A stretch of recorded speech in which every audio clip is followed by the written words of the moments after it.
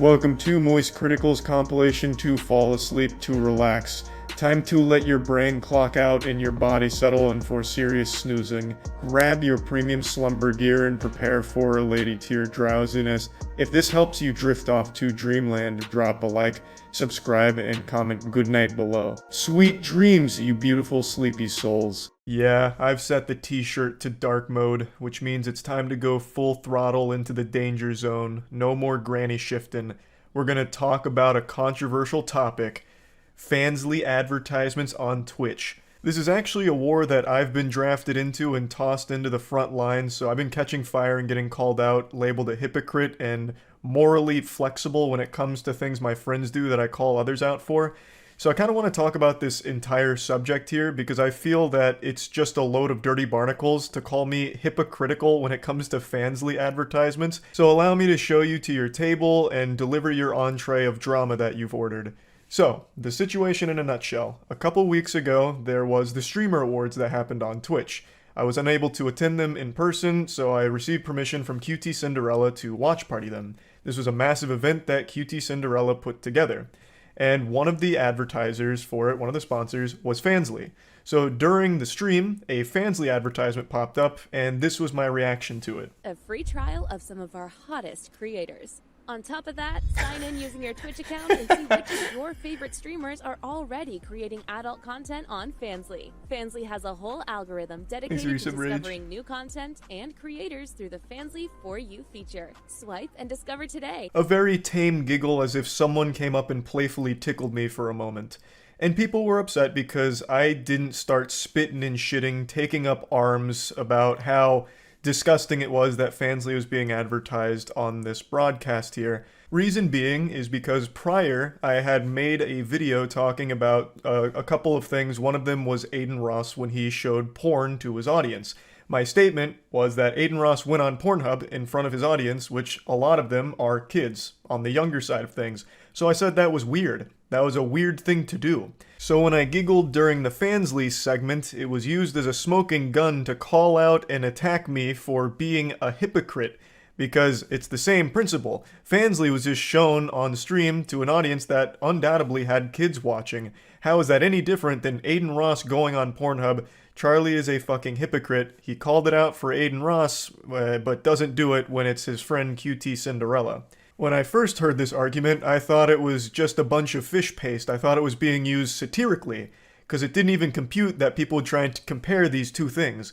Going on an actual legitimate Pornhub out of nowhere in front of your audience and just having porn, real porn being played, versus an advertisement which does lead to porn, but the advertisement itself has more clothes on than a lot of things that are already freely broadcast on Twitch that are easily accessible. I didn't think these two things deserved to be on the same playing field, but that's where I was wrong. I clearly failed the CAPTCHA here and was labeled a bot, because a lot of people do view these in the same category, in the same wheelhouse. A YouTuber named MewKitty made a whole video on it talking about Twitch streamers and their hypocrisy, a video that I make an appearance in towards the end, and it's exactly what I just talked about, where I said it was weird when Aiden Ross pulled up Pornhub, but I laughed when Fansly was a sponsor of the Streamer Awards. And not long after her video, Scott Schaefer made content covering the same topic, where, once again, the Hunger Games Mockingjay Part 1 superstar Charles White comes into the frame once again with another banger cameo. And the argument is the same. Charlie called it out when Aiden Ross pulled up real porn, but didn't call it out when QT Cinderella advertised porn. And he did it because she's his friend, thus he is a hypocrite. And on stream I talked about this last night, and I'll go ahead and get this out of the way right away. During that stream, and in the exact same video MewKitty has posted on one of her channels, I outright say both are bad. It's pretty clear from reading her comments, not like her personal comments, but like the audience comments, that the majority of the people didn't even watch the full statement. Which isn't her fault, and I even don't blame the audience, because right now, the human race is being plagued by brain rot, parasite, short-form content, which has ruined the attention span of people.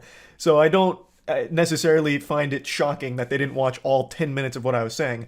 But in that clip, I outright say both can be bad. but they are not the same to me. Thus, I disagree that it's hypocritical that I made statements about Aiden Ross and the porn thing being really weird, and I didn't make the exact same statements for QT Cinderella's Fansly sponsor. I'll go ahead and prove that it's there right now, real quick, before getting into why I think they're so different, but ultimately both are not a great thing to be advertising to an audience that is undoubtedly going to have children watching. Of course, advertising Fansly, OnlyFans, or anything in front of an audience that has younger children on it, it's always going to be not a great decision. It's one of those things, yeah.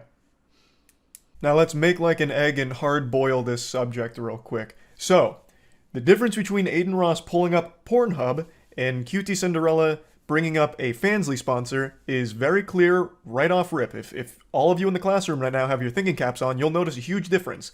I was able to play the entire Fansly ad as it aired because they are all clothed. You are not getting immediate nudity or pornographic content. It is an advertisement for pornographic content going to the website, yes, but unlike Aiden Ross's moment with real Pornhub just being there, actual fucking full-blown porn, you got pussy, tits, everything all right there immediately, that is not what you got with the QT Cinderella Fansly sponsorship.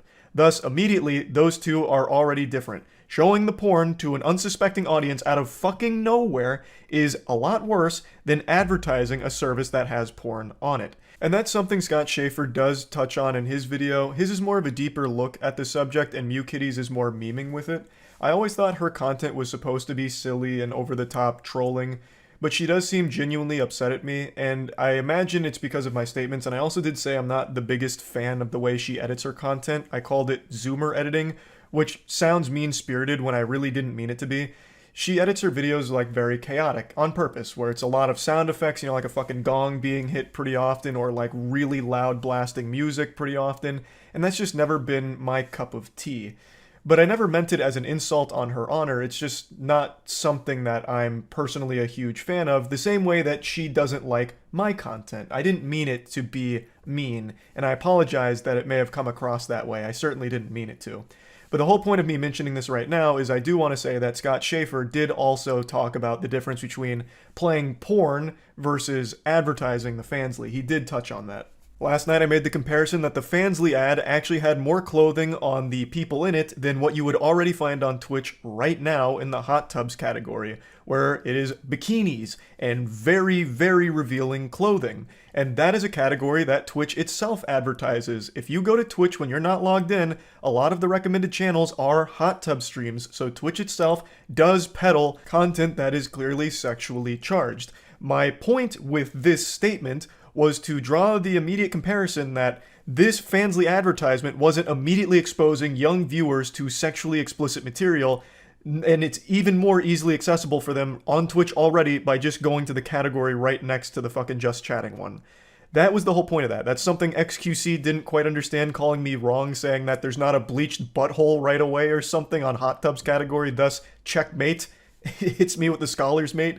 That wasn't my point. My point was the ad itself didn't contain any explicit imagery or anything highly sexual, at least nothing that was worse than what is already currently being advertised on Twitch in that category. And when you go to Fansly, there is still not immediately ass and titties in your face right away. Thus, I didn't think by scanning the QR code, people would immediately just be fucking blasted with porn all over the place like Charles Xavier jacking into Cerebro. So I viewed the advertisement very differently than a lot of people because even when you scan the QR code, you still don't immediately get porn. There's already a lot of degrees of separation and a lot of obstacles to go through, as opposed to Aiden Ross, which just pulled up porn as a jump scare during fucking stream, right? It to me, still is very different. I also was under the assumption that Fansly was only accessible to 18 plus after you verified your age. I don't use the platform. I thought you had to verify you were 18 plus in order to even get to the pornographic content. Thus, I thought it was even harder for children to have got porn out of that advertisement if they weren't of age. Not only would they have had to leave the platform to get it, they would then have to verify their age and make an account for it. I thought there was a lot of steps to it, making it very difficult for them. But according to some research now, it actually seems like Fansly is extremely easily accessible for anyone of any age. There's not a whole lot of security to it based on the things I've read, which is knowledge I didn't have last night. So, I made the comparison that the FaZe advertisement reminded me of all of the strip club billboards that are spaced around all of the major interstates. Anytime I go up north to Pennsylvania, there is hundreds of strip clubs being advertised, and on those advertisements, there are women in bikinis and very, very revealing lingerie. And they tell you exactly where to go for the strip club.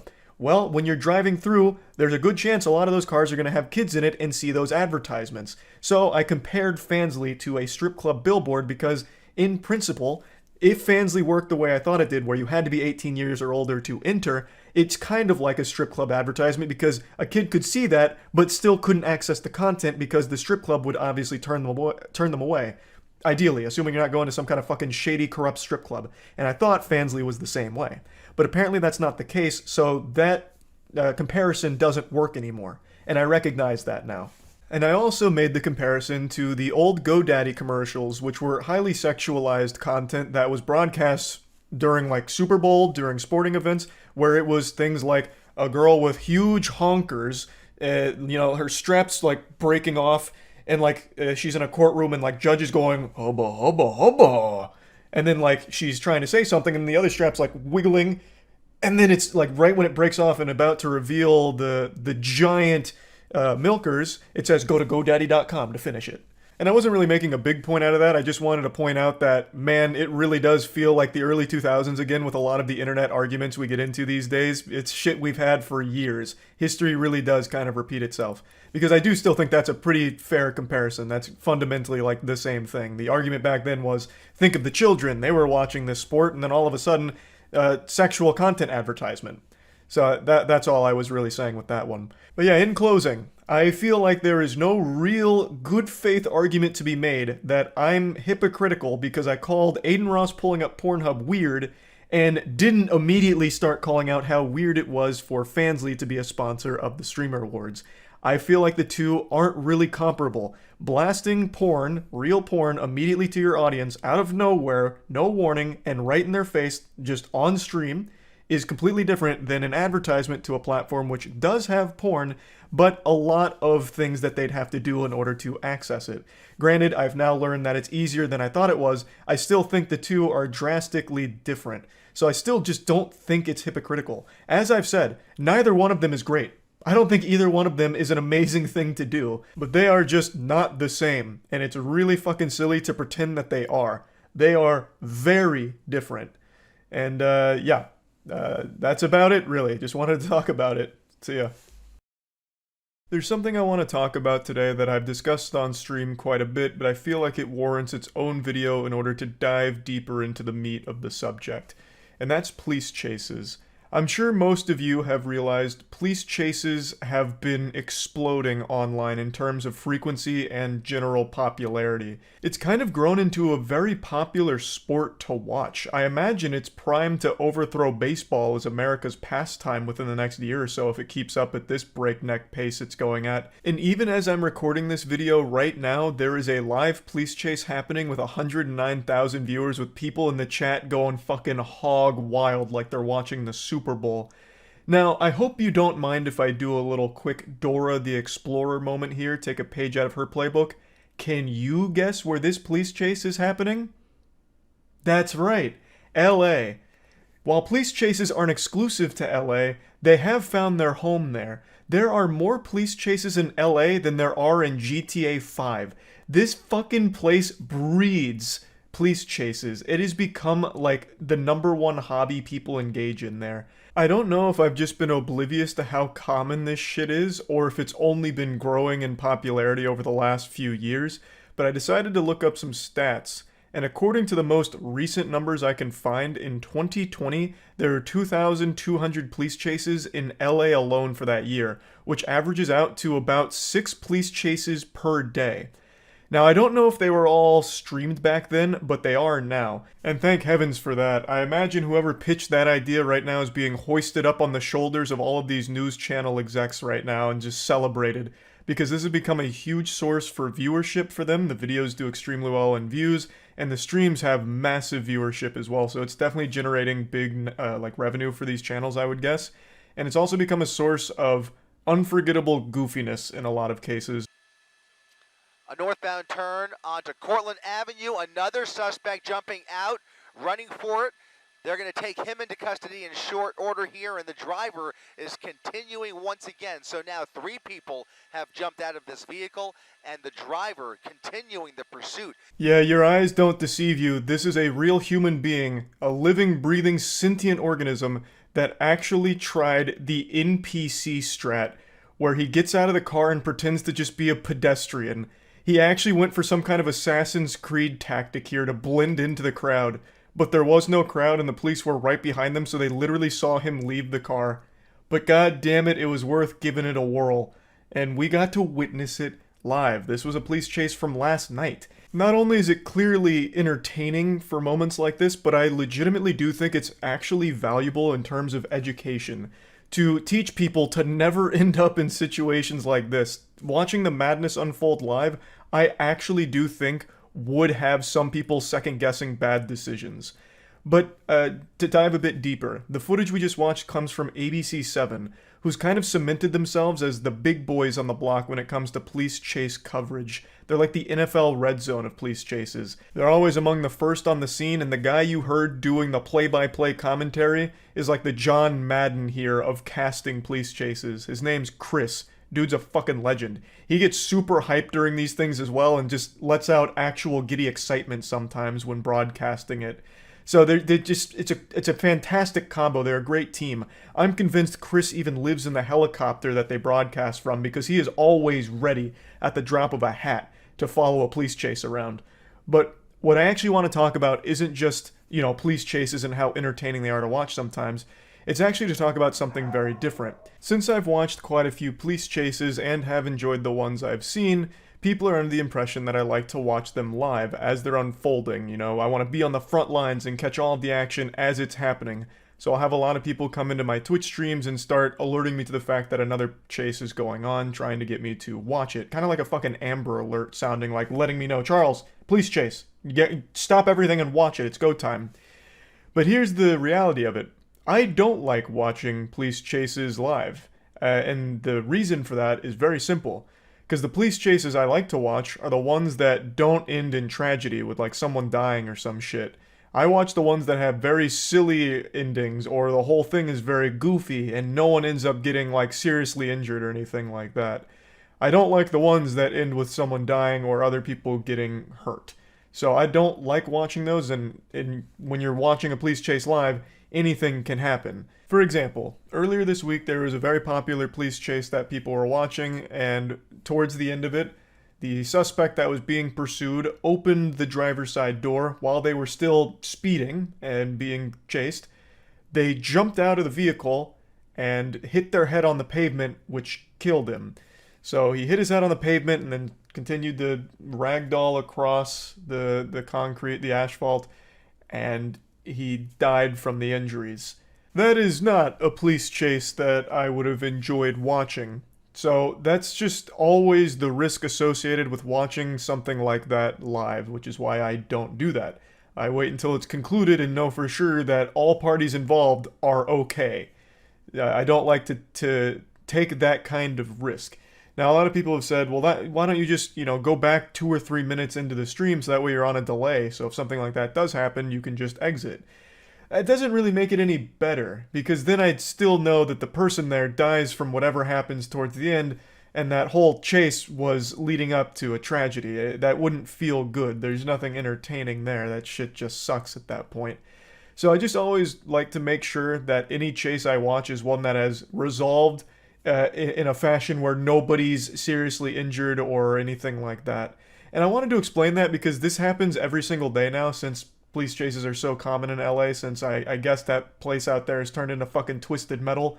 I guess every single day you're on the road, you're taking the risk of getting fucking blasted by someone that's engaged in a high-speed police pursuit. So there's always these chases going on, so I'm always getting told this every single day, but I just don't like watching them live. It's that simple. And I wanted to explain that because I feel like a lot of people don't realize that or haven't heard me say that before, so I wanted to make it as clear as possible. I'd also like to take a minute to just send my best wishes to anyone who drives a car in LA, You're out there in like an actual fucking war zone, it seems, with people on these high-speed pursuits every goddamn day, at least 6 a day. So stay safe out there, and man, what a crazy sport these chases have become, huh? Wild shit. But anyway, that's really about it. See ya. Yeah, I'm talking about scams again. I don't know what to tell you. Every single minute there's another scam born, and every 5 minutes there's another victim of a scam being taken advantage of. It is unreal, the current landscape of the internet with how rampant scams are. It's crazy. There are more active scammers on this planet than there are ants. It's just vile. Nowhere and no one is safe. I'm going to make up a statistic real quick, and I want it to be an alarming one just to illustrate the intensity of the situation. 1 out of every 2 people in this world is either a scammer or a victim. So, sleep in fear. Now today I'm going to be going over a scammer that I'm pretty confident most of you haven't heard of. I only recently learned about them thanks to a YouTuber named Matty Balls, who made a great video exposing the whole situation and going over it thoroughly. So the link to the full video, of course, is going to be in the description of this one. I'm just going to show some of the clips and go over like the general broad strokes of what the scam is.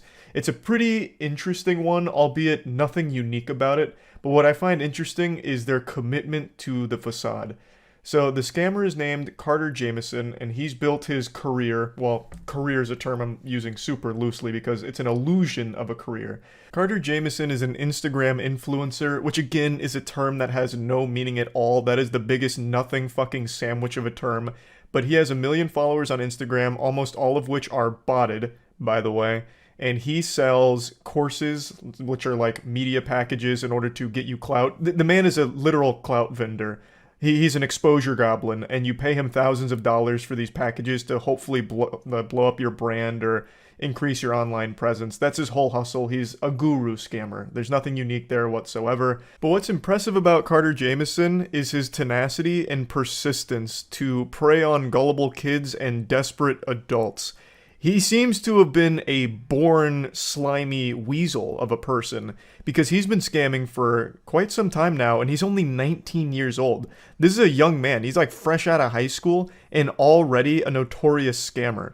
In fact, he was one of the puppet masters behind Lana Rhoades' NFT scam from like 8 or 9 months ago, which I know a lot of you are probably familiar with because that was a huge scam. He was one of the people behind it that made off with $1.5 million in that rug pull. This was his first major scam, and I guess he must have really enjoyed the taste of shit in his mouth because he just continues to scam from here. It's only escalated. So not only does he do the press package shit where he like sells these $1,000 packages of like articles or whatever, he also does these very shady giveaways where I'm not entirely convinced people actually get the items they're supposed to receive from the giveaways. But even still, giveaways in and of themselves and the way that Carter Jamieson does them are always sketchy because he's hiring rappers and pretending to be friends with them in order to promote the giveaway. So that way people start following the account and, you know, signing up, whatever, all that, under the idea that they're going to get this item, and also under the idea that the rapper that is there is a big supporter, so it must be legitimate, even though that's not exactly telling the whole story.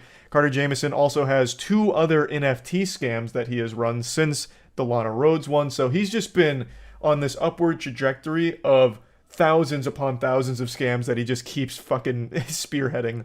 And like I said, he's only 19. I have to imagine he started doing this as a child, like an actual toddler. Like he probably opened a lemonade stand when he was 8 years old, but didn't actually sell lemonade. He sold water with like a hint of lemon in it because he wanted to save money on the lemons. So he just sold people the idea of lemonade. Like, I guarantee this guy's been scamming for a long time. Like, probably took notes out of Ed, Edd n Eddy when they were scamming for Jawbreakers. He probably was scamming around his middle school for, you know, $15, $20 off like a homework racket or something. Like, this kid seems to just thrive off taking advantage of people and lying. His whole personality is fake. So I'm going to go ahead and play clips from the video so that we can get a deeper understanding of exactly how all of it works. But this one is a pretty sad one. Like, he's 19 years old and he's already a piece of shit. Carter Jamieson. I'm unfamiliar with that name. Carter Jamieson is someone who's been seen with Chief Keef, Kodak Black, Lil Durk, Bobby Shmurda, Summer Rae, Lil Yachty, Steve Will Do It, Cole Wow. Bennett, and many other celebrities. But how I'm going to just take a guess. Knowing nothing about this, he paid to take all of those pictures with those celebrities. He's a trust fund kid with a lot of access to money. So he puts on a front that he's actually a popular guy, like friends with all these rappers, and he uses it to try and promote.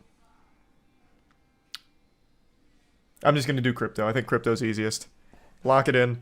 the digital marketing company Gateway Agency. But I think he's a liar. So to understand how this guy has made Called millions out, from Jesus. lying, misleading, and scamming, we have to dig a little bit deeper. Recently Oh, actually, damn, fuck.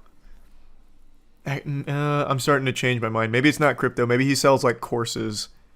Maybe he's one of those gurus, like get rich quick guru kind of shit. Because he's a 19-year-old entrepreneur, owner of Gateway Agency or some shit.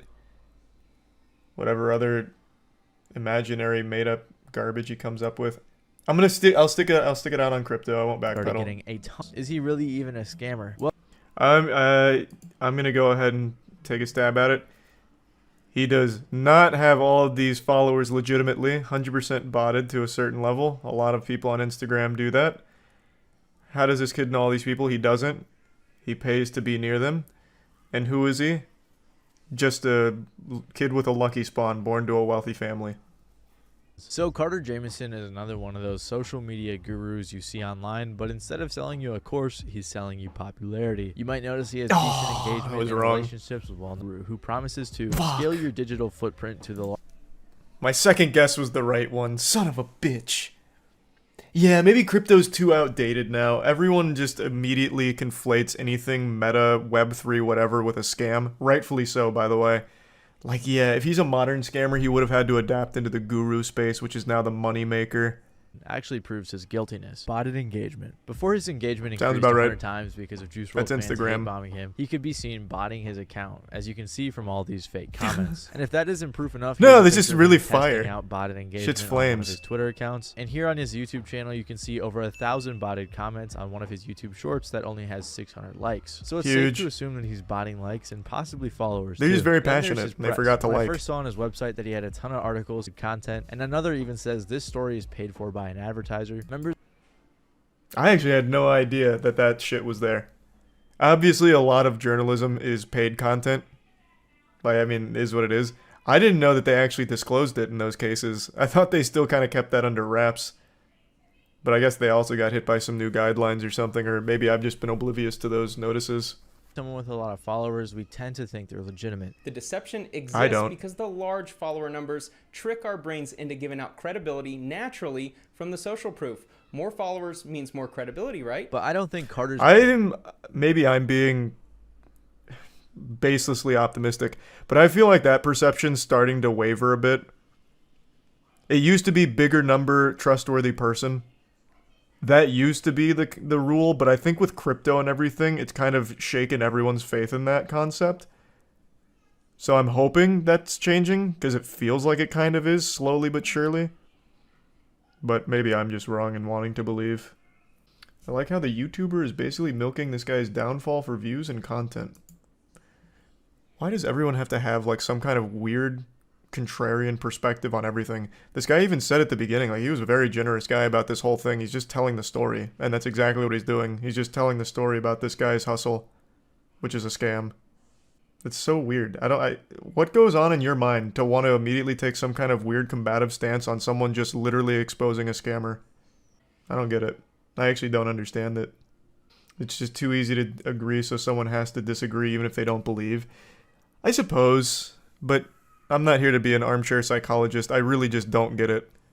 He uses a method called loop giveaways where he partners with popular people to give away items. Carter and probably others will spam DM people with details about the giveaway campaign. They show Jesus the Christ. estimated growth and how much it'll cost to buy into it, and the reason that account will be following all the investors. So in return for their money, they will be receiving thousands of real followers. So when he gets that investor money, he buys the items for the giveaways, flies out to meet the influencer or the rapper, takes some pictures with them to make his Instagram look better, takes pictures for the giveaway, pays the influencer, and keeps a ridiculous amount of money God. for doing little to nothing. Oh my It really is God. an infinite money glitch. And the giveaways themselves aren't necessarily scams. They're not against Instagram's It's like a terms of social service media or anything. STD, And I yeah. think he actually does give away the items. He might not, I'm not sure. I have seen people say they haven't gotten their stuff. That might not be true. But we have, and his business offers a variety of other overpriced services. For example, you can buy different press packages that offer articles and other sorts of For the low cost of $8,000, you can get the musician package,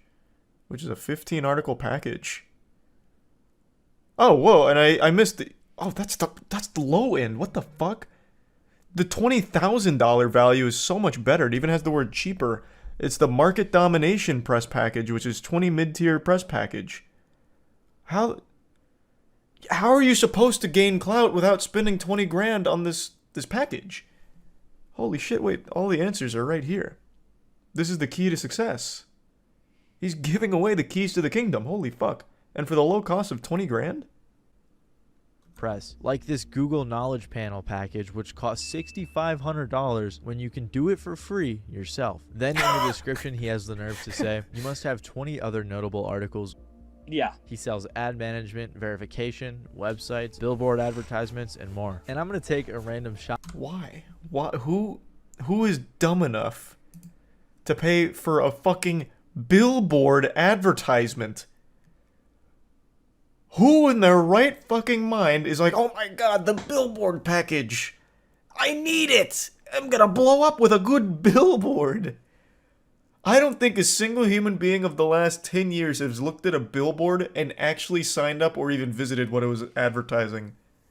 Especially because apparently they only accept payments through Cash App, which is very sketchy. And I guess he also used to sell paid shoutouts on his Instagram and then just delete them right away after you paid for it, which probably didn't really make a difference because most of his Instagram followers are either inactive or fake. And if none of this, the reason that I believe he is scamming when it comes to the giveaways and the influencer marketing is because he's been caught scamming before. Before Carter brought his scams to the rap community, he was exposed for being one of the masterminds behind Lana Rhoades, CryptoSys, NFT rug pull, where her, Carter, and some others made off with $1.5 million in Ethereum. It's crazy. Somehow, anytime there's a scam, it's like this interconnected web. Like, all of the scammers that currently exist have always existed, and they've been part of all the other scams we've followed. What a throwback. What another reoccurring character. Another season that they're making an appearance in, another cameo. There were 6,069 awful looking NFTs that were being marketed as an investment, and investors were promised that this was a long... Unlike other pump and dump projects, we don't just plan on stopping after minting, so we actually have to be able to fund all that stuff. They were hyping it up so much to the point where multiple people even got tattoos of the NFT and they were reposting it. Personally, I can't imagine knowingly scamming people, watching them get tattoos of the NFT and reposting it. So they...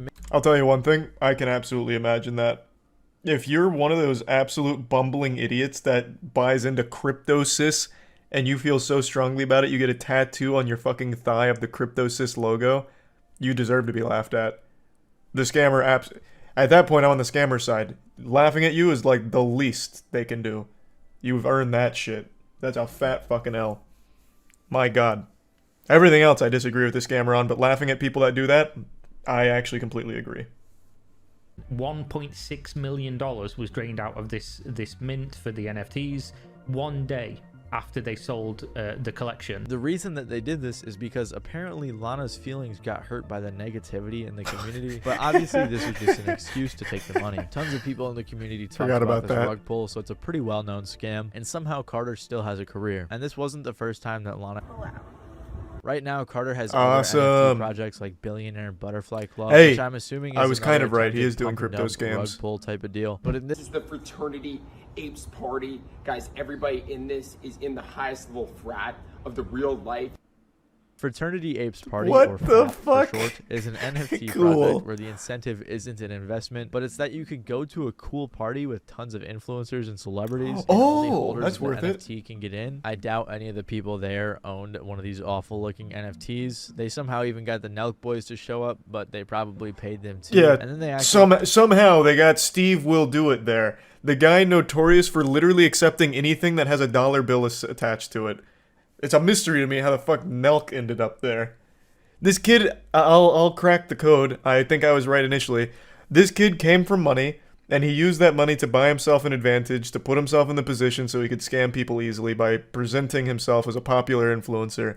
So he did the crypto scams with Lana Rhodes. He's doing the guru scams right now with the gateway giveaways, and he's done, what, 2 other crypto-based scams with NFTs and shit? He's just one of those douchebags, perpetually living in his father's shadow. Fake lifestyle. The rappers and the other people partnering with him, or more likely their management, should probably look a little bit more into who Why? they're partnering with. Why would they do that? At the money they're going to receive, because then they end up associating with a bunch of scammers, which doesn't really make them look good.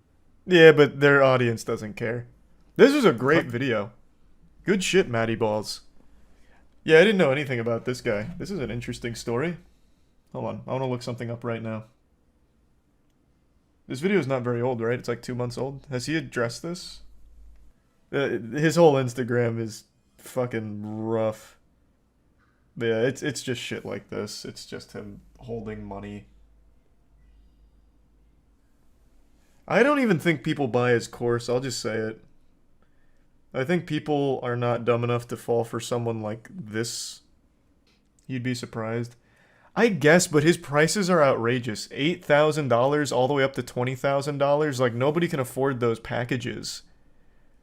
Like, the only people in his audience that might not be aware it's a scam are actual teenagers that are just blinded by, like, TikTok clout and an overwhelming, insatiable desire for attention. They can't afford $8,000 packages, and certainly not the $20,000 package. So, like, who the fuck is his audience? Or, rather, his clients. No one can afford that shit. You underestimate the stupidity of the average adult. I really don't. I feel like of most people in the world, I am usually pretty on the mark with how dumb people can be. This is just out of the price range of stupid people. And certainly out of the price range of stupid kids. You were surprised by the age of CryptoZoo victims. I was very surprised by that. You are correct. That one did catch me off guard. I wouldn't have expected adults to be in the Logan Paul audience, let alone falling for a Logan Paul NFT project. But that was a low barrier of entry for them. This is an extremely high barrier. Especially for very little return. Meet the 18-year-old who's the CEO of a successful social media agency. And then right underneath that, this is paid for by the advertiser. Ah, so it's trustworthy then, huh? Surely this will be an unbiased look at his story. Let's see. More than the stunning content, he wanted to explore the algorithm that leads the influencers to a staggering number of followers. After 6 years of grinding with Instagram, Jameson was finally successful in decoding the algorithm to earn over 1 million followers. He decoded it? He was in the mainframe? And then he found the secret, which is his daddy's credit card to buy bots. Little botted followers. Fucking genius. Holy shit, this guy's good. He's a savant. He's like the Mozart of Instagram. Because he never did anything. Well, no. I just wanted to know about, like, his parents. Like, usually in these kind of cases, they always try to be that person that pulls themselves up by their own bootstraps. Like, I came from nothing. My dad was a normal blue-collar worker, just a true red-blooded American patriot working 2 jobs to put food on the table for me and my 6 brothers. And my mom also had to work night shifts down at the local cemetery. Like, I don't know. Usually just like some kind of sob story. So that people like relate to it somehow and like put him on a pedestal of, wow, he did it himself. But he didn't even bother with that step. Do all scammers usually come from a rich family? I wouldn't say all of them. That'd be a disservice to say all of them. But I would argue a good 85 to 90% of all scammers do come from a very privileged background. At least in the digital age. I really wasn't planning on weighing in too heavily on this whole MrBeast drama that's blowing up, calling him demonic for his newest video about curing 1,000 people's blindness. Because I feel like the only people that are going super hard on this, you know, making a big hoot and holler, calling it demonic, are people who are terminally online, like a Twitter prisoner, their soul trapped on the platform, forced to tweet 50,000 tweets a year and pretty much find every possible thing to be upset about. I'm still just not convinced there's any real breathing sentient people that actually have these thoughts outside of Twitter. I think Twitter, for some reason, acts as like this exorcism to bring out the dumb demon within everyone. It's extremely easy to go on Twitter and say the stupidest shit imaginable and never register how dumb it is. I don't know, that's just the Twitter brain rot in a nutshell. It's very easy to do things on there and feel like you're being productive, like you made a mean tweet or you complained about something, thus you're improving the world. Anyway, I'm already getting lost in the sauce here. I'll break down the situation. MrBeast made a video a couple days ago where he paid for people's life-changing surgery for restoring eyesight, giving them eyesight for the first time. It was a very big video. Performed extremely well, tons of views, but it also spawned tons of controversy, which isn't surprising at all. I'm sure everyone saw that coming. This wasn't a shocking revelation. It was about as surprising as learning that poop smells bad, because everything is controversial to someone, no matter what. And I know this has been said a million times now, but it is the truth. If MrBeast made a video talking about how he found the cure for cancer and is giving it away to, like, for free for everyone, forever, there would still be a large group of people online that would be comparing him to the Antichrist and saying he's only doing it as a selfish means and it's exploitative. Like, we've reached this point where everyone has to be mad about something, no matter how positive it is. It's pretty much a giant fucking parody of civilization at this point when it comes to how Twitter responds to shit.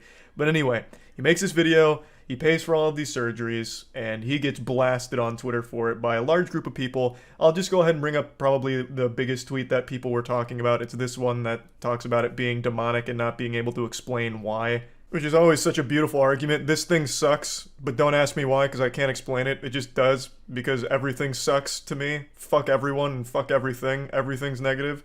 It's a really great point that they're making here, but anyway, this led to a large discussion and people debating, is it even a good thing what he's done here? So let me weigh in here. You know, here comes MrBeast's unpaid PR guy coming out. I think it's a good thing. I think there's a lot of good arguments to be made about the state of medical treatment like this. How 1,000 people could have had life-changing surgery if they were just born wealthier, or if they were a bit luckier with their financials. If they just had a good spawn in life, they could have been able to afford this life-changing treatment and been able to see. But it's been paywalled, and they couldn't afford it. And the only way they were able to get it is because MrBeast wanted to make a video out of it. That's a very real problem. But it's a problem MrBeast didn't create. He's not the supervillain puppet master behind the scenes making these treatments unaffordable. This is so weird to target him. It seems very misguided instead of going after the actual issue at the core of all of this. The gift of sight shouldn't be something that you have to fucking be lucky enough to afford. Treating vision like some kind of DLC paywall package is so fucking awful. A lot of people criticize this because he made a video out of it saying, well, you could have just done this on your own, which you could have, and I always agree that that's a very fine thing to point out. I've always agreed that doing good deeds in private is far more genuine and authentic than doing good deeds for the sake of public brownie points or reputational benefits. A YouTuber making a video, giving homeless people money for 12 hours challenge. Impossible. It's like, oh, that's kind of fucking weird. But I've also always maintained the stance of, yeah, the motivation may have been selfish, but those people did get money that is no doubt going to be helpful for them. So it's a good deed done by a less than good person. And the thing with MrBeast is, he does do a lot of great shit for his community in private. So when he does do these public displays of doing good things, I never get the impression that it's inauthentic or coming from a place of trying to, you know, capitalize on the back of suffering or anything like that. Like, of course, you can obviously tell it grows his brand, so it is mutually beneficial. Him doing good deeds does also benefit him, maybe not financially, but in terms of, like, subscribers and all of that, it does help him. But both things can be true, that he could be genuinely wanting to help people while it also helping himself. But I feel like MrBeast, given his track record, has shown that he does these things to hopefully inspire others, and the money he makes from this content usually goes into other things that help other people, like MrBeast philanthropy, for example. So it's always fueling a greater good regardless. But something that is important to point out is that yes, it does grow his brand. He benefits from this. Even if it's not financially, he obviously is going to take a huge net loss on this because of the price of these surgeries. His brand does grow from it. But I ask, is that a bad thing? For so long, people have called for positive role models to be the people that are successful and popular. And now you have someone like MrBeast, who is the biggest YouTuber, and almost all of his content is focused on improving other people's lives, whether it's directly through financial incentives, through MrBeast philanthropy, food kitchens, paying for 1,000 people's eyesight. Isn't that the exact kind of content you would want to be successful? Let's hop into the septic tank and play around in the shit takes for a moment. Let's say MrBeast is truly rotten to the core and everything he does is driven for selfish gain, of growing his brand and all of that. No matter how you spin it, 1,000 people in this video just had their lives improved for the better. And let's say other selfishly driven assholes watch this video and they see the amazing amount of views on it.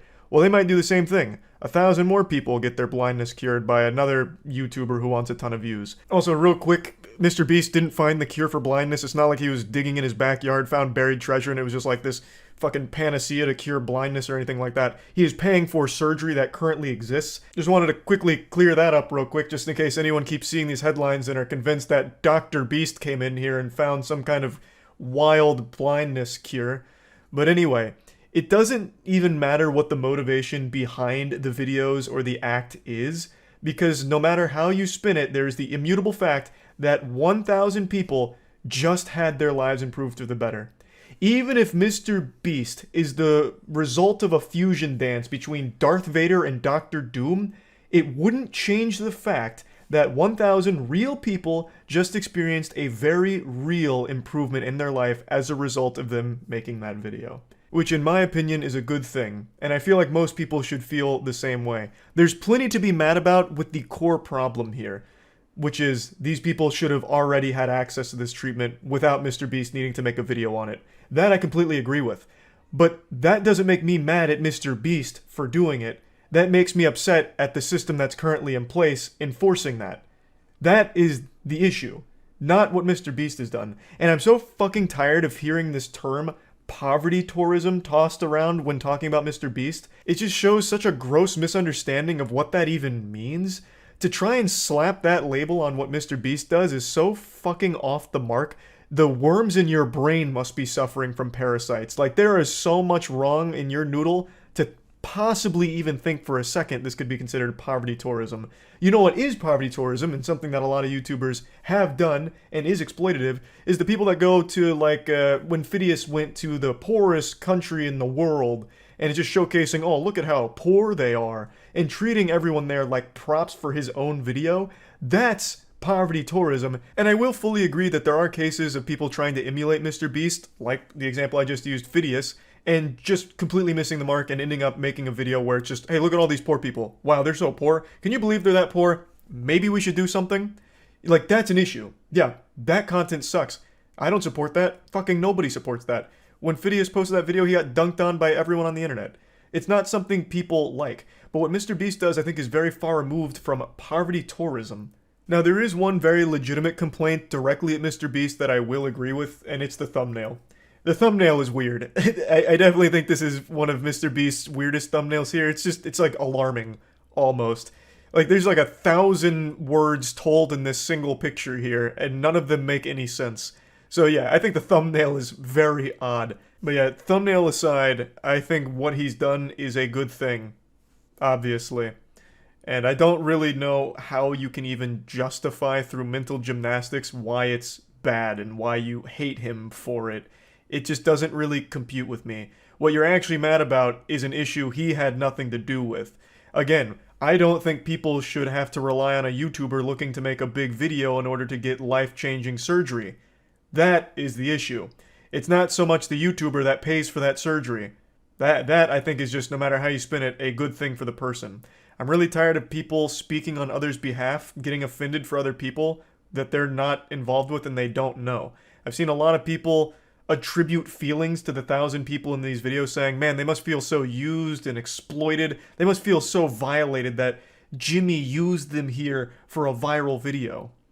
Well, I'm gonna make a counterpoint. What the fuck are you talking about? Do you know them? Huh? Was that you in the video? Your family member? Your friend? I doubt it. Highly doubt it. How are you gonna speak for them? How are you gonna be mad for them and try and tell everyone what they were likely experiencing? I would wager a guess they're experiencing a high level of happiness. I bet they were thrilled to have eyesight. Would be my guess. So yeah, anyway, that's really my take on the whole situation. I think this drama is one of the sadder ones I've seen in quite some time, because I feel like this is just something most people should be celebrating. Like, hey, the biggest YouTuber is doing good things, as opposed to degenerate shit, like most people online. I think that's something to be happy about. There's 1,000 people whose lives have just been improved. I think that's a good thing. Like, I think that's a big thumbs up. There are issues you can talk about as a result of this, and there is a really good discussion to be had about, like, the actual core thing regarding the surgery and the cost of these kind of procedures. I think that's a good conversation to have, but I don't know why it comes back to MrBeast being a bad guy for paying for the surgery. So yeah, I just wanted to talk about that. That's about it. See ya. This is the worst part of the job, ladies and gentlemen. I think. What a great day for a funeral, huh, guys? Wait a minute. Oh, find my iPhone. You got find my Man, iPhone. I gotta tell you guys something. You're looking at a man who died so poor that they're gonna have a GoFundMe in heaven for him. How can you say that? Not in this holy temple. He's been known his whole life for making bad investments, and this is no different. And I gotta tell you something. I couldn't be any happier that this guy has hit rock bottom and his stock has closed out for good. And I want to right now, in front of everybody here, do a tradition that we've done for years and years on Wall Street, when we want to say goodbye to bad rubbish. You are ugly, you're a loser, and you died broke. You should have followed my advice. It's not my problem. You're financially irresponsible. The disrespect from Jones. Do we have security? Can someone... What do we have here, man? These petunias are terrible, huh, sweetheart?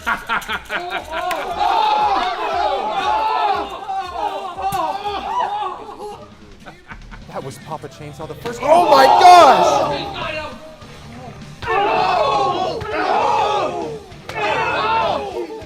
After that hit, Dow Jones is going to frown.com and buying out their whole stock. I gotta tell you, I think it's what he deserves. I think he's getting his just comeuppance right now. Trivializing it. He was trivializing the grieving process. But he returns the strikes. Oh, it's a back and forth. It's on a bloodbath. Yeah!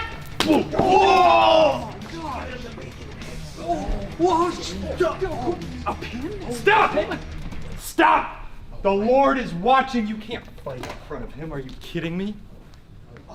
Commissioner Phillips is making a good point. It's a holy sanctuary. Now this is a fully ordained match. This is perfectly fine. I gotta be honest with you. She's going in on him. I would have. Oh, geez. What a dodge from Dow. Oh, Jesus. She snapped her in half. It looks like we're gonna need another coffin. I was just thinking. Yup. Oh, goodness.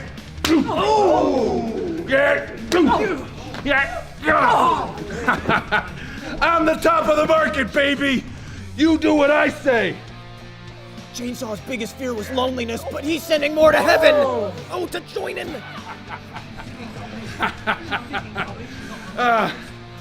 Take a look. This is what a good investor looks like. Yeah. What is happening? Oh! She just stole the national treasure. Right in the subsidies. I haven't cried since the day I was born, but I'm getting tears in my eyes from this brutality. Goodness. Oh, Lord. Here. If this was a cartoon, she'd be seeing stars, but it's not, so she's seeing blurry. With your lousy brother. The 401. Oh, with her brother's own coffin. Let him rest, please. Oh. He's having such sweet dreams. And now it's a nightmare.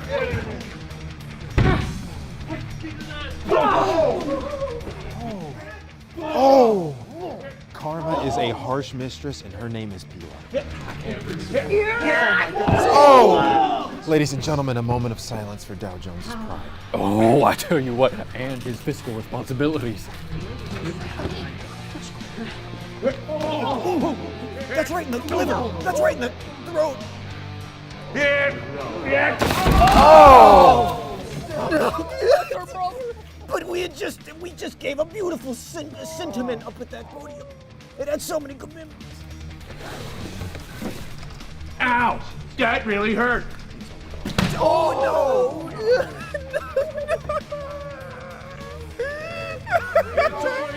My uncle owns this funeral home and he's gonna be so mad. Oh no! I told him we wouldn't break anything. He said the physical damage is fine, but the emotional damage is something else. Oh! Goodness me! Right into the father's ashes. It's a little family reunion, I tell you what. What is he getting? It's a kendo stick. Oh my Why is there a kendo stick? He has pulled a kendo stick out from under Chainsaw asked to be buried with Best it. funeral ever. I gotta say, this is my favorite funeral. Oh! I guess Dow Jones showed up to show his respect the only way he knows how. With disrespect. Normally, I gotta pay money for something like this. Hold still, sweetheart. Oh no! Dow Jones is just having a field day. Someone has to stop him. This has to come to an end. This has to end in some way, and I promise you it's not gonna be good. Baby. Yeah. Whoa! She's on to the future. She has foresight. The only thing more disrespectful than this is the fact that Taco Bell is taking away the quesarito on April 19th. Right you are, Chase. Right before April 20th? Folks, if you're watching at home, petition your local Taco Bell. Get them to keep it on the menu. Here's what you get. Oh, good. Oh, what a reversal. Oh, she's castling. She's castling. Oh, the scholar's mate? Wait a minute. Oh, that was more detrimental to human health than high fructose corn syrup. The steel chair! The steel chair! Chainsaw has to be buried with that! She's going up. She's going... What is happening? Man, what do you think no! you're doing? The Chainsaw family has a curse and its name is Dow Jones. Whoa! He's like Puff the Magic Dragon. If Puff the Magic Dragon hit women...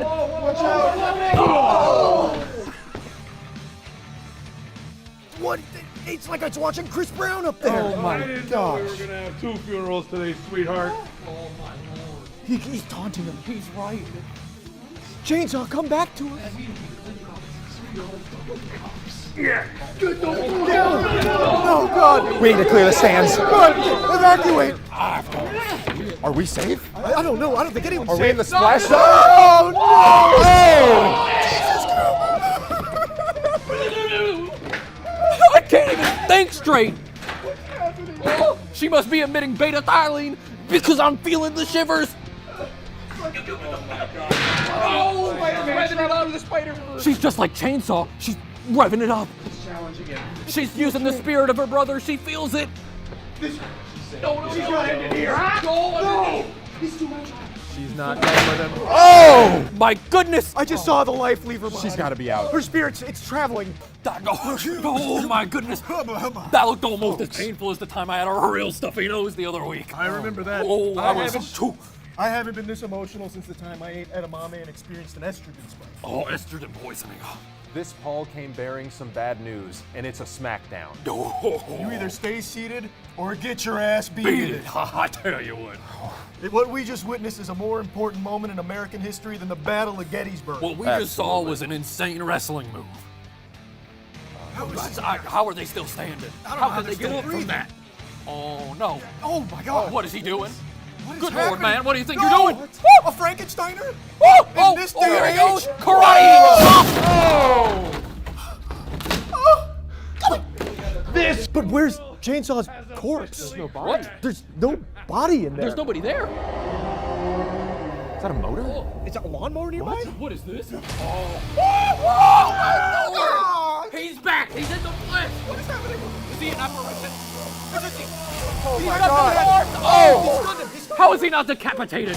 We don't even have a necromancer nearby. Hades be damned! That belongs to another service. Put it down, son. Oh my! Oh my God! Someone call a doctor, a mortician, some kind of medical expert. Somebody call the family that coffin belonged to. I tell you what, though, you give a mouse a cookie, he'll want to see that shit again. Right, you are, Aaron. Holy shit. Folks, we are seeing a once-in-a-lifetime moment. Chainsaw has reunited with his sister. Oh, from beyond the grave. That's an angel that just came back to us. He came back twofold. He got the Zinkai boost. I've never believed in magic until I saw it. And I don't know if I believe in magic anyway, even still. Great G. Willikers, Charles. Somehow Chainsaw swam upstream the river Styx, defied the gods, and reunited with his sister from beyond the grave. And what about Jones? Jones entered that funeral, but he left with one foot in the grave. Exactly. He's still laying there. Yeah, I'm looking at him now. He's twitching. The post-mortem spasms are going wacky on him. Nick Fury tried to recruit Bila years ago, we could never forget, but the MWO had a strict contract on her, and it's nice to see that she was able to stand up for Chainsaw in his weakest moment where he couldn't defend himself, being dead. That's certainly not the episode we were expecting, but it's a hell of an episode regardless. Fuck yes, it was. Chainsaw is back from beyond the grave. Now that Chainsaw is back from the grave, he's technically undead, and he's got to be sealed away. There's only one man for that job. I don't want to spoil it, but the one, the only, he's coming. You'll just have to tune in till the next episode of MWL.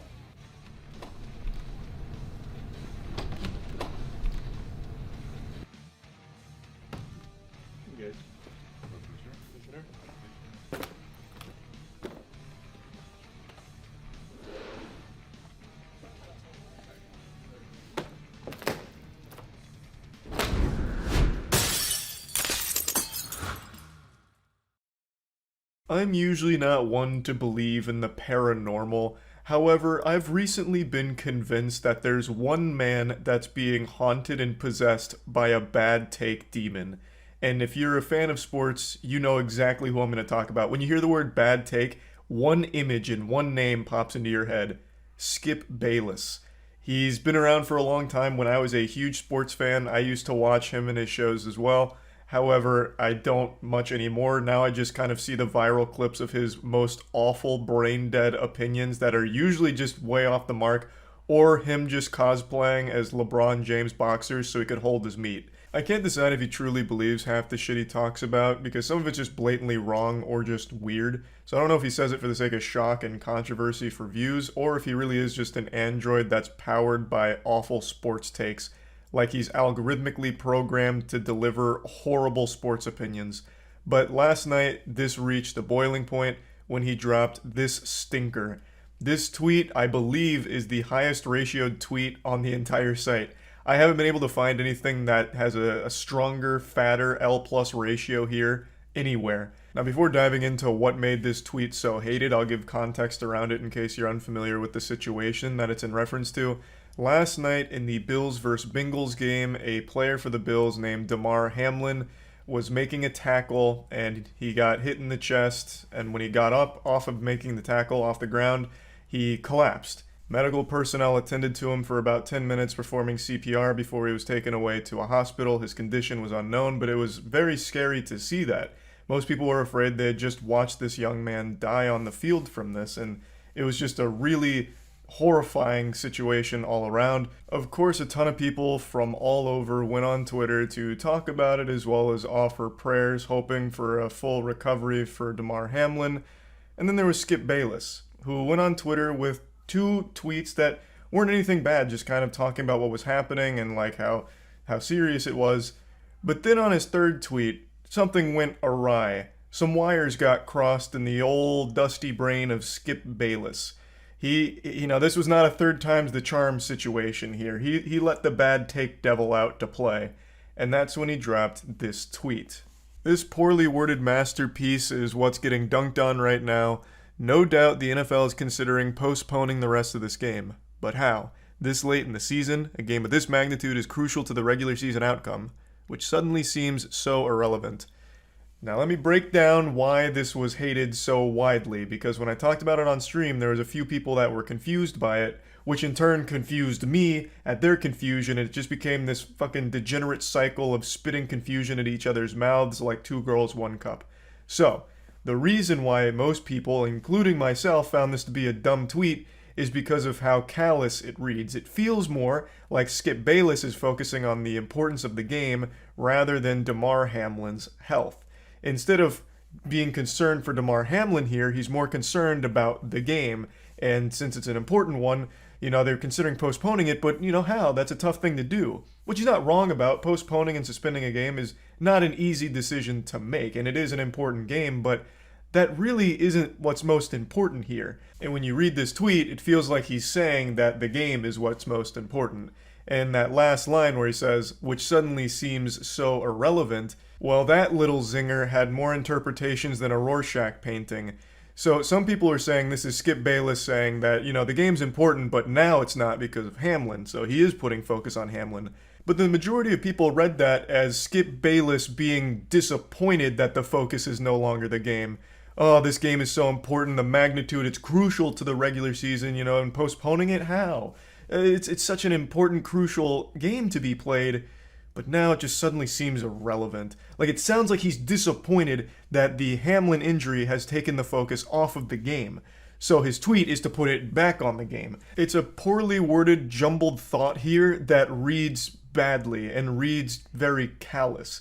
And it doesn't even, like, do anything. He's just talking about the difficulty of rescheduling or postponing a game. And he's not wrong. It is hard. But what the fuck is the point here? Like, why even mention this? Everyone knows it's not an easy decision to make on whether or not to suspend a game in a situation like this.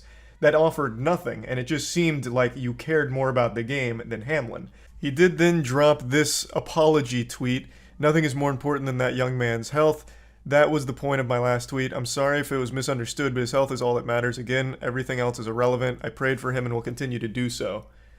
This one rubbed me the wrong way. This one grinded my ass. This is a little petty, but he's saying, sorry if it was misunderstood.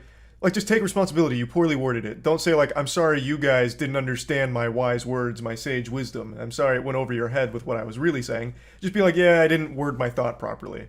Because it is just poorly worded. Like, it is just not worded correctly. Like, if your point is all of this isn't relevant now because we should all care more about Hamlin's health than the outcome of this game, then you should have made that more clear, because the way it reads is that the game is more important than Hamlin's health. Which is obviously why Skip Bayless became a public toilet for everyone to shit in last night.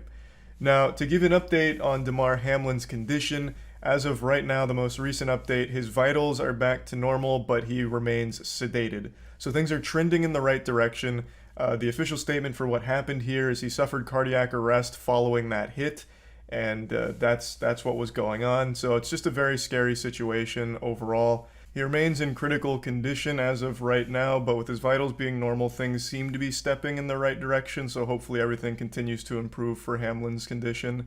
Now, I do want to mention something wholesome that's happened in the face of all of this awfulness. Damar Hamlin had a charity that was doing a toy drive, and after this hit, they've raised over $3 million for that charity.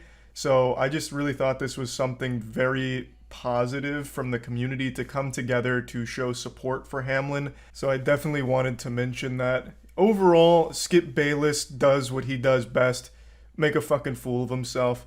The tweet was horribly worded. I don't not believe him that he cares about Hamlin's health more than the game. I feel like you'd have to be a real evil son of a bitch to actually think the game is somehow more important than Hamlin's life. So it's not like I think that he's lying about what his intentions with the tweet were, but it's just so poorly worded, as are most of his thoughts throughout his entire career. So that's why he got dunked on. It is just still a shit tweet overall, and that's now become part of Twitter history as, I believe, the most ratioed tweet to ever exist. At the very least, the hardest ratio of 2023, and we're already kicking it off in a big way here with that one. That's going to be a tough ratio to beat. That's about it. So yeah. This episode of Moist Meter brought to you by Godslap. Issue 3 is out right now at godslapbook.com. You can find links below in the description. Go check it out. Initiating moisture.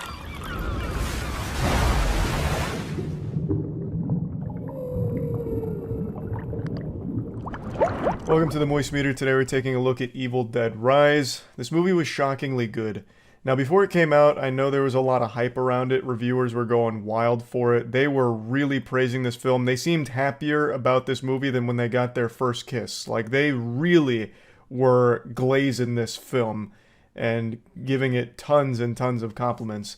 But I don't put a whole lot of stock into that. To me, that just feels like some kind of guerrilla marketing tactic or something. I didn't believe a horror movie could actually earn that level of appreciation. But I'm happy to say I was wrong. This movie actually did live up to the hype. Pretty much all horror films share the same DNA as one another. A lot of them are just extremely derivative and even just blatant carbon copy clones from time to time. Like most recently, Pope's Exorcist offers nothing unique or interesting about it. Evil Dead does have a lot of the standard horror movie tropes, but it's actually really self-aware in the way that it uses it, and even subverts expectations far more frequently than I thought would even be possible in a horror film. I watch like every horror movie that comes out. I think they are always entertaining and usually very stinky, but in a fun, bad way. This movie was entertaining and not bad. There were moments that I didn't think were great, and I'll get to those in a bit, but overall, I just really feel like everything this movie wanted to do, it accomplished with flying colors. Like, it fucking knocked it out of the park. And it's very much self-aware. It has all of like the dark humor you'd expect from the Evil Dead franchise, but it doesn't, make it its focus. It doesn't become overbearing or annoying where they're shoehorning and ham-fisting jokes all over the place. There's times where it's used and it's sporadic, and when it's there, it's always in the most unexpected of circumstances where like tension is rising, it's reaching this like crescendo with all of these crazy sound effects, which is something that really stood out to me. This is like one of the loudest movies I've ever heard in my life, and yet it wasn't like a bothersome thing.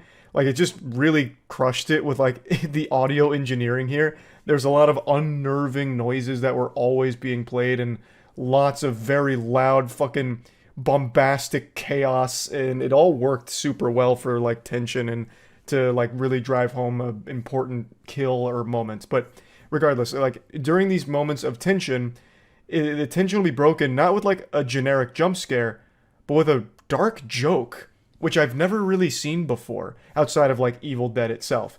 So like, to give an example, I'll give a quick example, and this might be a minor spoiler.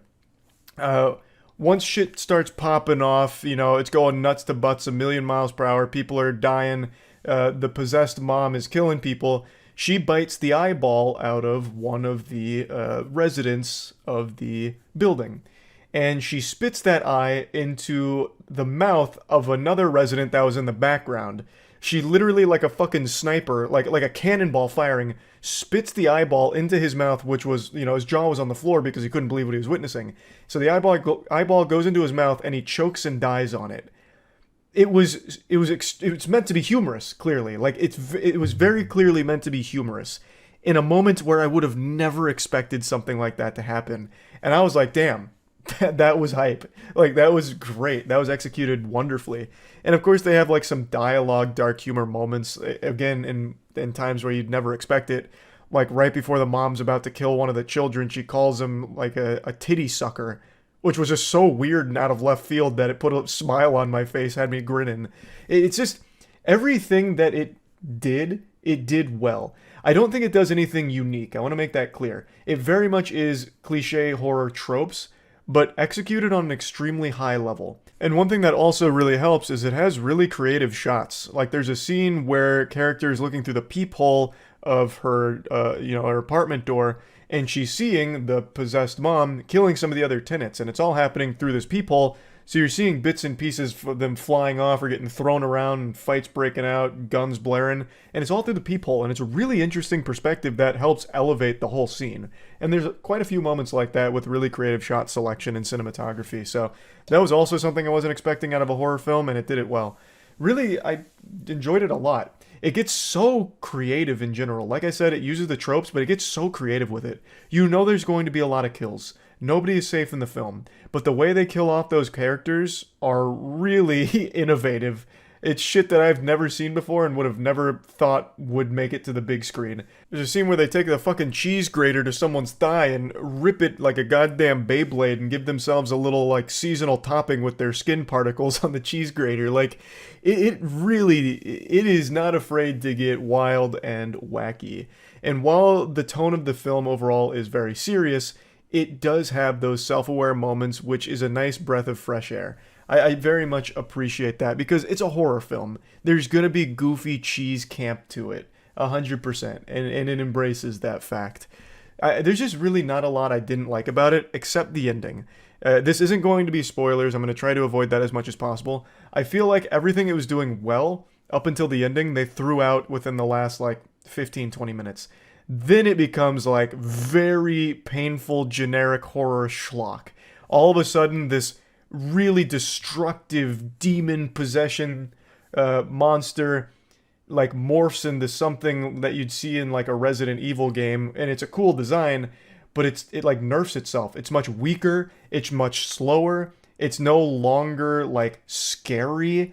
Now it's instead of hiding in the shadows and busting out to fuck shit up, now it's just slowly walking towards them, and it's not menacing anymore, and the characters are armed so they can fight back.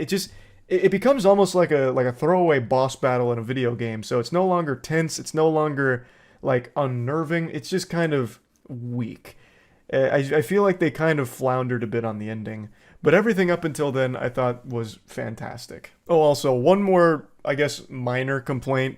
There's just some very stupid decisions that I can't get into that the characters make that are just fucking silly. Really silly.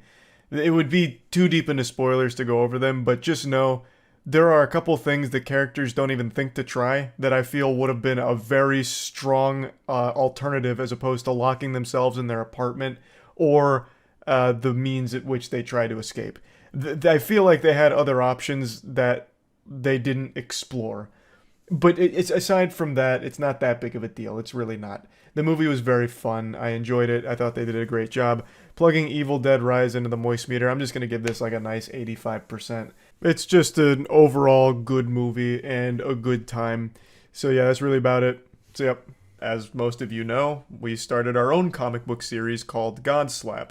Everyone who's read Godslap so far has unanimously agreed that it's the best comic ever produced, and Godslap is well on its way to becoming the biggest name in all of comics, overthrowing Marvel within the next 5 years, according to recent scientific projections that I'm pulling out of my ass. It's a passion project created by myself, Jackson, Danny, and Matt, and we brought in an industry veteran named Aubrey Sitterson to help write it with us, and we're extremely proud of what we've created.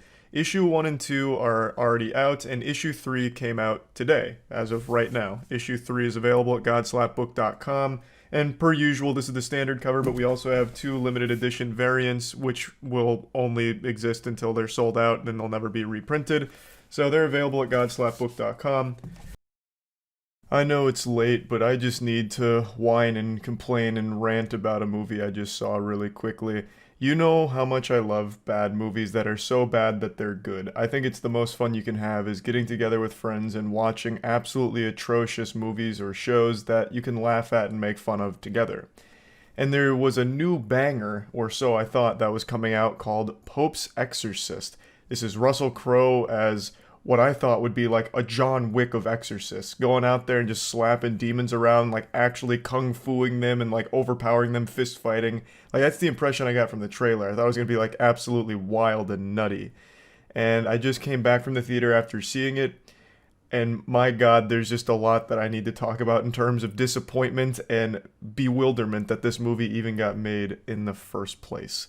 So I'm going to treat this like a little confessional here and own up to some sins. Seeing this was a sin. And I understand the Lord forgives all sins, but I feel like after he takes a peek at the Rotten Tomatoes 83% audience score, he's going to flood the earth again out of pure embarrassment for even making our species. This movie is so far from an 83%, it's laughable. It is not good by any means. I don't know why the audience score is so high. It is guilty of more sins than any of the demons in the film. Well, even though there's only one main demon. It is the most generic horror schlock of all time. But its biggest crime is being boring. It borrows every single generic horror plot point, every generic horror movie cliche of like, you know, sitting up from the bed like the Undertaker because the child's possessed and he has like a deep demony voice. Every single like horror movie trope is just ham-fisted into this. All of it dumped into this witch's cauldron and brewed into a disgusting stew. Like, it is not even done in a fun way. There's nothing creative or enjoyable about it. It's boring mostly, though there are some fun moments, like fun bad moments that I'll talk about. But overall, I am just blown away by how uninteresting the film was after seeing the trailer. The trailer got me hype. I knew this wasn't going to be a good movie. I don't feel like anyone with a working pair of eyes would watch the trailer for The Pope's Exorcist and be like, wow, that might be pretty damn good.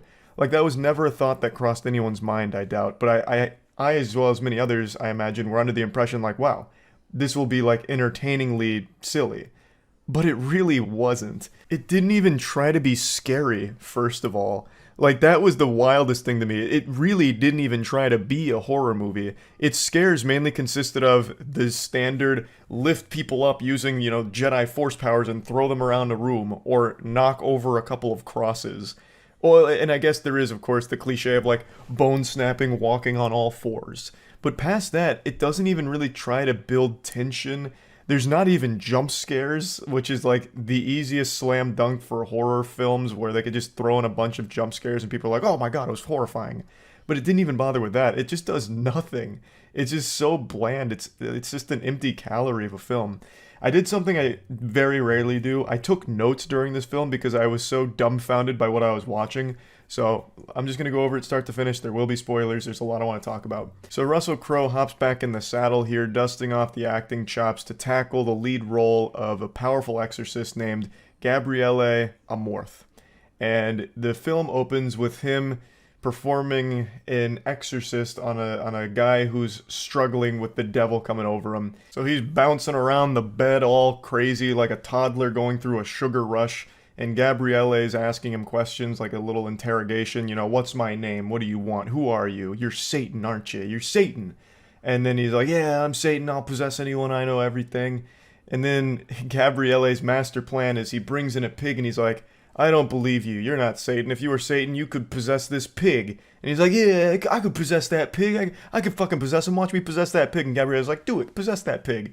So then he does, and then the guy is back to normal. And then once the Satan is inside the pig, they just blast the pig's head off with a shotgun. Which honestly set the bar pretty high immediately, because I was like, okay, that was fun, silly, bad. He just literally did, like, fucking middle school reverse psychology on Satan. What a fucking buffoon to fall for that one. The oldest trick in the book.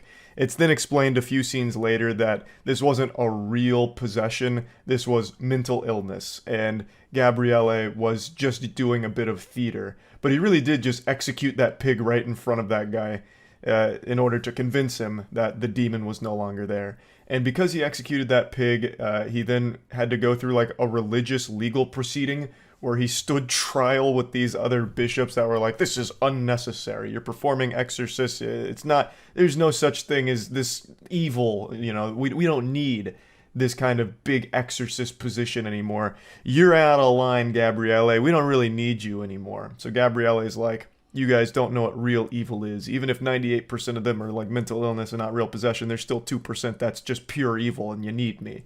So then he walks out, but not before making a goofy noise.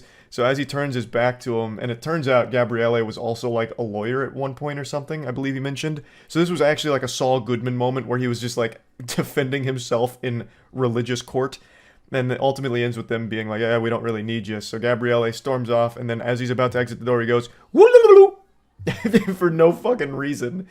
Because it was something he did earlier to a group of like nuns that walked by him. I guess that was like a catchphrase they tried, or like a calling card they tried to use for the very beginning of the film and then forgot about it because he never does it again after these two scenes. But there was a group of nuns that walked by him and he goes, like literally blowing raspberries at them, and they giggle and walk by.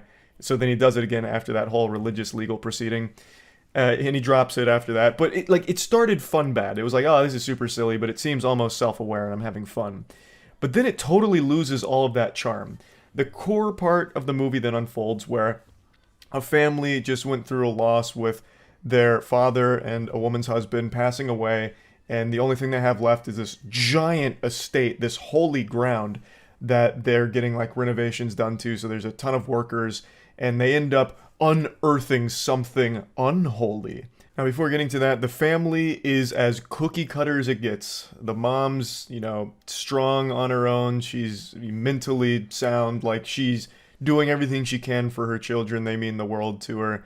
The daughter is a rebellious teen who, I'm not exaggerating, first thing when she gets in the house is goes up to one of the workers, grabs a cigarette, asks for the light, gets a light with the cigarette, then sits on the balcony over the front porch. And the mom's like, put that cigarette out. What are you doing? And she's like, ugh. And then walks off, storms off, mad at her mom. So this was as cliche as it gets with a teenage girl and teenage angst. And then, of course, she's always listening to, like, loud music and hates her mom. Like, oh, Mom, you're being such a square. Get out of my room, Mom. I'm busy listening to music. So that's her whole character, which means nothing because after, like, 10 minutes... none of this shit matters, but that's her. And then they also have a son, a younger brother. He's like 12 or something, I don't really know, but he's traumatized because he watched their dad die.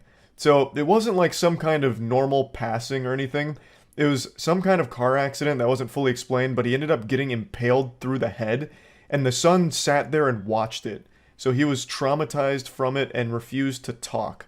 Now, after all of this is established over the course of like a 5-minute speed run of getting across the most two-dimensional characters of all time, that child is exploring the house, and he goes into the basement and he sees like this glory hole, and he takes a peek through it, and there's like a door with symbols on it, and it ends up kind of possessing him. It sinks its fangs into him. This is how the demon gets in. He literally comes in through the fucking glory hole in the basement. So the child ends up immediately getting possessed within the first couple of minutes of being there. And then some of the workers go into the basement, and they also notice the glory hole. They're like, oh man, this is absolutely absurd. Is there no decency? Where's the class? So they're peeking through the glory hole, and one of them lights a flare and was going to put the flare through the glory hole, but it ends up turning into a flamethrower and cremating them, which scares off all the other workers. So then all the other workers leave, and then it's just the family left in the house with their child who is now possessed. Everything I've explained right now happens almost instantly. Like, all of this was so quick, there was no build up to any of it, no tension at all. It was done as quickly as possible to get to, like, I guess what they deemed to be the scary parts, with the child having like a demon voice and saying crude, creepy things. But anyway, after the possession, the Vatican gets word about this, and then they send Gabriele out there, like, Gabriele, I've got real scary stuff happening at this location. He's like, I'm on it, chief. Give me my badge and my gun, I'm going in. So Gabriele is then sent there like some kind of fucking religious assassin to take down a demon. And I really thought he was going to roll up in like some kind of Justice League jet, like or something right out of the X-Men where they have like crazy fucking jet. I thought he was going to fly in on some high-tech shit, but then he rolls up in a moped. So he just kind of scoots on in on his moped, shows up to the house in order to start attacking the demon. And the demon, which is possessing the boy, is a real wacko. Like, this guy's a goofball. So before Gabriele gets there, like right before he gets there, the mom notices something's wrong with the child. He's kind of bedridden and he looks pale. And then he starts talking in a not really deep voice, but you know that like goofy voice you'd make as a child growing up, like the like that kind of shit where you like vocal fry yourself and then try and make it deeper. That's the voice, the very cliche horror movie demon voice. And the mom then hugs the child in order to, like, calm him down. And while that's happening, she looks down and it turns out the child is squeezing her titty. And then she's like, oh, goodness gracious. And he's like, you didn't breastfeed me enough, mommy. I shit you not. That is what he says. And she's like, oh God. And she, like, covers herself up even more. And then he starts laughing about, like, squeezing her tit. And then he says, bring me the priest. So they brought in a priest that wasn't Gabriele first. His name was Thomas, and it was a bigger mismatch than when Krillin tried to fight Frieza. Thomas shows up and immediately gets fucking ragdolled by that demon. He gets thrown out of the room, and he's like, good heavens, this is a little much for me. We're gonna need the big guns. So he leaves, and then Gabriele shows up. So then it's the two of them, and they try to tag team the demon in order to, you know, solve this situation. So Gabriele gets in there, and he starts his interrogation, and the demon immediately showcases that he's more powerful than all the other ones Gabriele's seen, because he knocks a cross off the wall. Like, I'm so tired of seeing that in horror movies where, like, this really powerful demon can only do, like, a couple of trivial things, like blow over a vase or move a chair slightly or throw a bucket of dirt against a wall. It's like, who cares? It's not intimidating. That's fucking embarrassing. But Gabriele's like, oh, jeepers creepers. And then he's like, what's my name? And the demon gets it right. He's like, you're Gabriele Amorth. Then he gets blasted with memories from his past, sins that he hasn't fully forgiven himself for. So there's like a moment where he's in a war, and then there's like a lady, and then the demon pukes up a bird, and then Gabriele's like, oh, I'm out of here. So then he fucking waddles out of the room, goes up to the other priest, Thomas, and he's like, okay, that guy means business.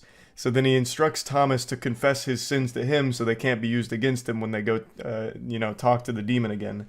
So Thomas is like, all right, it's been 8 months since I went to confession. And he starts to confess his sins. And Gabriele's like, 8 months? Okay, this is going to take too long. He's like, okay, Lord, all of his sins are forgiven. He's very sorry, trust me. So he literally uses a cheat code to forgive his sins on behalf of God, which I thought was like almost disrespectful. It's like, what the fuck? Can you do that? Like, are you allowed to do that? Like, do you have the power to just say, like, all of his sins are forgiven without him actually confessing it? It's like, damn, that was weird. He had no interest at all in hearing, like, the sins he was going to confess to. He's just like, yeah, whatever, you're fucking good.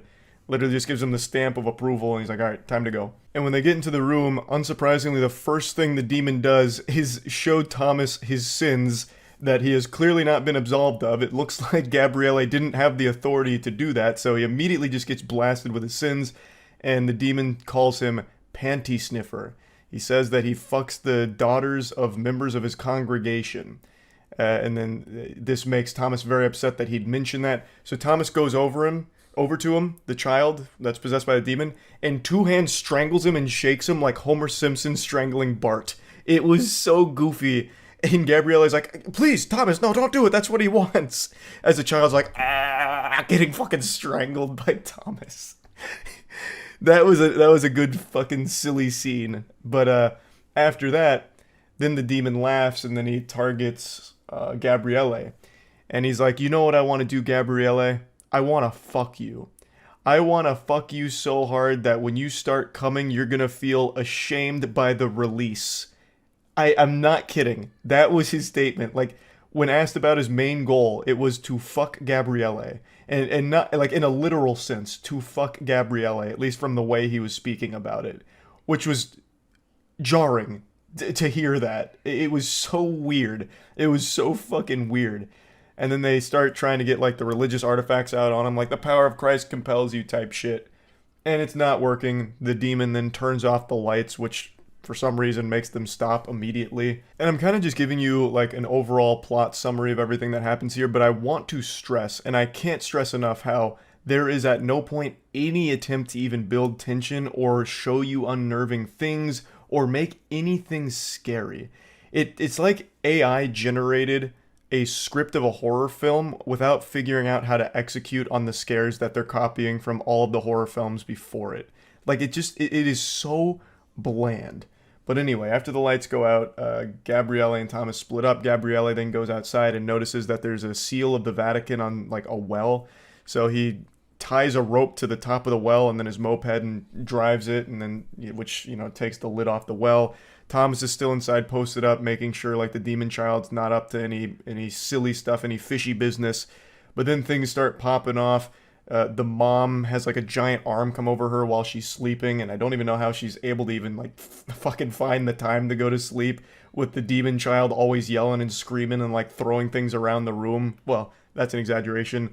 Knocking things around the room lightly. But she's, like, in bed trying to sleep, and then a giant hand comes over her face and drags her into the mattress slowly. And then the daughter, who's in her rebellious stage, is trapped in a closet with, like, a bunch of, like, scratches going across the wood next to her.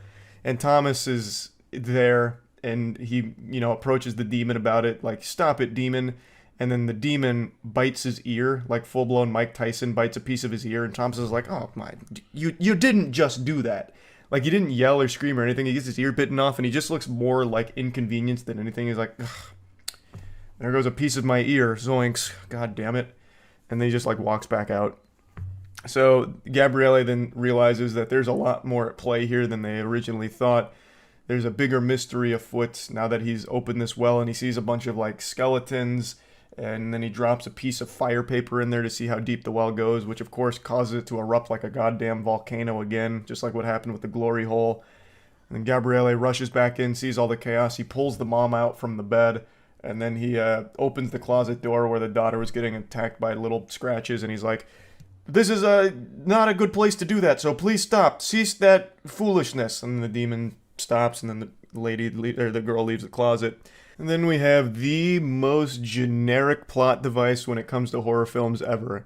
Gabrielle reveals that all they need to do in order to save the day is learn the demon's name.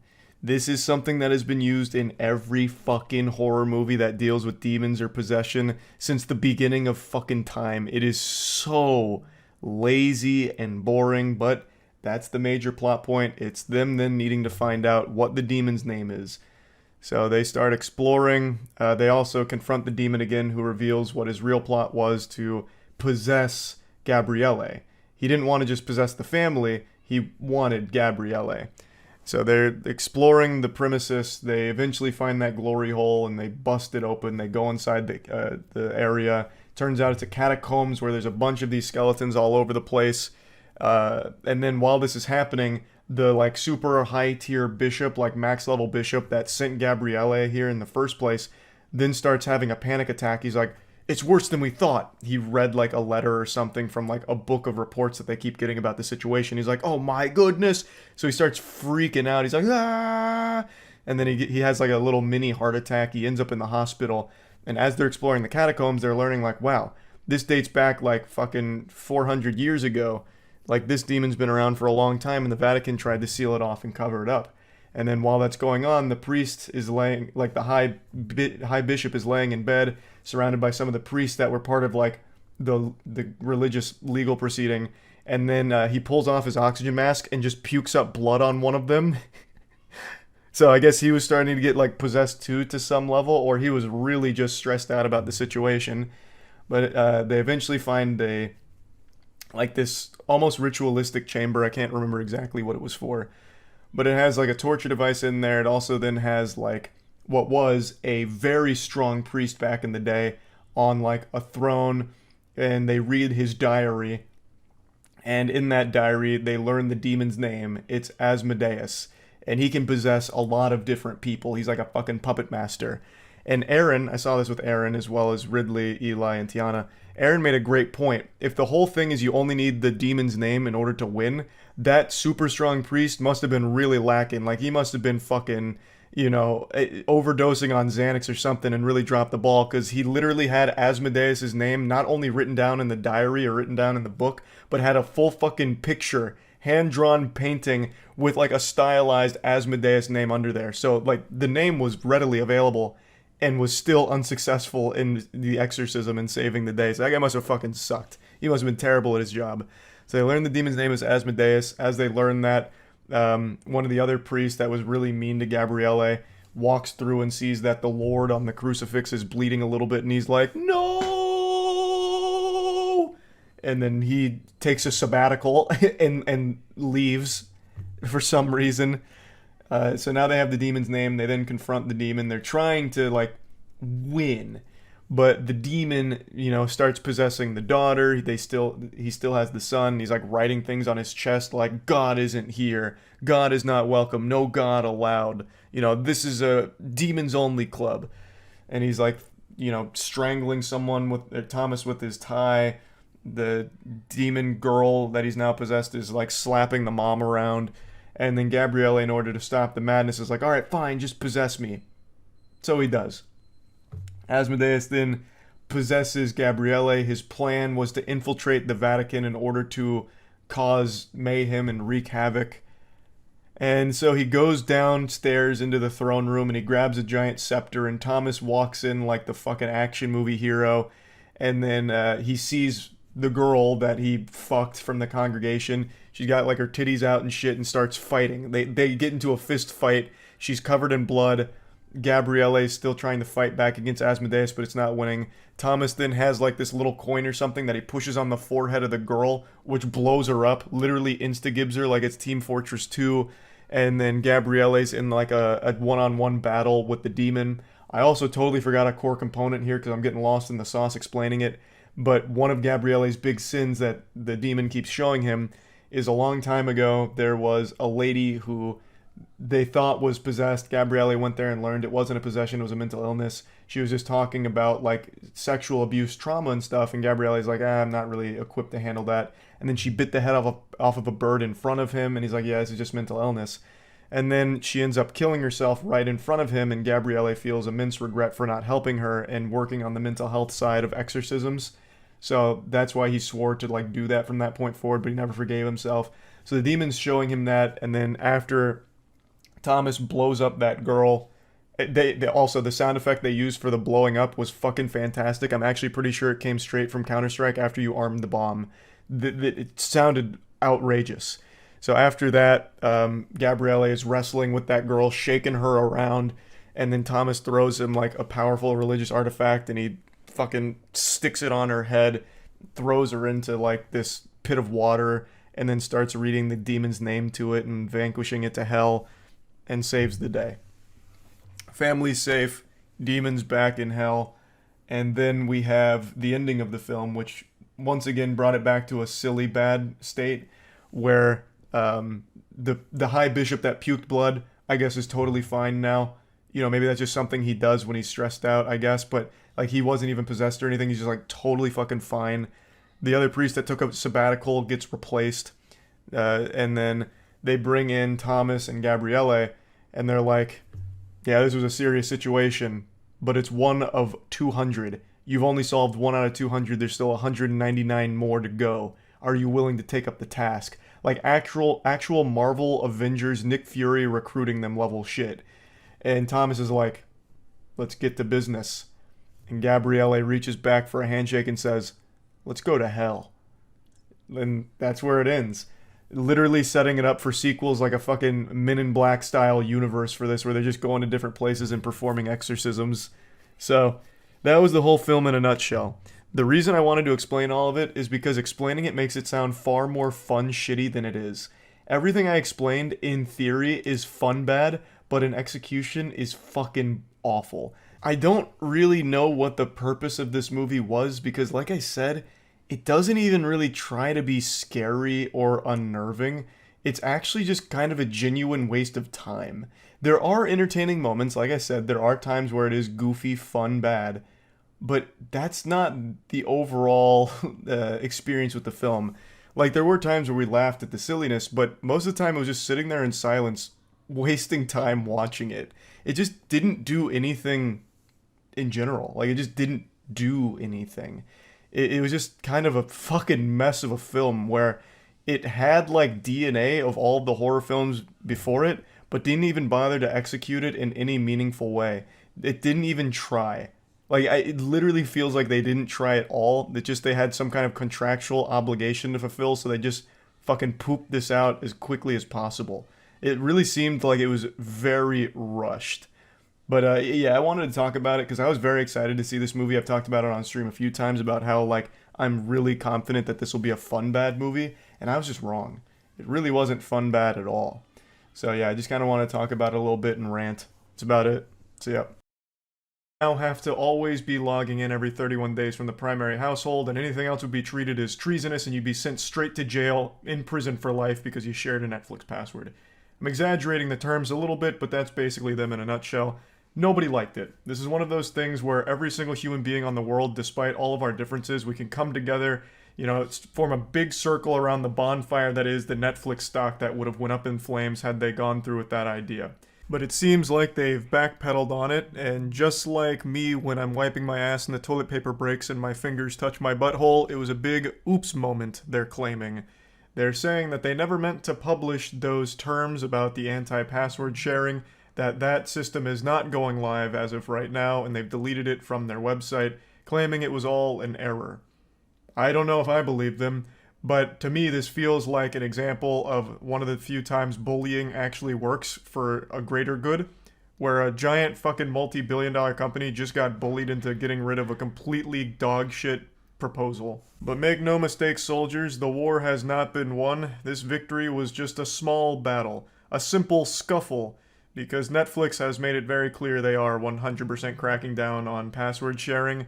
But I think with all of the pushback after this announcement came out, they're just going to go back to the drawing board on how to like lightly do it, a little less like cutthroat, because they fucking slapped everyone. Like what they were proposing was brutal, with absolutely no wiggle room for anyone or anything. Now, I did go over all this on stream, but I'll briefly mention that they did say that this is currently in effect in some Latin American countries as like a test. So they're kind of like guinea pigging other territories before bringing it to the States. And I guess this could potentially have been them like dipping their toes in the water, but it was a little too hot, so they pulled their toes out real quick saying it was an error. But if you want my opinion, and by no means am I an expert, I'm just a local fucking idiot guy, I think Netflix's primary concern would be making their catalog stronger.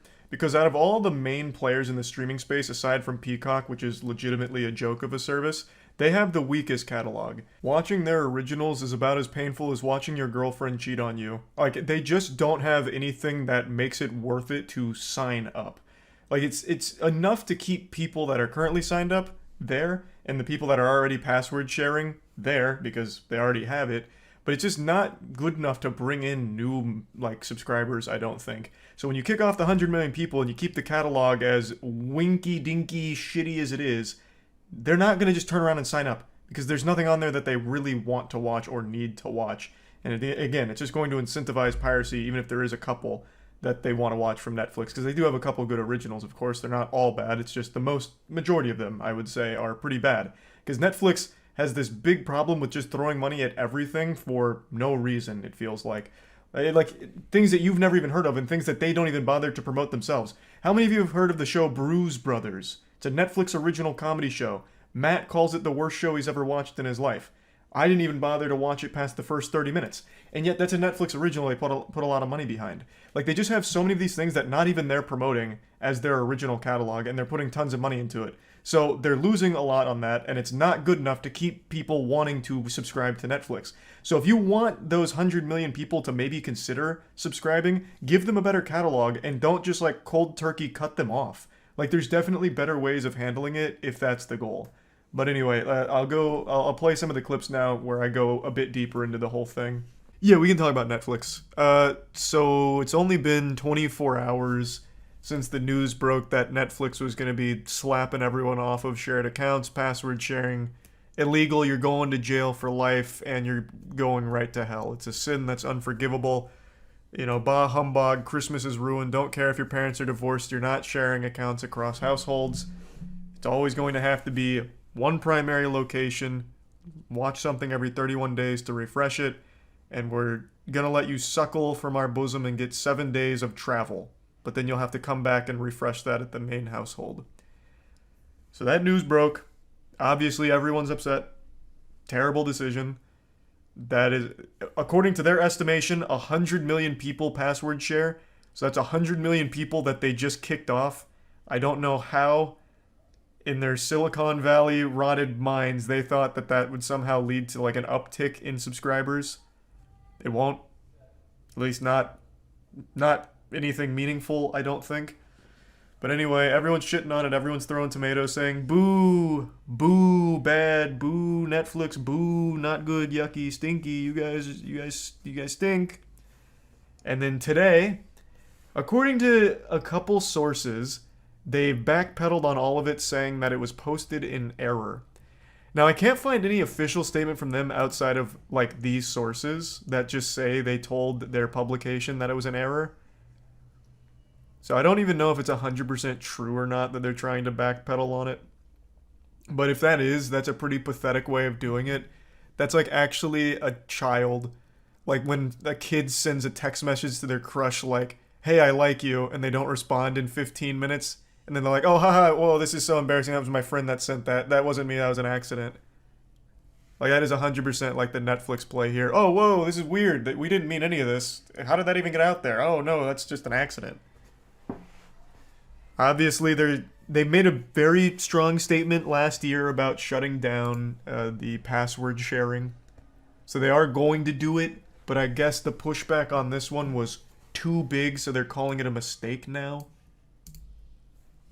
So I don't know. I'm a little confused, like, on the particulars here. On what exactly they're trying to fucking do.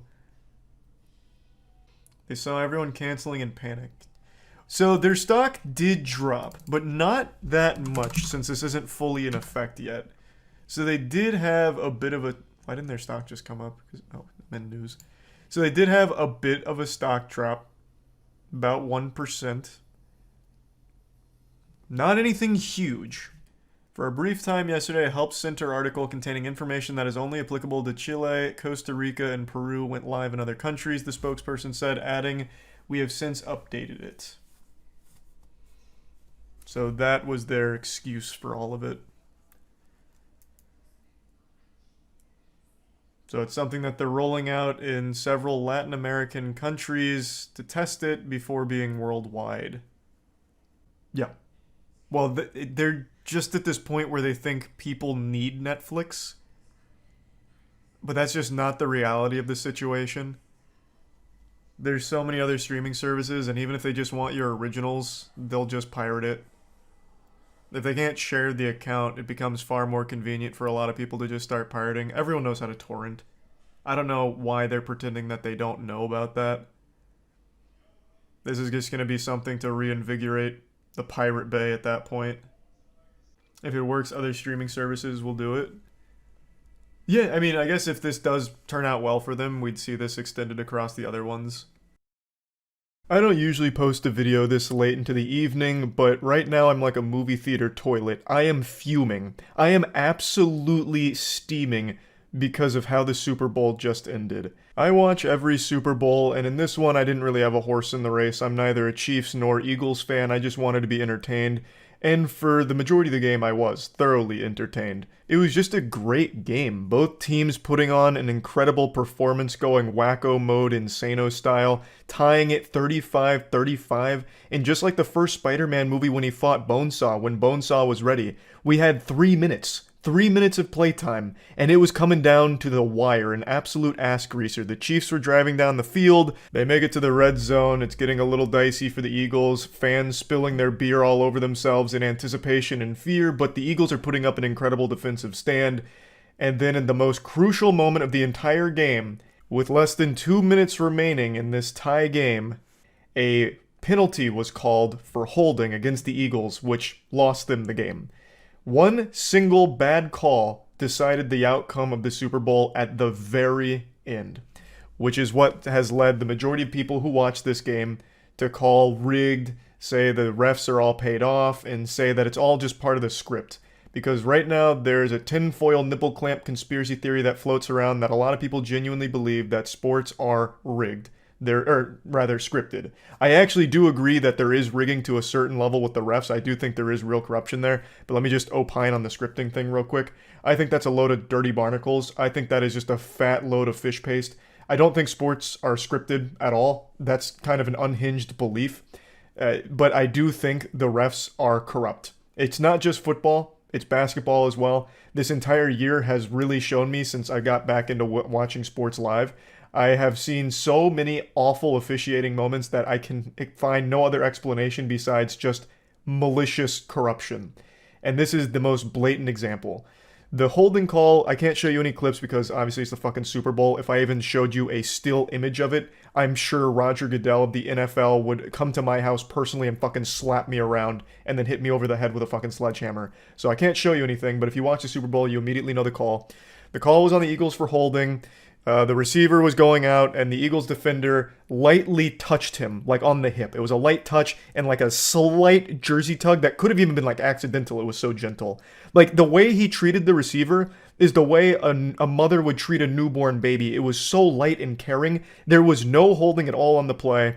and Patrick Mahomes threw up a stinky meatball of a pass that was just uncatchable regardless for the receiver that it was intended for, but they still threw the flag and called holding on the Eagles, which gave the Chiefs a first down, and also just gave them plenty of time to run out the clock, kick a field goal, win the game. It was decided by that call. It was the most crucial moment of the game, and the call instantly ended it pretty much on the spot. And under no circumstances is that acceptable. Regardless of what team you were rooting for, I'm sure all of us can recognize that this is a complete wet fart of an ending to an otherwise amazing game. We just got the bad ending to this one, unfortunately. The biggest sporting event that America has to offer is decided by the refs instead of the players. That's pathetic. That's awful. In a situation like this, I think they should go to the replays and be 100% sure that there is truly a penalty worthy of being called in a situation like this. It's a terrible look for the sport, and it's embarrassing overall.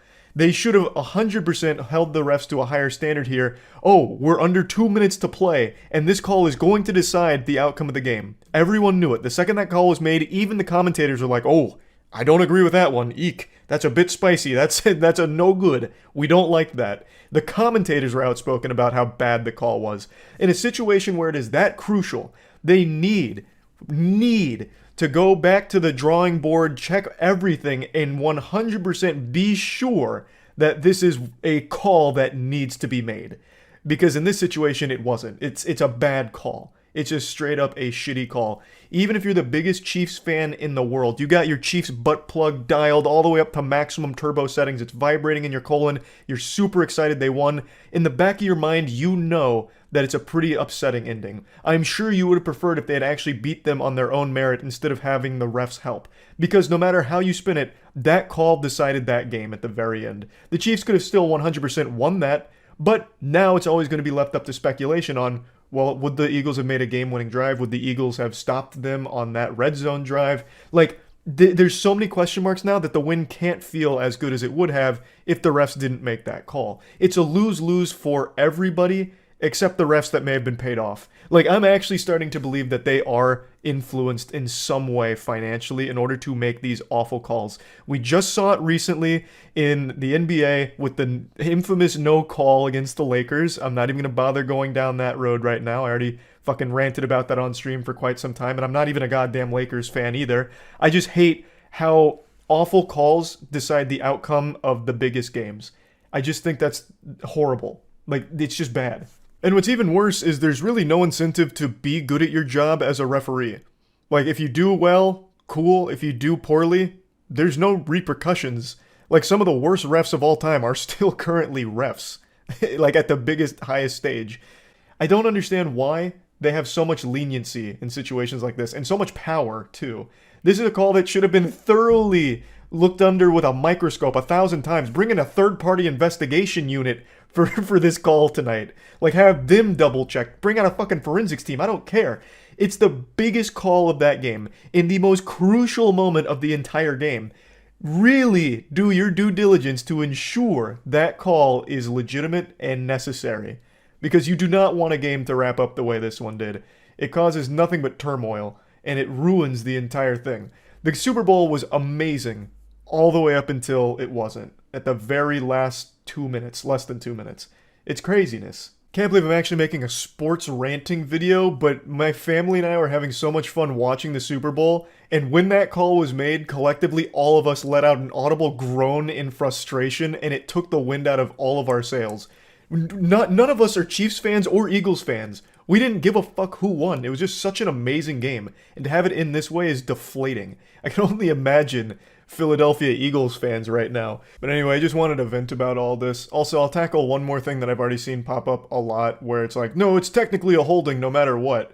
I mean, I just disagree. Like, even with the way the rule's written and the way that it's typically enforced, it still doesn't seem like a hold. His movement really wasn't impeded at all, and the ball was still pretty uncatchable anyway, so it's not like it would have had a huge impact on the outcome of that play in particular. So even if you want to argue that technically it's a hold, it's still a call that doesn't need to be made, especially given the magnitude of the game, because that call ends the game on the spot when you make it. This was the most important moment of the game. This was pivotal, and that call being made instantly decides the outcome of the entire game.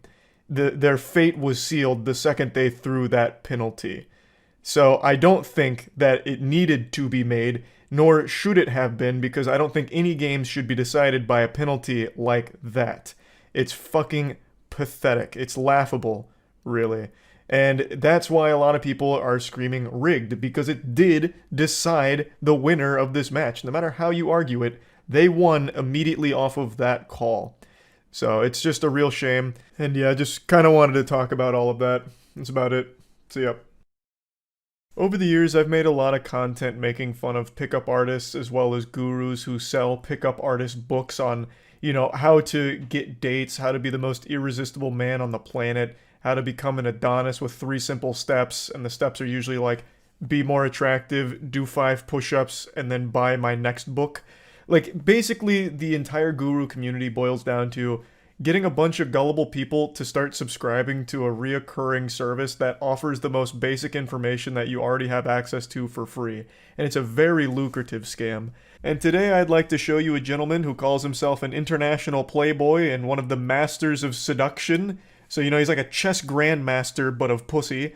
He's just truly a chosen Jedi here, honestly, when it comes to getting laid. And I believe him. He's very suave. I imagine he has kissed every single girl on this planet over the age of 18. Your wife? She's probably made out with this guy. I'm just gonna break it to you. I'm gonna rip the band-aid off and let you know the truth. But not only can he have sex with any woman that his eyes happen to glance upon, he is so nice and such a saint that he is giving us the secrets for a low price with the course that he's selling. And we even get a little sneak peek of some of the content that he's offering from his YouTube channel. And now, I just want to be honest, he's of course not the biggest alpha male in the world, but it doesn't matter because from what I can tell, it's still extremely successful for him and he's made a good bit of money off of it, because that's just kind of the nature of the scam. You don't have to be super big or have a huge online presence to make a good living just selling these kind of courses that prey on desperate people. So I just want to show you a little bit of this because it's pretty wacky. How to get 5 dates in 1 day. This picture makes him look like Tom Brady's failed clone. Alright, how do I get 5 dates in 1 day, god damn it. Major dating apps, not just one or the other. So I use Smart. Tinder. Cast a wide net. When you say something, it's annoying. Tinder, Bumble, Hinge, and the 4th one, which you probably haven't heard of, Omegle. Facebook dating. Facebook dating might... I don't know who here's using Facebook dating, I'm just gonna say it. If you are so down bad you're going to Facebook dating, you need to take a hard look in the mirror and start reevaluating some choices. That sounds like a sting operation. How good the response rate on that app is, and because they're all bots. Cute girls. So those are the 4 I don't know apps about I that. use. It's all bots. And then on Tinder, Bumble, Facebook dating. and Hinge, I bought boosts. So you can buy 2 boosts on Tinder for Pay to about win? $10, Okay. 2 on Bumble for like... And I look at their profile quickly, and if there's some interesting thing to comment on, there was one girl who mentioned attachment theory. I happen to have a degree in psychology, so I was able to make a comment about attachment theory and how that, like, she really got me going by... Let me take a peek here. Alright, so this guy, he's got the galaxy brain to pussy. He's got a degree in wooing women. The second message is, I think you might be exactly my type. And then they'll say, what is your type? Or something along those lines. And then I have a third I mean, they're not message, NPCs. I don't think they're all going to why say she is that. my type. And then if she responds positively to that, I just go for the... I've always been the dominant one. Cool. Love to be dominated. Yeah, he's in. That looked AI generated. What? He almost looks cell shaded. Also, what service is this? An algorithm to grade you on smart, trustworthy, and attractive based on one picture? Interesting. Getting. That's why I include on my online course, The Spark, a complete guide to getting high quality pictures on dating apps, because most guys don't realize. Even at his size, so he's not what you'd consider a tier 1 alpha guru. Even at his size, he is still peddling paid services for shit that people just have access to for free. You need someone to say your pictures suck? Post them on Reddit or Twitter. Instead of paying money for the fucking books, courses, online guru content. It's always so wild. But I can't even be mad at this guy for it. It is just a ripe landscape for scamming. It truly is.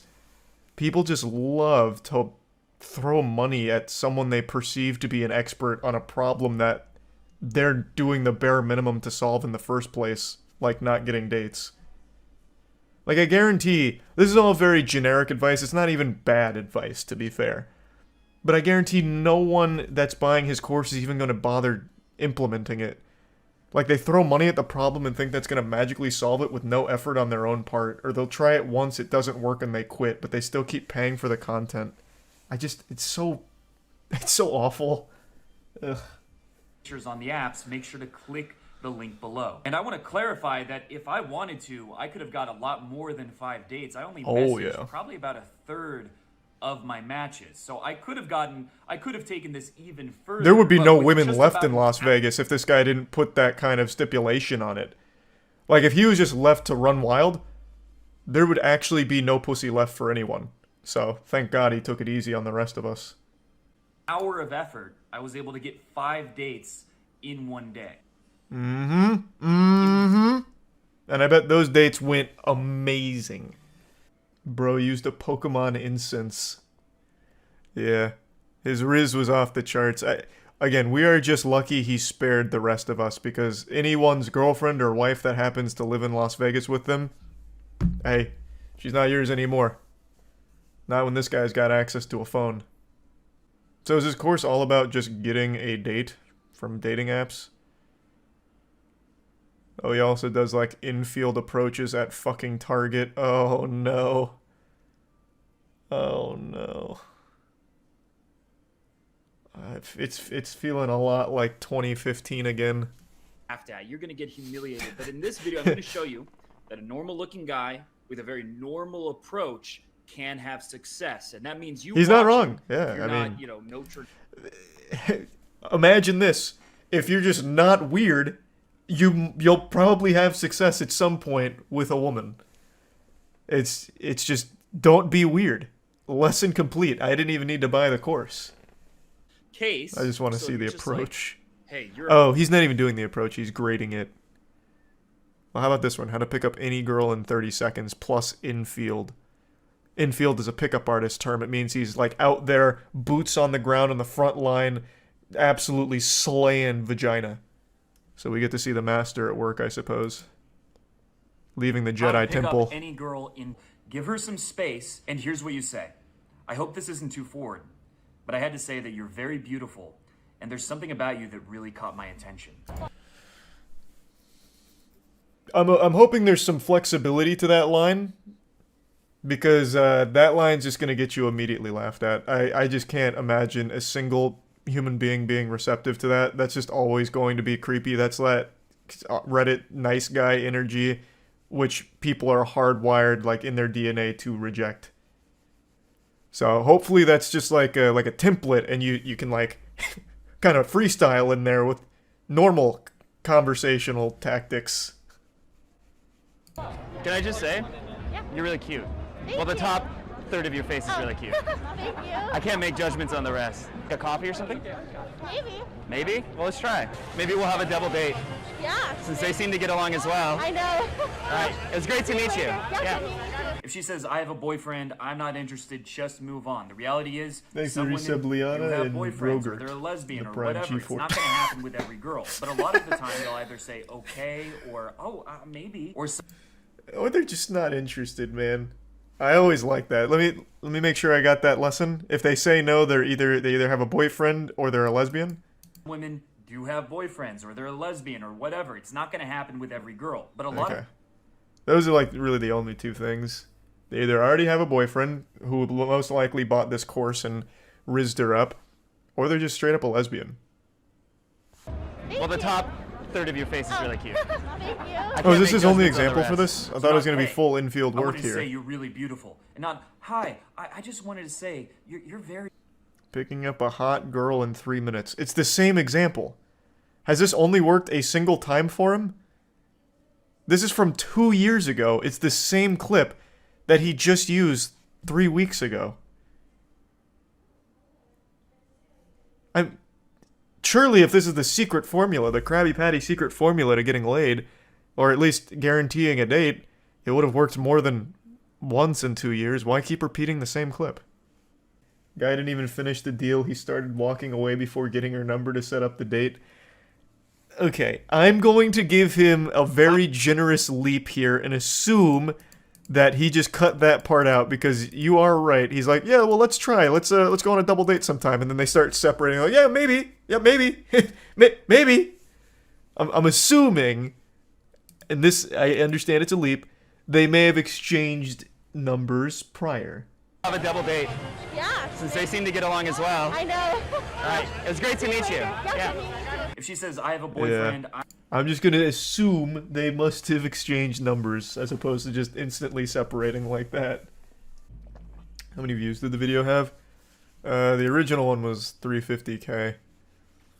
So it looks like he's tried to be like the alpha male coach for quite some time now. And I'm gonna tell you, it's probably quite successful. Again, he's not like the biggest alpha male, like metric-wise, but the beauty of being a guru in this kind of space is you only need a couple of suckers that just keep coming back over and over and over again. Here, let me see how much his course costs. Give me a second. What's it called? The Spark? Yeah. Top dating expert reveals how to covertly spark attraction with any woman instantly and subliminally. Includes hidden camera footage of my method in action. Man, just reading this is rough. The nerdy virgin who became an international playboy. I used to be hopeless with women, probably worse than you ever were. I read over 270 books about what sparks that seemingly mythical emotion known as desire, and I even got a degree in psychology. Oh, here we go. Give me instant access to the Spark right now for just $7. That is so much cheaper than most of the other ones. And you get some bonus shit as well. The DTF test, which is a total value of $97, and you get it for free. The shockingly simple two-step system that will allow you to find out if a woman wants to hook up with you. I'm going to tell you, if you need to buy a test to try and verify that, the answer is likely no. She doesn't want to. This one's called the Charisma Blueprint with a total value of $47, and you get it for free with the Spark. The Obsession Formula DVD, total value of $67, and you get it for... Oh my god, Jesus. Here, I'll bring it down. I was going to leave it up there, but I don't feel like reading through all of it. So for $7, you get the Spark, and then the Spark gives you like 15,000 bonus DLCs. Jesus Christ. Oh my god. The price will increase to $50 very soon. I don't know about that. It's been 2 years. I imagine it stayed at $7 the whole time. It's like watching an old As Seen on TV commercial.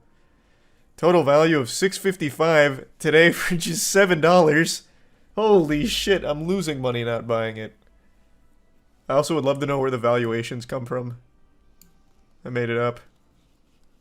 I'm gonna buy 1,000 courses for $7 and flip them when their value goes back up. That's genius. Beautiful idea.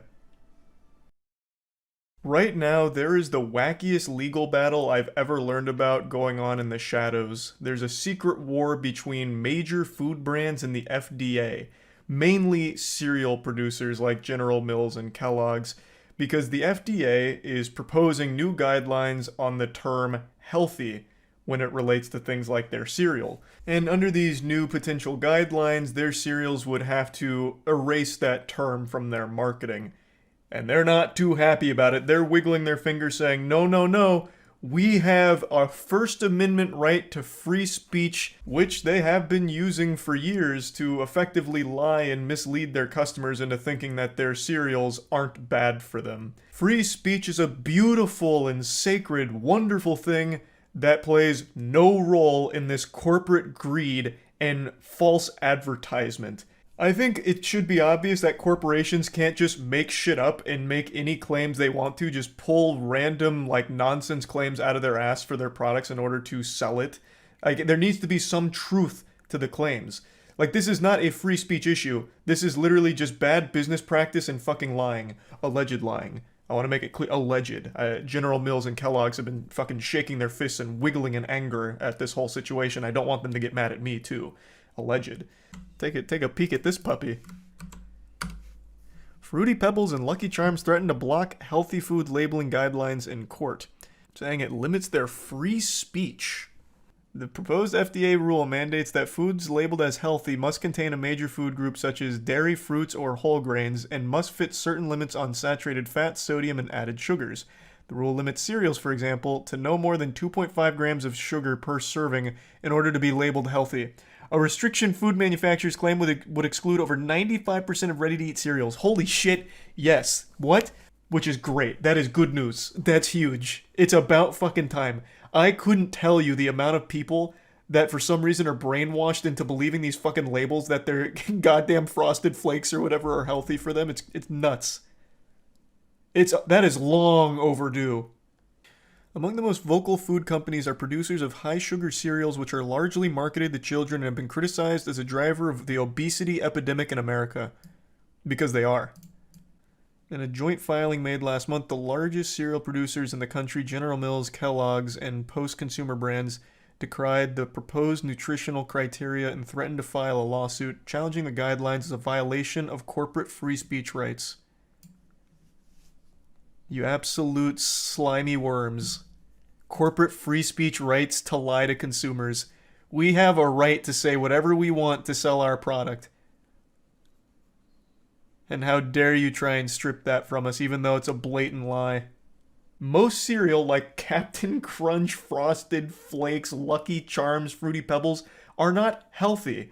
And that it's a complete fucking sham and a joke that some of those boxes have that term plastered on there. In the cereal industry, the word healthy has less meaning than the word literally. It is completely devalued because they've been able to skirt these guidelines and get away with labeling things like fucking Lucky Charms as healthy when it's not. It's there for one purpose and one purpose only: to mislead customers into thinking that what they're purchasing isn't bad for them. Even though it's nothing but a giant fucking sugar bomb. You're purchasing just a ton of sugar. And for some reason, they've been able to call it healthy for a long time now. It's very deceptive. It's literally just false advertisement. And I don't think that's slanderous to say. I don't know if General Mills and Kellogg's are watching this, but I don't think that's slanderous. There is tons and tons of research to indicate the role that high sugar shit like cereal plays a massive role in the obesity epidemic that America's been experiencing for quite some time now. And finally, the FDA is doing something worthwhile of stepping in and saying, it's about time we restrict this a little bit more. You can't just slap healthy on anything you want to willy-nilly.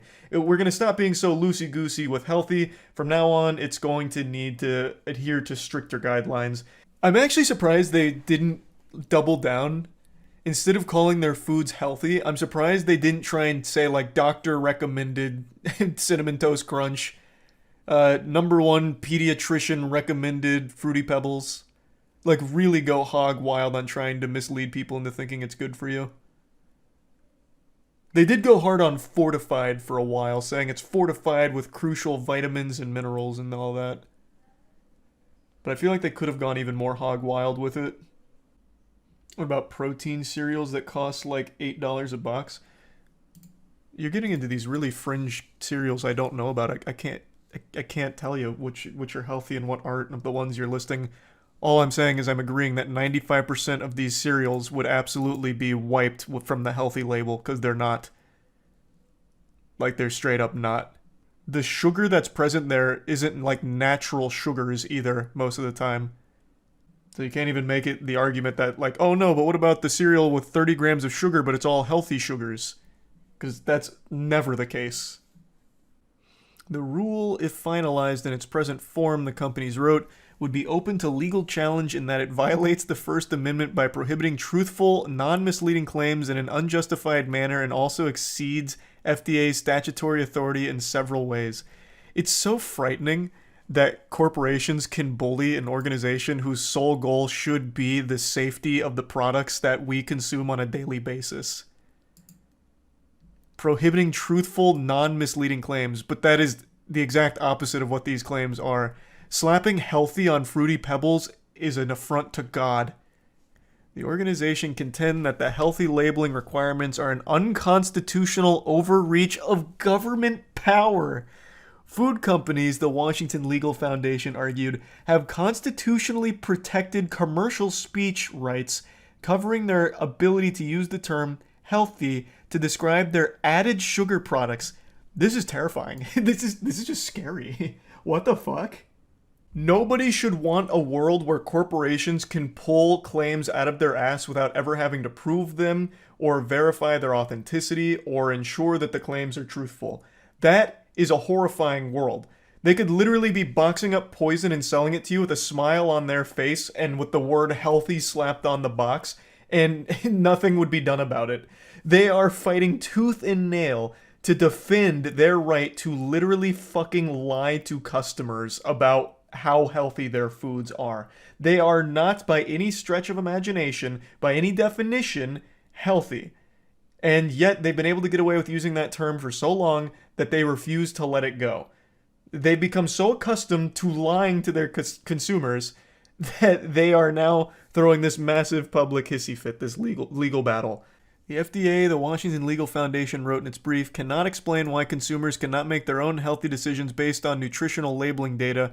Rather, it seeks to limit the food company's speech. Oh my god, it's like listening to someone cry victim on Twitter, but from a corporation. What are you talking about, man? You're just blatantly lying on your products. Obesity's on like an absolute astronomical come up, and you're slapping healthy on some of the foods that are a big contributor of it. What are you talking about? The group does not disclose its donors and did not respond to a request for comment. In previous years, the Corn Refiners Association, a lobby group that represents the high fructose corn syrup industry, has disclosed financial ties to the Washington Legal Foundation. Can't believe that. Drug companies including Purdue Pharma, the makers of OxyContin, have used the Washington Legal Foundation to challenge government rules and establish legal precedent to reduce the ability for prosecutors to seek criminal charges for drug company executives. You love a story with some heroes you can root for, like the Washington Legal Foundation fighting for the little guys, like drug company executives. The joint filing from cereal manufacturers not only scorn the labeling rules, but also argue that sugary cereals pose no health risks and are in fact beneficial to society and childhood health. Love that. What a great claim. The company stated that they view the extremely strict guidelines as alarming because cereal is one of the most affordable, nutrient-dense breakfast choices a person, adult, or child can make, with a wide range of options to suit different cultures, preferences, and tastes. Cereals, the companies claimed, are already recognized for nutritional benefits, given their inclusion in a range of federal programs that serve the nation's vulnerable populations, such as the Special Supplemental Nutrition Program for Women, Infants, and Children, and the National School Lunch Program. This is so foul. It's candy in the morning. It is literally candy in the morning. And yet they're here with a straight face saying that it's nutrient dense. Well, it is one of the most nutrient dense breakfast choices a person, adult, or child can make. And saying that it poses no health risks and is actually beneficial to society and childhood health. That is so crazy. That is so crazy. Next, they're going to argue nutritional facts are unconstitutional. Yeah, we shouldn't have to say what's in our cereals. We shouldn't have to say what's in our food. It's to protect our right to privacy. Oh man, this is so fucked. How does this just keep getting worse? The company's charged that cereal delivers on nutrition when eaten alone, but when consumed as part of a breakfast, it elevates the nutrition further, with cereal eaters exhibiting an overall higher diet quality. As evidence, the filings cites a 2019 study conducted by in-house researchers employed by General Mills, the maker of Lucky Charms, Cinnamon Toast Crunch, and Trix, among other brands. They're doing it again, right in front of our face. Do you guys remember and I've talked about it a lot, but some of you might also remember, there was a period of time, not that long ago, like 25, 30-ish years ago, where the entire America, all of America, vilified fat. They said the fat in our food is making us fat. This is why we're getting obese, because of fat in our food. And sugar was actually looked at as the good guy. Those studies were paid for by companies like this that were trying to placate their responsibility for the contribution they played to the obesity epidemic and put all of it on top of fat.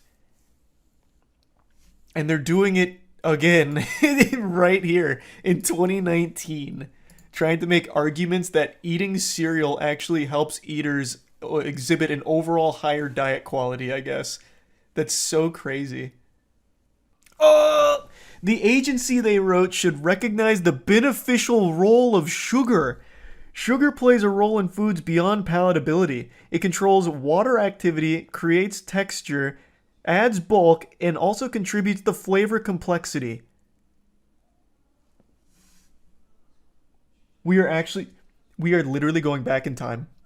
Literally going back in time. They're trying to make sugar a hero again. Sugar is actually really good for you. It is healthy to eat 30 grams of sugar in the morning with our cereal. Independent research, however, have found that diets high in processed foods and sugar intake are linked to obesity, diabetes, higher risk of stroke, obesity-related cancers, hypertension, and dental diseases. You don't say. You're telling me that the research that wasn't paid for by the actual sugar-producing cereal company said something totally different? That I just can't believe. I've talked about this on stream, but I don't think I've ever made a full video going over it. I'm very confident that none of you watching this video right now will be able to guess my least favorite genre of content on the internet. This isn't like a pop quiz, this is a step above that. This is an SAT level question here. And I'm reading you like a book, I'm inside your mind. I've infiltrated your noodle like Charles Xavier. I bet all of you went to something simple and obvious, like, oh, his least favorite genre of content has gotta be pranks, or fake videos, cringe trends, scammers, and they're all great guesses. Of course, I do dislike all of that, but it's not my least favorite genre of content on the entirety of the cyberspace. That honor belongs to the douchebags that drive cars extremely fast and dangerously on public roads around other people, endangering their lives. I'm sure you know what I'm talking about. There's a group of losers online who come from very privileged backgrounds. Most of these people are like late teens, early 20s that come from mommy and daddy's money and never stop suckling on their tit to get as much dollars out of their family as they can. So these trust fund kids have these expensive cars and they flex by just driving them fast on like the interstate or even residential roads, and they just disregard every other vehicle on the road, weave around them, blow by them, whatever. Just caution to the wind, and obviously it's extremely dangerous, but it's also extremely boring. They're not doing anything impressive. They're not like fucking Dominic Toretto ramping a muscle car off of a parked tow truck like it's something out of GTA 5. They are actual just goobers, not even on manual transmission 9 times out of 10, just going around innocent people and going by them extremely fast. It's fucking stupid. It is legitimately like watching static on a television screen. It's just mind-numbing. So it's not only dangerous, but it's for literally no entertainment value at all. I guess for them it's like an adrenaline rush because they could die at any moment, because obviously they can at those speeds. But the reason I'm talking about this is because one of these assholes actually just went viral, and he's been getting dunked on ever since. And I've actually been following his Twitter since he popped off because I wanted to see what else he does, and this is his whole personality. All he does is drive his mom's BMW fast and recklessly.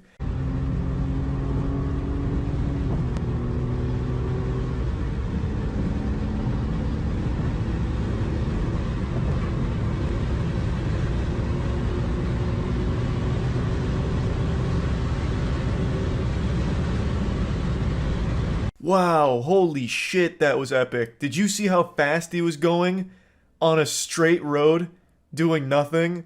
Not even stick shifts, automatic transmission, he's Weenie Hut Jr. mode. It's like watching the world's most boring cutscene in a video game. That is this dude. That is this whole fucking community. So obviously a million things could have gone wrong here. Someone could have been trying to cross the street. Someone could have been making a lane change, and he wouldn't have had time to stop at the speed he was going because it was over 100, and there would have been no survivors. He's also driving one-handed while filming with the other, which is just another thing to add to the laundry list of dog shit about this video. I've also seen this guy's arms, and I've got to tell you, he's got that fucking SpongeBob build, but without the anchor arms. I am shocked he even has the strength to open the door to this BMW to get inside of it. So I hate this shit. I hate this more than Garfield hates Mondays. This is my least favorite genre of content by far. He is not the only one doing it, obviously, but right now he is the proudest douchebag about it, and this went the most viral, so it's got people talking about it. He's also just this insufferable asshole in the comments who keeps flexing his parents' wealth on people, saying that anyone that dislikes this is just poor, and he openly recognizes that this is going to get him killed. This fucking guy is glued to his Twitter replies like a teenage girl on Instagram. He is replying to everyone, so I've actually got a pretty good handle on this dude's entire personality. He loves like Rainbow Six Siege and shit, and loves endangering the lives of innocent people around him. He has no remorse. He openly talks about how it doesn't bother him, and that when he does crash, it's probably going to lead to him dying. Though he did mention in one other case that if he does crash and survives, he'll probably just run away. What a stand-up guy. What an absolute gold star citizen right there. What a fucking hero. Now with this kind of content, it's just a ticking time bomb. It's really just a matter of when, not if, he crashes. So the best case scenario here, like the best outcome you can hope for, is that when he inevitably does crash, he doesn't take any lives with him. Just gotta hope for a single car accident. Maybe he even survives and learns from the experience, but the most important part is no one else is a victim of this guy's recklessness. This isn't the only video he's posted. Like I mentioned, he has posted another one 3 days ago doing the same thing but endangering more people's lives on the interstate. I forgot to mention, this imbecile actually has the audacity to watermark these videos. It's so laughably pathetic that he actually believes this is something to be proud of. So goddamn embarrassing. I don't know how the fuck you can be so delusional to think that this is something cool. It's also such a headache because I can't use my favorite Fast and Furious line of granny shifting, not double clutching like you should, because it doesn't apply to this guy because he's in automatic transmission again, you fucking worm. He's not even granny shifting. He probably doesn't even know what it means. But yeah, just another demonstration of douchebaggery here. Just weaving between cars. Most likely just families on the way home from school or work. How cool, I guess. Just putting them in danger. No matter how great a driver you are, and trust me, this guy is not a great driver, there are just some things you can't account for on the road. And that's other people. There is so much uncertainty when driving that you cannot actually have any power over. The other people on the road behind the wheel are always unpredictable, so driving recklessly around them is just a death wish. This kind of selfish clout goblin behavior, this look at me, I'm the main character kind of shit that leads to content like this is so fucking frustrating. It's so dumb. I can't stand it. And the most insulting part of all of it is he's putting everyone at risk around him, all of their lives in danger, for boring content too. It's not even entertaining content. It's not even like this is thrilling to watch. It's a fucking snooze fest. It's all of it, top to bottom, is complete trash. Absolute trash. So yeah, I just wanted to talk about that a little bit today, and that's about it. So yeah. A big thanks to Bungie for sponsoring today. I think it's going to be a lot of fun. There's a lot of exciting new stuff in here. I'm sure you've all seen the trailers already, so like the grappling hook and everything. I think we're all pretty excited. We're going to also be playing with our other raid team members, Jackson, Char, and Donuts. Yeah. What's the time for you? 1 a.m. isn't it? 12:30.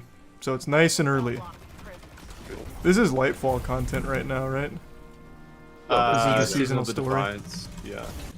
Thanks, Risa Bungie. Ooh.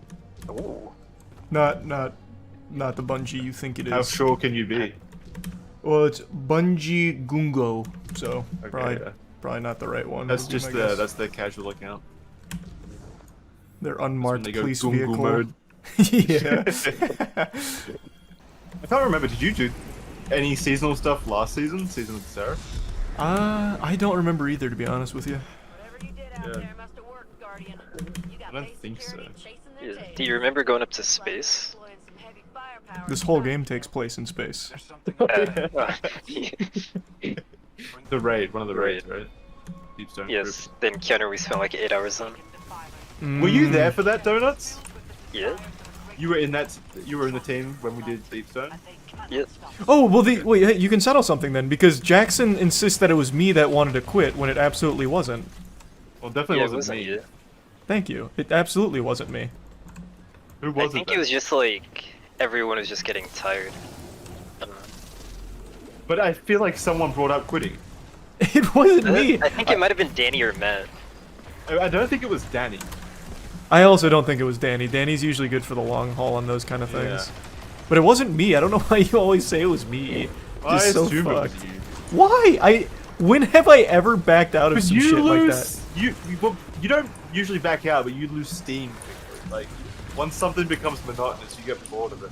That is such a Jackson, I play RuneScape. Are you kidding? That is a good point. Yeah, it wasn't me. You were fucking delusional. It wasn't me. We were planning on trying something for DPS, but your chat said it was like completely brain dead, and it turns out it wasn't brain dead, and that's how many teams got through. Oh, was double that slugs? slugs? Yeah, it was slugs, Yeah. right? It was slugs and outbreak. But Char said something like when he went back to watch the footage. Oh, he wasn't on the team actually, so he would have just been watching, I assume, something like that. He told me the other week that you were using a shotgun that wasn't a slug or the correct slug or something, so you were doing like no damage. That sounds about right.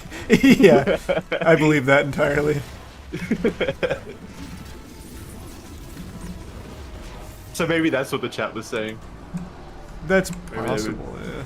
Maybe they were screaming it's not working because Charlie was using a gun that...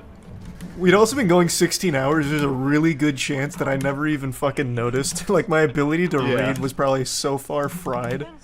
Oh yeah, for sure. There's a certain like time threshold where everything just becomes a blur. Yeah. About 30 minutes in for me usually. I'm venturing out of my bubble here. Wish me luck. Good luck. You gotta kill the wizards are at the front. We gotta kill one of the wizards and bring back the orb. Yeah, I'm going for it. Did I pick up the orb or a strand meditation? You got it. Okay.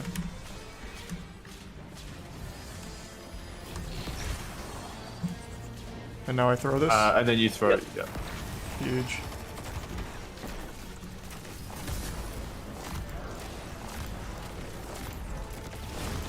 Woo! Huge. And now the EDZ is safe, baby. Oh, look at all these new friends. Yeah. This is at a 1782 as well. That's fucking fat. Wait, 1782? Yeah. So it drops powerful, does it? That's good. Did you say you needed stuff from Nimbus as well? Yeah, don't the rewards drop powerful from Nimbus? Yeah. The bound. Oh, it's just reputation with him, isn't it? Yeah, I'm pretty high on reputation though. Nimbus fucking loves me, so we can head there in a minute. Sweet.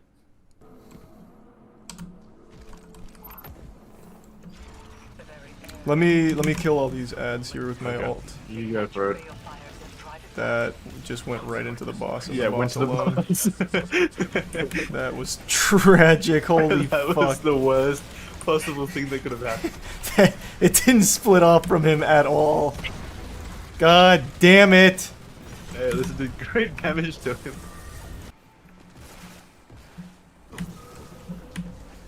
Oh. Wish me luck. Oh, what a save. I'm such a hero. I'm a goddamn American patriot for that one.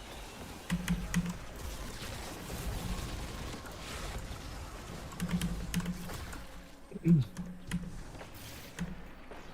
get the Bungie Medal of Valor for that one. You'll see that on their official Twitter account pretty soon. You get to meet the president of Bungie and shake his hand.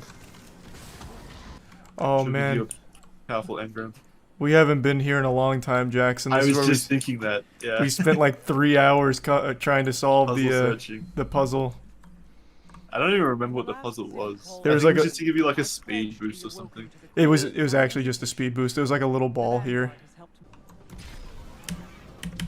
So this was a puzzle that dropped randomly yesterday. See, there's like these white orbs everywhere. above me right now. Yep. We're gonna get all of them, so jump over it and then follow me. There's one Alright. down here under this bridge. Access code. Okay, I'm connecting the numbers in my head. Go to donuts. Wait, I was following you. And this is for an exotic quest? Yeah, exotic, quest. Just a So- random, unique quest line that dropped, a mission that dropped yesterday. So you look up in the sky, the giant Vex portal now. Oh shit, so we summon them through Shit's those going down. cubes? Okay. Yep. Those dirty perverts. What? Well, he's right, the Vex are known to be perverts. That's why they simulate all these different timelines, so they can get the most content. That was what my thought process was as well. It requires the season pass. How do I not Do have you that? not have it? There How do is- you not have that? There is no. I bought this thing twice because you made me buy it twice. There is no way I, know, don't how, have this. how the fuck do you not have it? Wait, let me see if it lets me start it. Okay, yeah, maybe it was just because I wasn't fire team leader. But what? Chat's saying it's just a bug. Honestly, with the amount of times I bought this expansion, it should have rolled out the red carpet for me. Like, oh Jesus, Yeah. Charles, welcome. It's so good to see you. Friendly hobby's like a bouncer. Yeah. Oh. Thanks, Risa Whirlwind. My apologies, sir. Our database wasn't updated properly. Thank you for the 5 purchases of Lightfall. Oh, it's a glaive. Yeah. Wait, to get Nice. through where? Up here. Jesus Christ, donuts. I see. Yeah. Hold, block it and go through. Yeah. I'm trying. Do you not Subject have? authority insufficient. Wait, do you not have the authorization override mod slotted in on the weapon? Jeez, what is all of this shit you're saying right now? I forgot You to don't get have it? authorization. You fool. No. You guys just get to watch me do it. Oh, I got it too. Never mind. Oh, you all got fuck. Yeah. Alright, whatever. Now I'm authorized. I have permission. You're welcome. This is a cool area. I always like areas like this with the Vex that looks like some like Tron kind of shit. Tron stuff, yeah. Yeah. I love it. Alright, so the mechanic here is there's going to be symbols right here, square, square, diamond, and then we're going to input the code into the middle thing just by shooting it this simple. Square. You want to see if you can read out the Square. symbols? No, diamond. Oh, so I just need a better spot to see the symbols. Diamond. Yeah.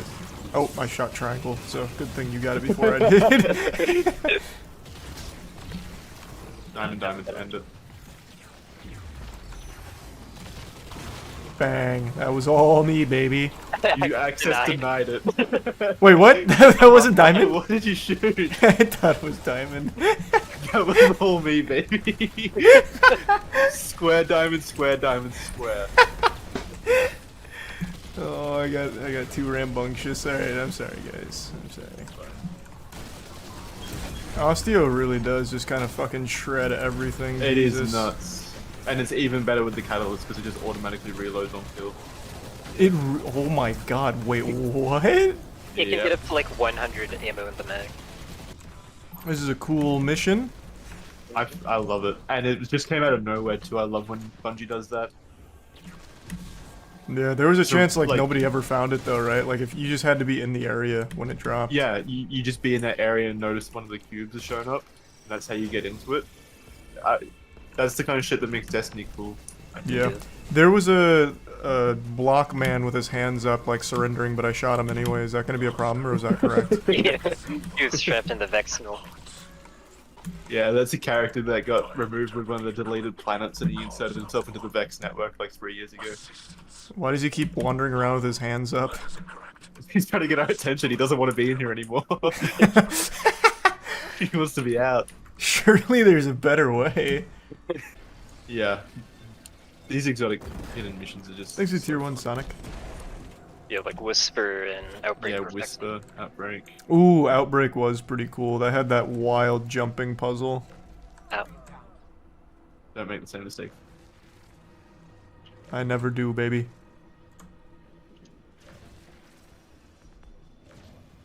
Yeah, and it had Trevor. Do you remember Trevor? No, who's Trevor? He was the giant kill robot that chased you in the maze in the Outbreak. Oh, you dick! You pushed me off. Me? Yeah, you're like, oh fuck! Wait, what? I'm not. I'm actually not moving. What are you talking? You're fighting ghosts. I went flying.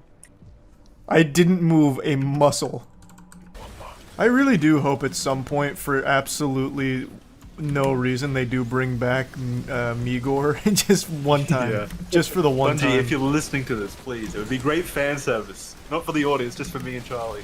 Yeah, does anyone else ever reference Migor, or is it just us? It was just one random enemy. It wasn't a There's random nothing enemy. before. Yeah, it was. No, he was he existed in the prison when we were trying to break out Cade 6, and it was like, watch the Well, fuck yeah, out, it's but Migor. There was like no law reason for him being there, or having that name, or anything. Yeah, true. So, come stand in this hole. We're gonna get... this will defend us from the deletion. The Vex network is trying to delete us from itself. Oh, okay, gotcha. 28 seconds to collect 10. I've got 5. Oh, I just got... Wow, that hobgoblin fucked me. We got enough time to go get him. Yeah, that hobgoblin is not messing around, I'll tell you right now.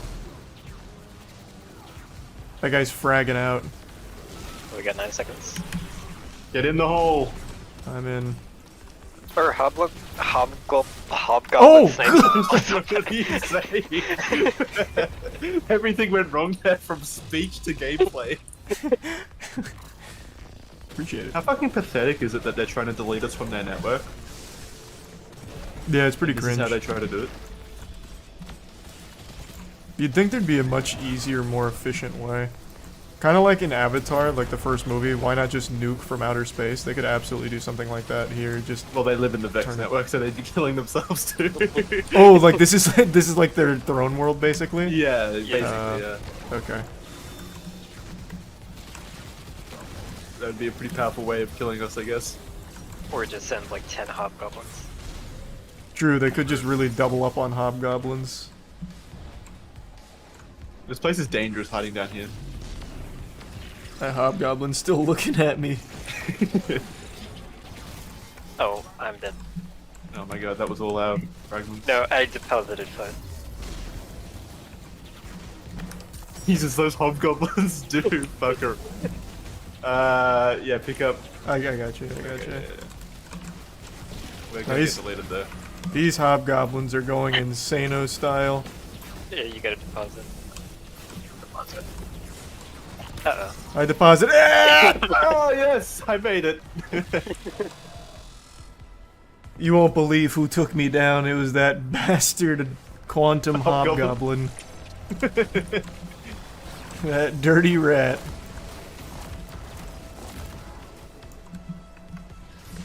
Everything hurts.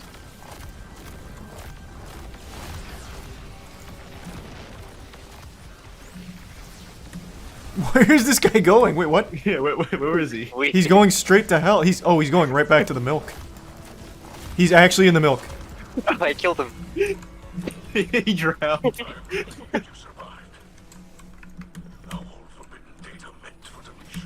He deleted himself. He emptied his own recycling bin. What a noble way of going out. This file is too large. Do you need to permanently delete it? Yes. Alright, down here.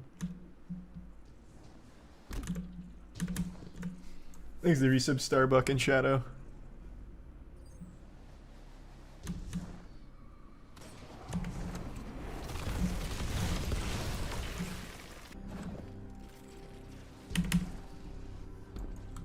Oh, I don't know if I have a sufficient authority here, Jackson. We're probably gonna need your VIP pass. Oh, never mind.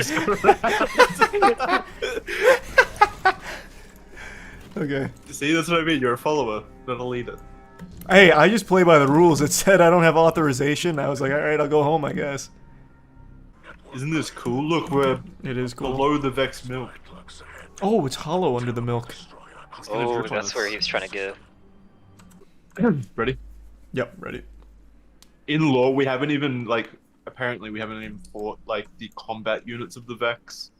So these are all just the workers, and I guess the cum lords, the cummers, the milkers. I like that idea. We're just beating up normal blue-collar workers of the Vex Yeah. community. They don't even care enough to send their combat personnel. Yeah. What the fuck would this guy's job be if not combat? It's a giant gun on his arm. That gun's made for milking. Yeah, it's Maybe, usually I guess. used for stirring the milk pots. Fun fact for you, Charlie. Brachion, he was a D2 vanilla strike boss that we killed a lot of times. Obviously. So he retreated into the network, really, or something. And now he's back. Repurposed. Like, back in what way? Like in another strike, or is he here with us right now in this room, or what do you mean? What do you mean? He's the boss. Right Oh, below. the name. Oh, I didn't look at the the name name. at all. Gotcha. Gotcha. You really are bad at reading. After I just didn't. an hour. I just literally didn't look at the name at all.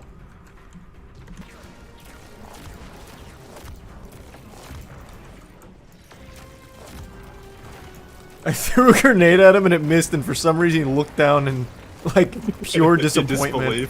Yeah. How I don't- fucking dare you? I don't know what the fuck that was about. Yeah, he felt offended, I guess, that I missed.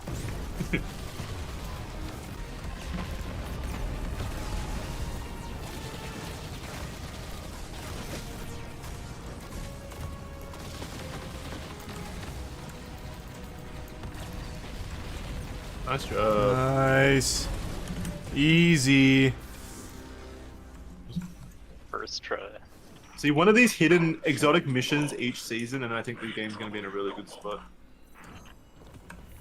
Oh, I got a lot from that. The Vex move. No, never mind. Let's go, 1784 helmet. It's about fucking time. A powerful concentration of light energy? It's a really interesting dog statue. Yeah. Oh, it's Callus's have face. you seen the horse statues with the many asses? No, why? Like the horses have a lot of asses? Yeah, it's great. It was in the Vow of the Disciple raid.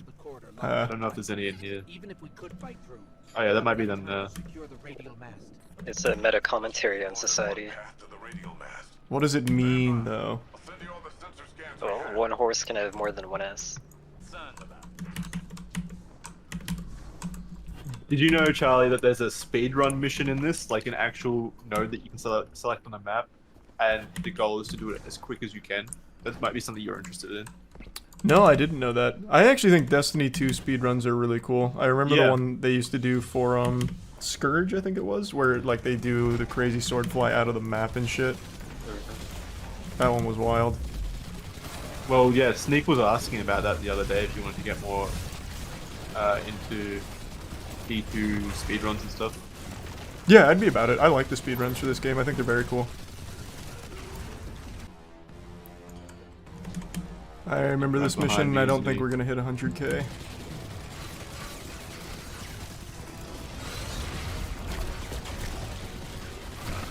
Wow. Oh wow. Okay. Oh. What? That was the Oh, worst we moment of should his have life. Waited. Yeah, a lot of Oh ads. yeah, Come ad on. spawn. Do you want to just? Do you want to just Yeah, let's reset? just restart on the difficult. This is easy anyway. We went a little Weenie Hut Junior on this one, so just crank it up one. We should be fine.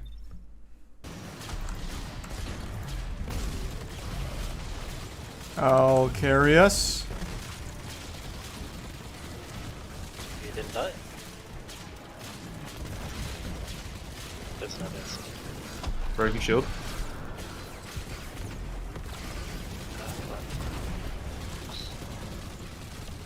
And he's suspended. Oh, loadouts are locked. That's unfortunate. Good job. That's what I like to see, Charlie. Yep. What did you hit him with? Oh, I didn't do anything to him. He just got afraid of me or something. I don't know. Wait, what? What? No, you did stun him. I didn't. If I Maybe stunned him, you it was an use- accident. Is it Osteo? Does The Osteo? strand rounds. Something strange here too. Oh, and he's not running strand weapons. I mean, is it Osteo Strand? No. Oh, I guess it's skill. Wait, what the fuck did that? You have Radiant from your melee. Ah, that stuns? Oh, Radiant yeah. does work. Okay. Yeah. Oh, apparently the reason it's not letting me stun them is because I'm using an SMG which already has overload. Yeah, that would be it. Man, the turret and I just had a biblical battle up here, I'll tell you what. Wow, what a showdown. To get you to 1 HP, why did you just drop down all the way? I thought it was supposed to be down here, I forgot where we're going. Yep.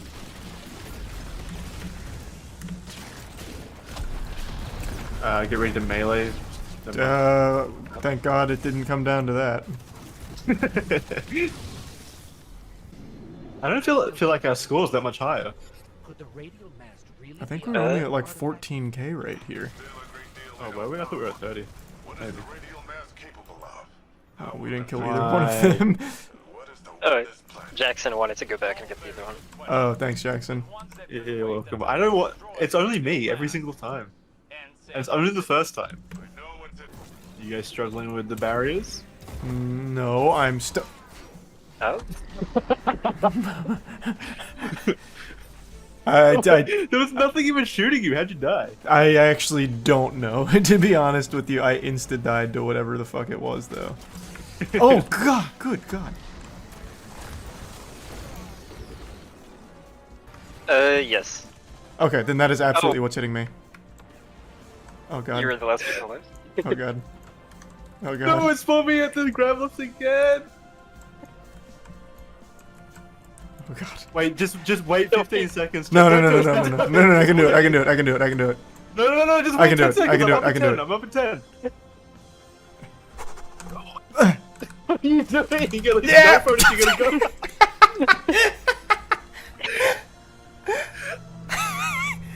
Well, this should be fine. It'll reset you with us.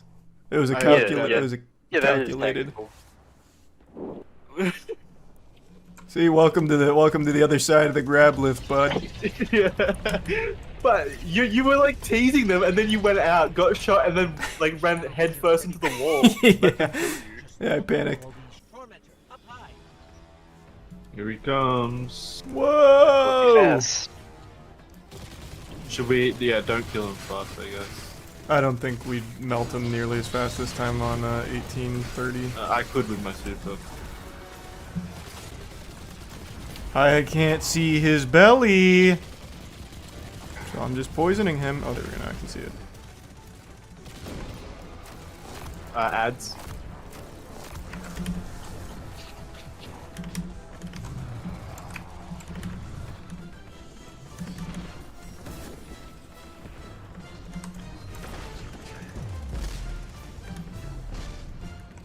Fuck it. Can probably just finish him now, I'd say. What if he stopped moving? Oh my god, he's fucking suppressed me out of my super. Oh no, I'm being held! Oh, you That's can finish him. fucked. Oh, I finished him while being held. That was quite a no-use situation. Good work. Nice. No. I wonder if I can ricochet this and get the wave to hit this way. I did. Damn, that was so clean. Those angles. Is that unstoppable slot there? Oh man, these angles, I'm so nasty. What the fuck? My brain is so big.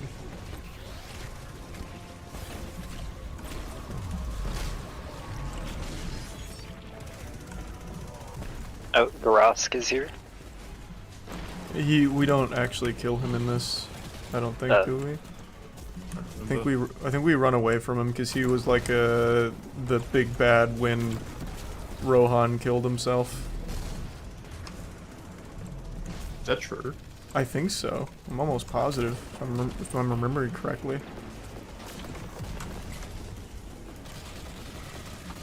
Oh, it does say he's undying. True.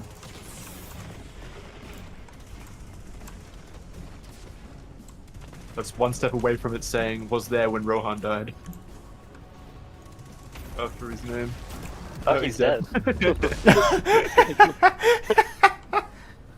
Oh, there he goes. I must have been misremembering. How could you forget Grusk? I do remember that big thing there opens, and then we have the Sparrow race, which is probably going to be a disaster. Oh my god, yeah, you're right. Okay.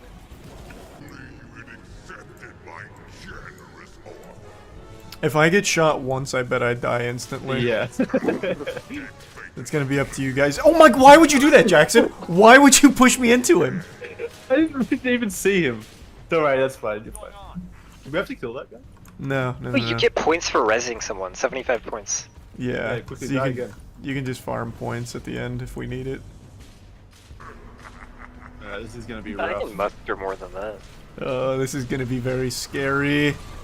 Oh, I thought it was open. Jump the gun. Wait, does it not open? It is. It does. Right. Yeah, it is. Jesus. Oh god! What the fuck? Whoa, whoa, whoa, who's hitting? Oh, whoa, whoa! What the fuck was that? It was an orbital bombardment or something. I think Kyle nuked us. Why did he do that? That's what it was. Yeah, it was her. Kyle fucked us up.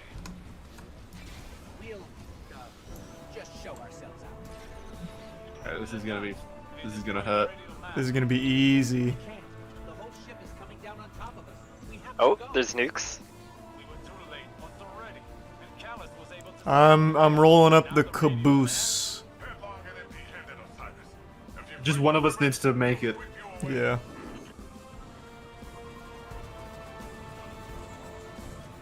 This reminds me of the final level of Halo.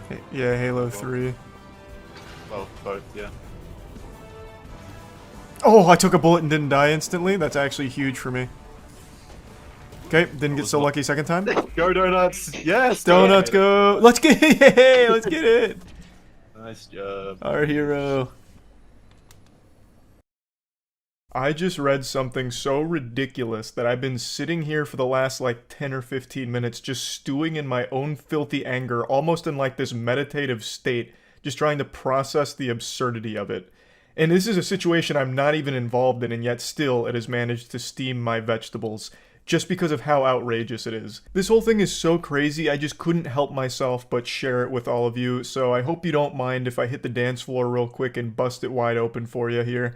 So 2 months ago, some of you may have seen that Afro Man posted this music video, "Will You Help Me Repair My Door?"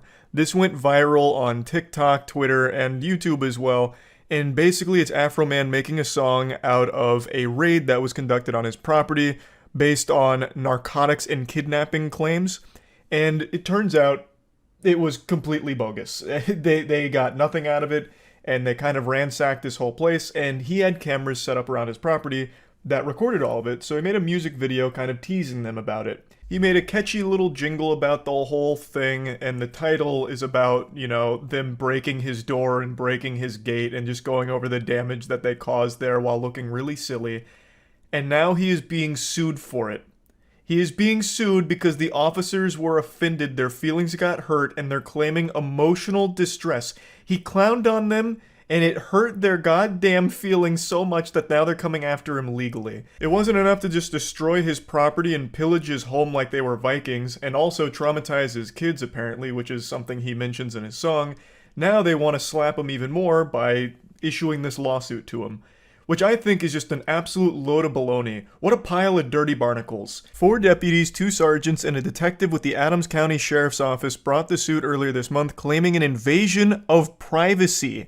Let me just stop you right there, Chief. An invasion of privacy, huh? You are on his private property. He has every right to record you. I'm not a lawyer, but would you also make this claim if you made yourself look fucking silly at a Starbucks who has security camera footage of you in their store? Like, let's say you spilt coffee or you were pouring coffee down your lieutenant's butthole, giving him an enema in public, and they're like, oh, this is kind of embarrassing. We're going to sue you for an invasion of privacy because you filmed us. Would the argument work there in that place of business? I imagine private residents also still have the right to record you when you are on their property. They don't need your consent. You entered their domain. You stepped into their neck of the woods. I feel like they have the right to record you. But again, I'm not a lawyer. I'm just a stupid paint-huffing idiot when it comes to the law, but I still just find the claim comical. An invasion of privacy. I guess them going through all of his shit, throwing his suits all over the place, breaking down his doors and all of that in his own home. I guess that's not an invasion of privacy. That's just a general wrongful invasion, considering this whole thing was completely bogus. It was a completely botched little raid here. They're claiming that Afro Man used their faces from the raid and used it in music videos and social media posts without their consent. Again, I don't think he needed that, considering they're on his private property in the first place, but regardless, they go on saying, it's caused them emotional distress, embarrassment, ridicule, loss of reputation, and humiliation. So these officers were born with glass bones and paper skin, huh? They can't take a few jokes on the internet. I imagine they're lying about this. I can't imagine they actually suffered any real emotional distress or anything. I don't think people were on the streets shooting spitballs at them as they walked by, pointing and laughing. Though they should, because they're fucking clowns for what they did here. I can't show the music video, but I highly recommend watching it. They look so fucking stupid in this thing. And it's all dog shit. Like, none of it was real to begin with here. It was just a completely failed raid from top to bottom. And they even had the audacity to disconnect his cameras when they noticed that the security cameras were on. It's just foul. Completely foul. I do hope they feel silly. But apparently, the silliness doesn't stop there. Maybe it's a humiliation fetish, because now they're suing him and making themselves look even stupider, which is crazy. I'll go ahead and boil all this down for you. The plaintiffs are seeking all of Afro Man's profits from the use of their personas. That includes the proceeds from songs, music videos, and live event tickets, as well as any of the money that he made using their likeness and his brand and other merchandise. And they're also looking for an injunction to take down the videos. Afro Man made like an entire album's worth of songs around this raid on his property, and they all fucking bang. It is so amazing. Afro Man absolutely crushed it with this whole thing. Literally turned into like a money-making merchandise music video, like empire, all off of this failed raid from them. And now they're coming to put their hand in his cookie jar and take all of that money away that he made from this whole situation. Afro Man is attempting to countersue them for the undeniable damage this had on my client's family, career, and property. Law enforcement officers were acting on a warrant that stated probable cause existed that drugs and drug paraphernalia would be found on his property and that trafficking and kidnapping had taken place there. But it turns out that boogeyman was completely wrong. All of those suspicions turned out to be unfounded, and the raid failed to turn up any real criminal evidence, so charges were never filed. And in Afro Man's music video, through the cameras, he was able to notice that some of the deputies may have seized some of his money. He was talking about some missing money that took place during all of this, and whoa, can you believe it? After a subsequent review by the State Bureau of Criminal Investigations, they determined that the deputies had miscounted the amount seized during the raid itself. What a silly little error that was. What a goofy little freak accident that was, that some of the money was just a little miscounted, and some of it went missing, I guess? Oh, that's odd. So that's really this whole situation. They're suing because they looked fucking stupid here, and a lot of people were making fun of them for this whole situation. Afro Man put them on blast and made an entire album's worth of content around it, and now they're out for revenge. So I can't show you the music video, but I highly encourage you watch it. I would like to show you a couple frames from it and just kind of talk about it because it is so fucking wild. I'll go ahead and crop their faces out so they can't feel offended or humiliated here. But, so this is one of the early shots. The officers were going around checking every nook and cranny of his property, I guess for kidnapping victims or like pounds upon pounds of weed. And for some reason, Officer Action over here, fucking Danger Commander, comes over and like looks behind the couch here as if he was gonna find like some kind of like goblin or something back there that he was gonna light up. Like, I understand they thought that there was some kidnapping element to this whole thing, but I mean, even in this situation, if there was a kid back there and you climb over the back of the couch, you're immediately pointing a gun in their face. I can't imagine that's the best way of looking for kidnapping victims. Like, the way they go through his whole property is very cartoonish. Here's a little shot of some of the team out here for the class field trip. One of them is dressed like he's ready for actual combat, as if he was gonna get in here like a G.I. Joe episode and fucking hunt down Cobra Commander in this property. So the first thing they did when they arrived is they busted through this gate here and broke it. So Afro Man's already down one gate just from them showing up. And then they go to his door, and this is where you get the title of the song. They blast this shit in. This shit just gets rocketed off the frame here. So, he's asking, can you repair my door and my gate? Like, that's the whole point of the song. Like, can you repair this shit? And then also pointing out all of the other goofy things that happened. And here's where Afro Man started to get a little suspicious about them potentially taking money from him. So he starts talking about it in this scene right here. This was already after going through and throwing around half of his belongings and like going through each and every suit pocket they could find. And here's the final shot. This is where the fun comes to an end. They disconnect his cameras, so they open up this panel in the wall and they disconnect all the shit. So he could no longer record the rest of what was going on the property. I just really had to talk about it because it got me fuming. To turn around and sue someone for hurt feelings after you were just in the wrong to begin with is just such a level of delusion that I can't help but be upset about. Afro Man did nothing wrong. He recorded you guys and then took a bad situation that you have created. The claims you were there investigating, nothing was ever found, so it all seems like bullshit.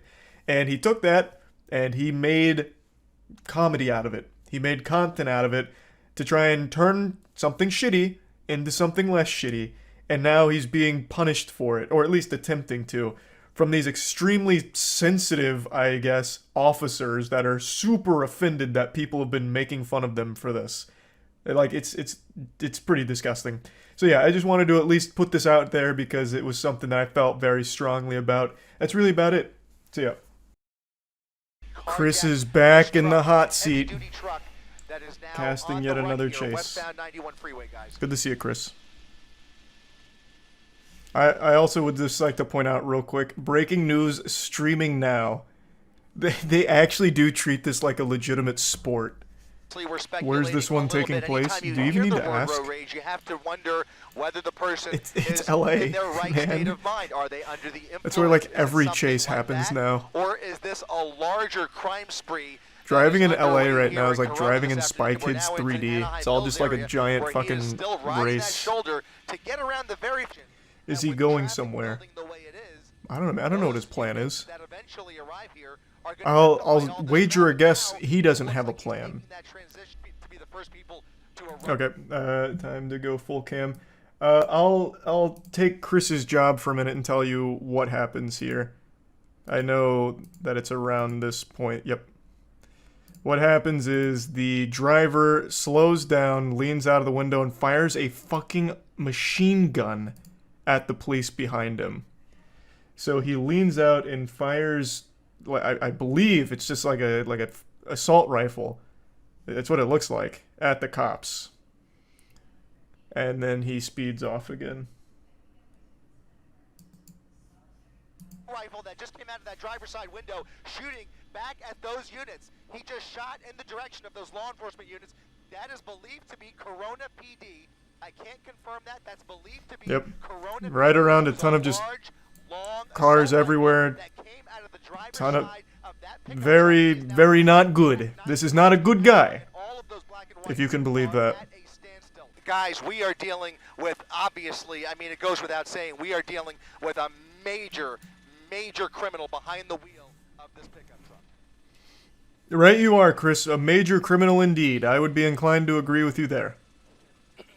I'd even go as far as to call this guy just a downright jerk. Pardon my French. I'll say it. Getting off. And coming at us. He's coming at us. Now he is, look at this. Is he wearing a uniform? Is he wearing a uniform? I can't tell for sure. Or is it maybe a sports jersey? What uniform would this be? What? I don't think he's wearing a uniform, Chris. I also don't even think it's a jersey. I think it's just like a normal shirt with some kind of brand on it. A civilian uniform. Either a sport, maybe it's a, okay, it's just a t-shirt. Okay, I thought I saw an arm patch there, excuse me. Yeah, it caught me off guard there. Obviously an older gentleman with a goatee wearing a baseball cap. Man, is that wait, what the fuck? Chris, I think I know who this is. Isn't this, the guy from Orange County Choppers? Yeah, fuck is his name? Oh man, wait, wow. That looks, it actually looks like shockingly close to that guy. What is his name? I can't remember it now. It's not fucking Fred Durst, don't be ridiculous. Fred Durst would never do this. Well, not like the Orange County Chopper guy would though. Why can't I find his name? I'll type in Orange County Chopper's main guy. Paul John Teetle. Tell me this doesn't look somewhat close.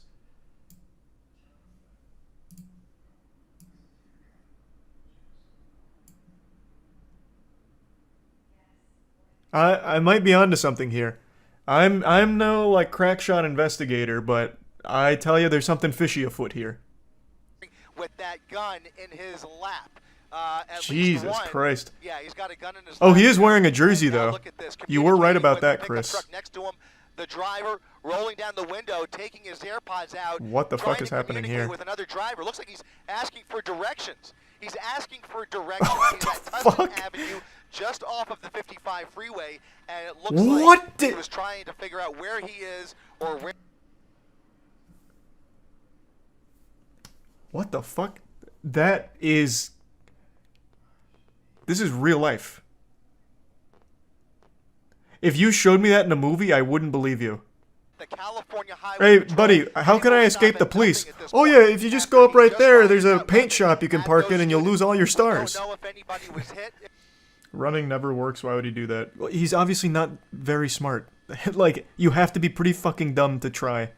And you have to be even dumber to shoot at police. Why does it still say suspect?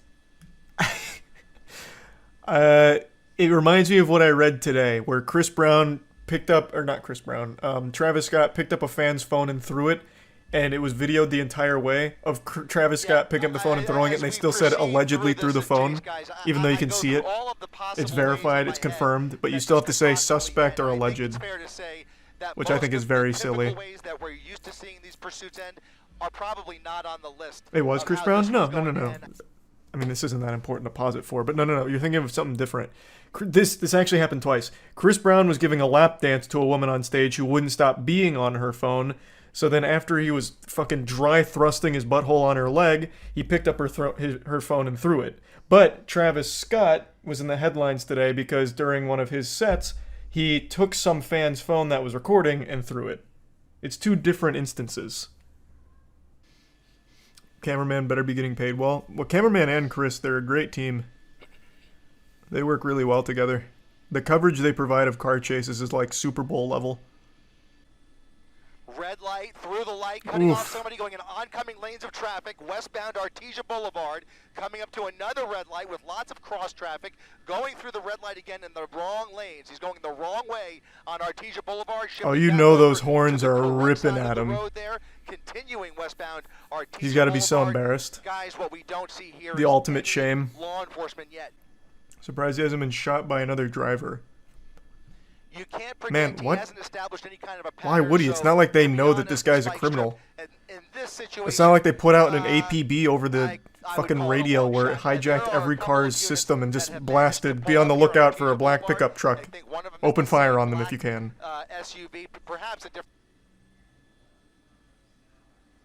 This might be the worst time of the day to see this happening. I mean, yeah, this is terrifying with how many people are walking around. People getting off school, as you said, people coming home from work. The streets are obviously very busy. We have a couple of vehicles here. It's not even like a big traffic jam. He is just yeah, he's just a fucking idiot. What was that? What the fuck was that? This guy is just an absolute maniac. I can't believe it. Look at this. It was the van. There was only... Oh, Jesus Christ. Look at this. A whole group of kids crossing Holy the street shit. School letting out here. This is the worst. This is the worst. This is the worst. Let's just... Oh, he's going to try and fucking inch his way through. At a slow clip here. Lets the kids cross and just keeps going. Nobody here has any idea what the fuck has happened or what is going on inside that pickup truck. Please just keep going. Please just keep going. He's stopping. He's stopping. He's trying to maybe... That is... If I was watching this live, I would have been panicking. There are a bunch of units now. There they are. There he is, face-to-face in oncoming lanes of traffic. This is a fucking wild chase. He has spent more time in the wrong lane than he has in the right one.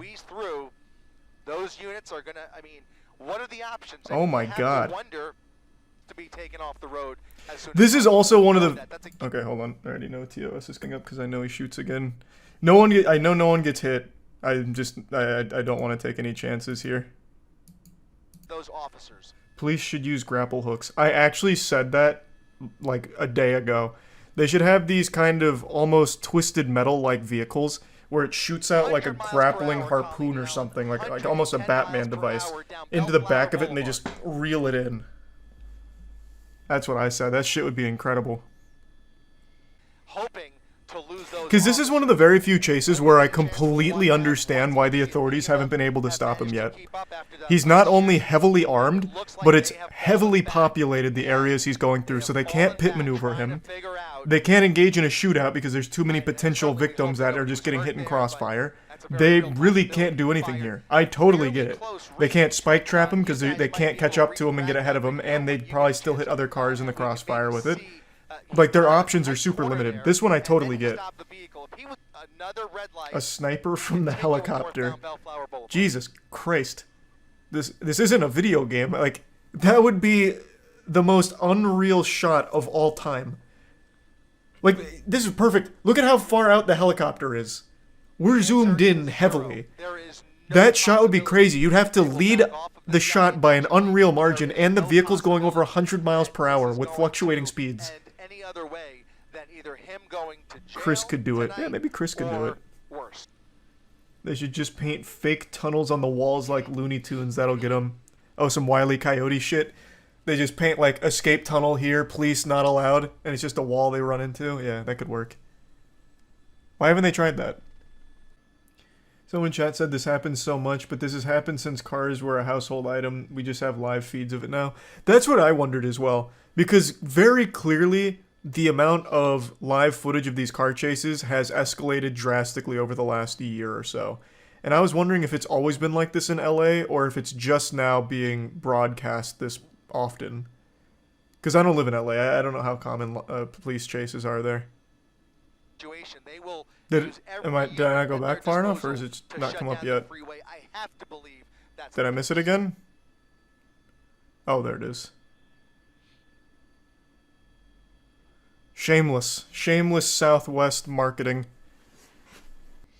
Don't understand why people run away like this. All they're doing is adding time to their jail sentence. Yeah, you see what you're doing though? You're already thinking, which is more than what these people do. This fucking inbred goofball not only carjacked a pickup truck, but then opened fire on officers. He'll never see the light of day. It's a miracle he didn't get executed by the cops. Like, these are not smart people. Oh, wow. So someone did timestamps of, like, toss moments. The next one was the 4th shooting, but they believe that actually came from the police chopper while he was slowing down. Because apparently he did, it seems like he did actually get hit at that moment because he started driving erratically. Wow. Yeah, 100%.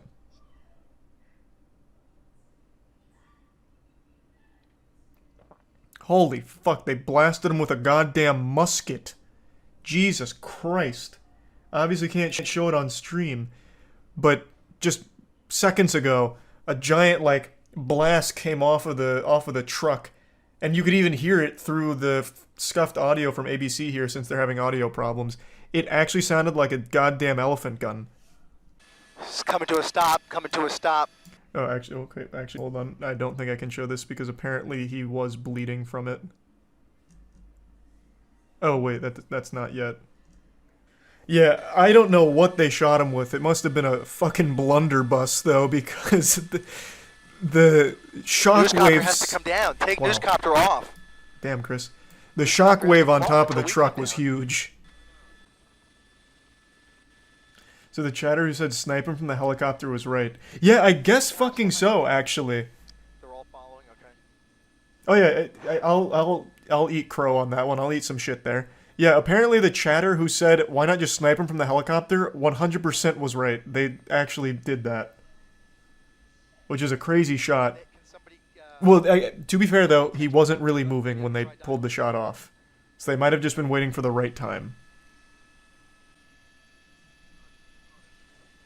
Oof. Oof. Alright, hold on. Now I know this is coming up. Damn.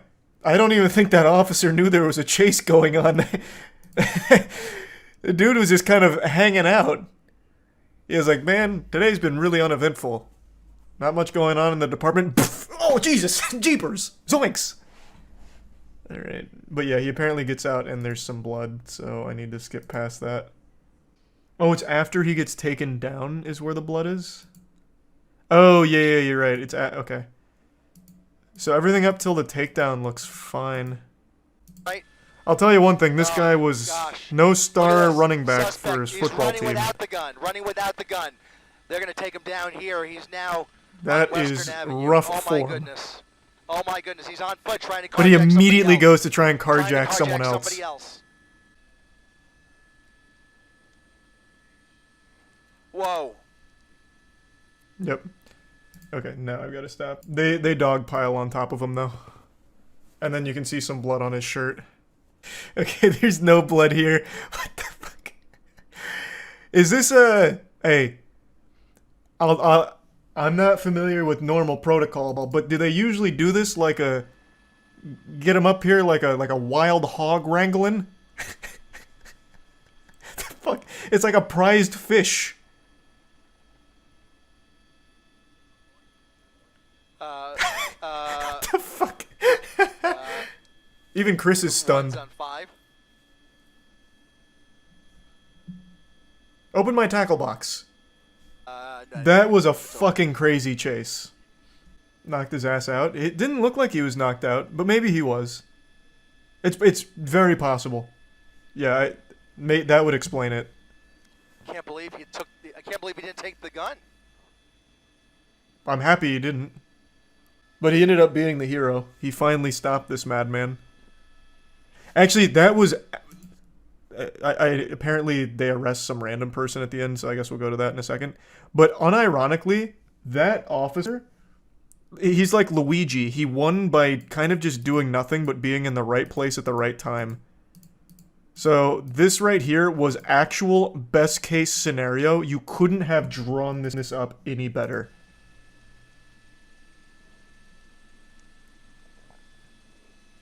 I'm pretty sure he doesn't even clip the civilian vehicle to his left. Nope. Doesn't even hit the truck to his left. Only the side of the police car and then right into the pole. Only him. Only the criminal. That was actually the best possible scenario for that. He was trying to block him, was he? Let me see. Oh, you're right. Yeah, he turned his car into him. I thought he was just in this other lane. Yeah, you're right. No, he does make an effort to turn the car into him. Either way, the man's a fucking hero. I'm not sure how much of that was calculated, but it worked out beautifully. I have no doubt that probably saved lives, too, because this guy was unhinged, just actually shooting into crowds. Well, shooting at cops around crowds. So that man really did save the day. Give me that. Alright, let's get a good hand and take it to him. Make sure he has no fun. This is to get the princess in my hand, so I don't need that. So it's buzzsaw then right hand. Thanks for your sub, Tony. That sounds right. So it definitely is buzzsaw. It should be buzzsaw. I think this is right. Take this! You fool! That doesn't work! Good try, though. So this is smashing ground. It would have destroyed my monster. Had it not been Crooked Cook, he didn't even decide to read a little bit. Okay, this guy has no idea what he's doing. You fucking idiot. Just read for 2 seconds. Spend 2 seconds reading. I end my turn. Now we wait 33 turns for me to draw all of Exodia. What does Crooked Cook do? He's just fucking immortal. So he can't be he's untargetable, like he can't be killed, or not untargetable, he's unaffected by any card effects, he can't be destroyed by battle. The only thing he can do is kaiju him, tribute him, or piercing damage him. He doesn't even use the pot. I can't. he has to be the only card on my field for that effect, for those effects to work. So if I play any of these cards for the brief moment they're on the field, he's vulnerable. He has to be the only card. So I can't play any of these. He's using a structure deck? Oh god, don't tell me that. That doesn't even feel good then. Now I just feel bad. I think you're right. I think he is using a structure deck. Oh, Jesus fucking Christ. Okay, you know what? I'm just gonna do him a favor. Here, just, I'll beat you normally. This isn't even worth the time investment. Poor kid just wanted to learn Yu-Gi-Oh! Yep, unlucky for him. Can you stop summoning monsters? Why are you prolonging this? Oh my god, can you just stop? You are wasting my time! You fucking fool! I am only running one Crooked Cook though, so if I fly a little too close to the sun and start summoning other monsters and he kills my cook, I'm so fucked. You got me fucked up. He's actually just gonna destroy one of my monsters? Why? Oh my god, wait, he's beginning to believe. He's going for my cook. That's actually so big brain. I'm gonna wait till the last second to ruin his plan. It's a quick effect, right? So I'll just do it during battle phase. I want him to have a glimmer of hope before I shut that shit down. He's not even going for my cook! Jeepers creepers! Jiminy Christmas! He did buy him. I'm gonna have to kill him with Exodia. That's the only way I get lethal. I hope you're ready, bub! And then some of this! Exodia! Headbutt!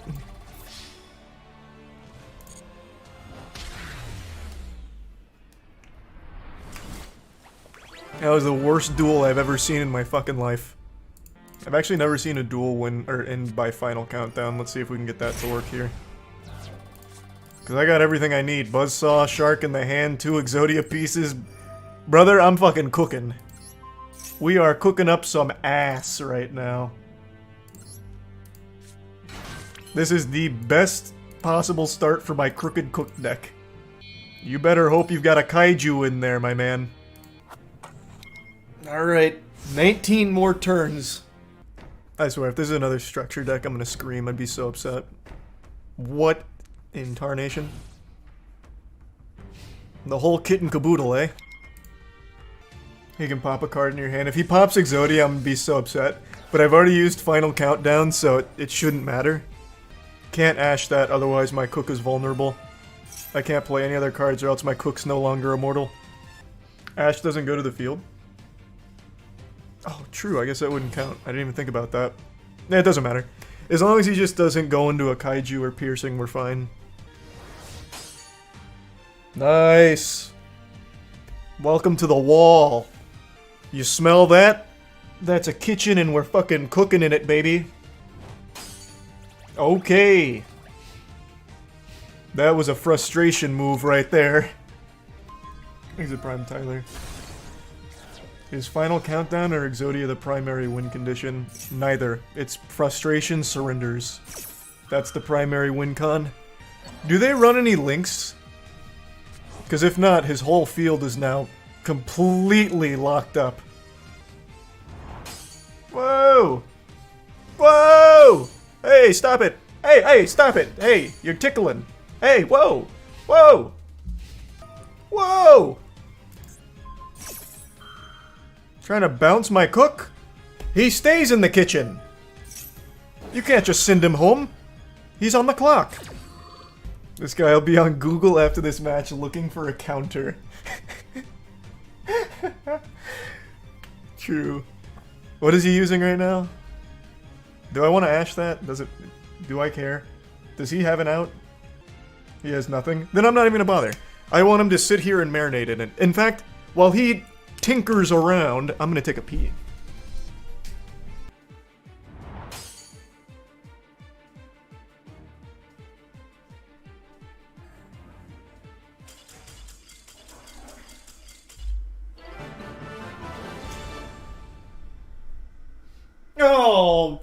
Jiminy Christmas. Can't even go pee without getting a W. Oh boy. Is this a cheese strat? Yeah, this deck sucks. The deck I'm using is actually so fucking trash. Most decks have an out to cook. But then there are some meta ones that don't, like we just beat Labyrinth with it.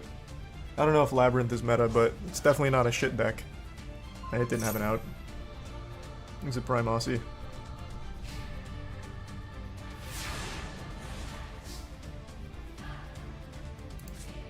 Exodia! Let's go! We didn't even have to wait the full 17 turns! Yeah! What a fun duel. 36 turns later. Slow draw one at a time. Big obliterate. That had to be the worst moment of my opponent's life. He just waited 38, whatever, 39 turns of doing nothing. He couldn't do shit. Rough. Alright, time to retire the Crooked Cook. We'll use a different deck now. Great way of ending the Cook run. What did I go? 3-1 with the Cook? Hey, that ain't bad. That is not bad. Alright, what's another fun one? Oh, the Gamble deck is super fun. This one just puts it all in the hands of fate. Gambling got banned on Twitch, but they forgot Yu-Gi-Oh! The first primal form of gambling. Oh my god, he's playing an Exodia deck. Wait, and this guy's got RNG in his name. Oh fuck. Oh no. Oh no, two degenerate decks are colliding. Oh shit. Oh boy. We're in some hot water now. Oh, he didn't get it. He didn't get the first turn kill. He didn't get into Exodia. Bad RNG. Let's see if my RNG is any better. I can actually fuck him right now. Well, not right now. This is a flip one. If I roll a 6, he insta-loses because it does 6k damage to him with my dice roll.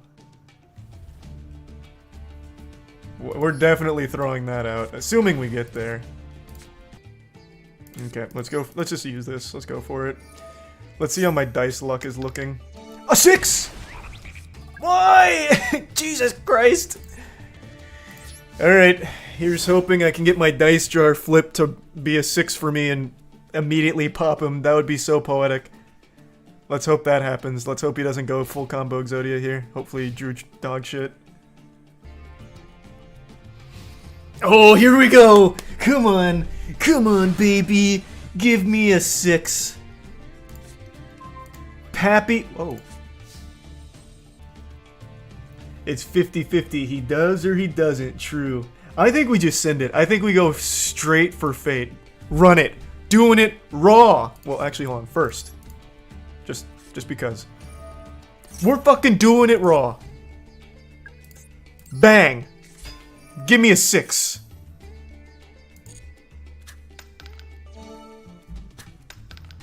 Ah! Luckily, he gave me 1,000 life points to survive. Okay, we're hanging on. We still got one fingernail on this breast and we're trying to suckle. Okay, okay. Alright, I really want to get that magic library out of here. I'm going for it. Okay, now anything but a 1 or a 6 would be great. Okay. I'll bop him out the old-fashioned way. What does this do again? Oh yeah, it's no damage. Fuck you anyway, bitch. The RNG is absolutely on this guy's side right now. Yeah, and I'm playing against an Exodia right now. I think I might be fucked. He doesn't have Magic Library on the field. I destroyed it, so maybe I'll be able to get out of this alive. We'll see. Okay. We're getting into the thick of it here.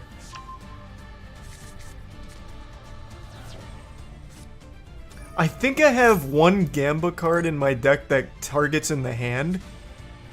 So he definitely has, I think, 3 Exodia pieces here, and now that Blue Eyes Toon Dragon.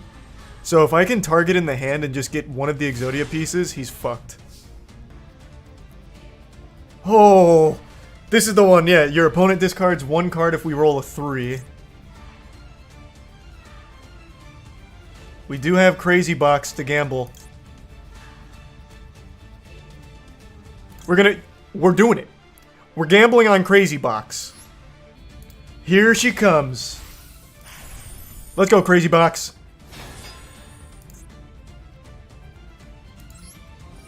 Give me a 3. Give me a 3. Come on, let me see it. Let's have RNG on my side.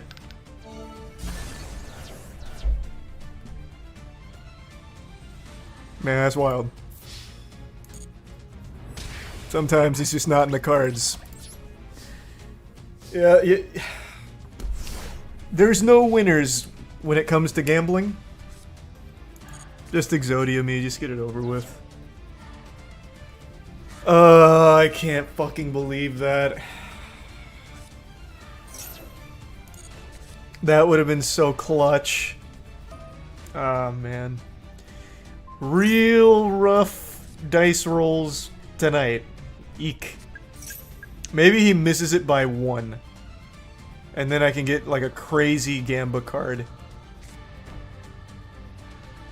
Holy shit. He didn't finish me there. The biggest mistake you'll ever make. Heart of the cards, give me something. Something! Ah, yikes. Not enough. Misjudge! Does this activate an opponent's card effect? Does it count for spells? Misjudge, please tell me you activate here. 2 heads! Give me 2 heads! Yes! No! I forgot about that one! Oh, actually, I couldn't have done anything about that. It didn't take chicken game yet. Misjudge! Misjudge! No! It's only once per turn. Fuck! Yeah, almost. If I could have just done a little bit more damage, he wouldn't have been able to chicken game. Damn. Real shit RNG on my dice rolls, though. If I just didn't roll that 6 on Crazy Box, I would have won.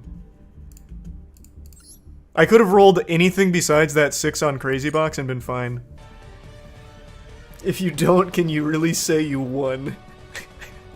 You know what? Yeah, let's see if I've earned the dub. I will gamble on Lucky Punch, thank you very much. And if I get 3 tails, then so be it. Run it. This will insta-kill me if it's 3 tails, but anything besides 3 tails and I'm good. Let's get it, baby. I'm down to get a little crazy.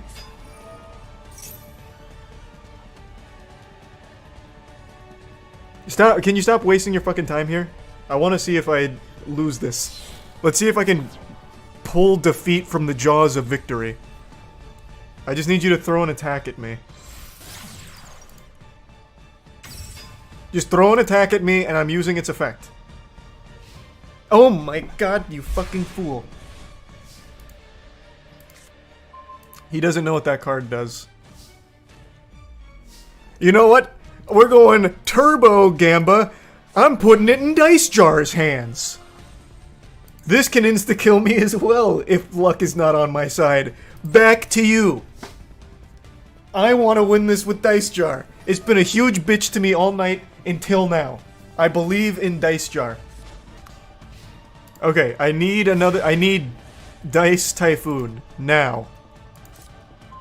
Whoa! Heart of the cards. Anything but a 1 or a 6. Come on, baby. Can you stop with your silliness over here? All that fish paste you're doing. Get this out of here. Dice Jar, on you. Do it for me, brother. Woo! That's the one. That's the one. That's how we do it, baby. That's Dice Jar. That's the Dice Jar diff. Have you ever heard of Andy Owen? Well, you're about to. I'm gonna drag you kicking and screaming in front of an Andy Owen original here with this big meltdown that she had on video where she made an absolute fool of herself. Now, Andy Owen is the head of Miller Knoll, which is the company most famous for their Herman Miller chairs. They're high-end chairs, and with the way people talk about them, I have to imagine that shit is made out of, like, unicorn hide or something. Like, it is actually fucking sewn with angel's tears. It must be so fucking comfortable with the way people rant about how amazing they are.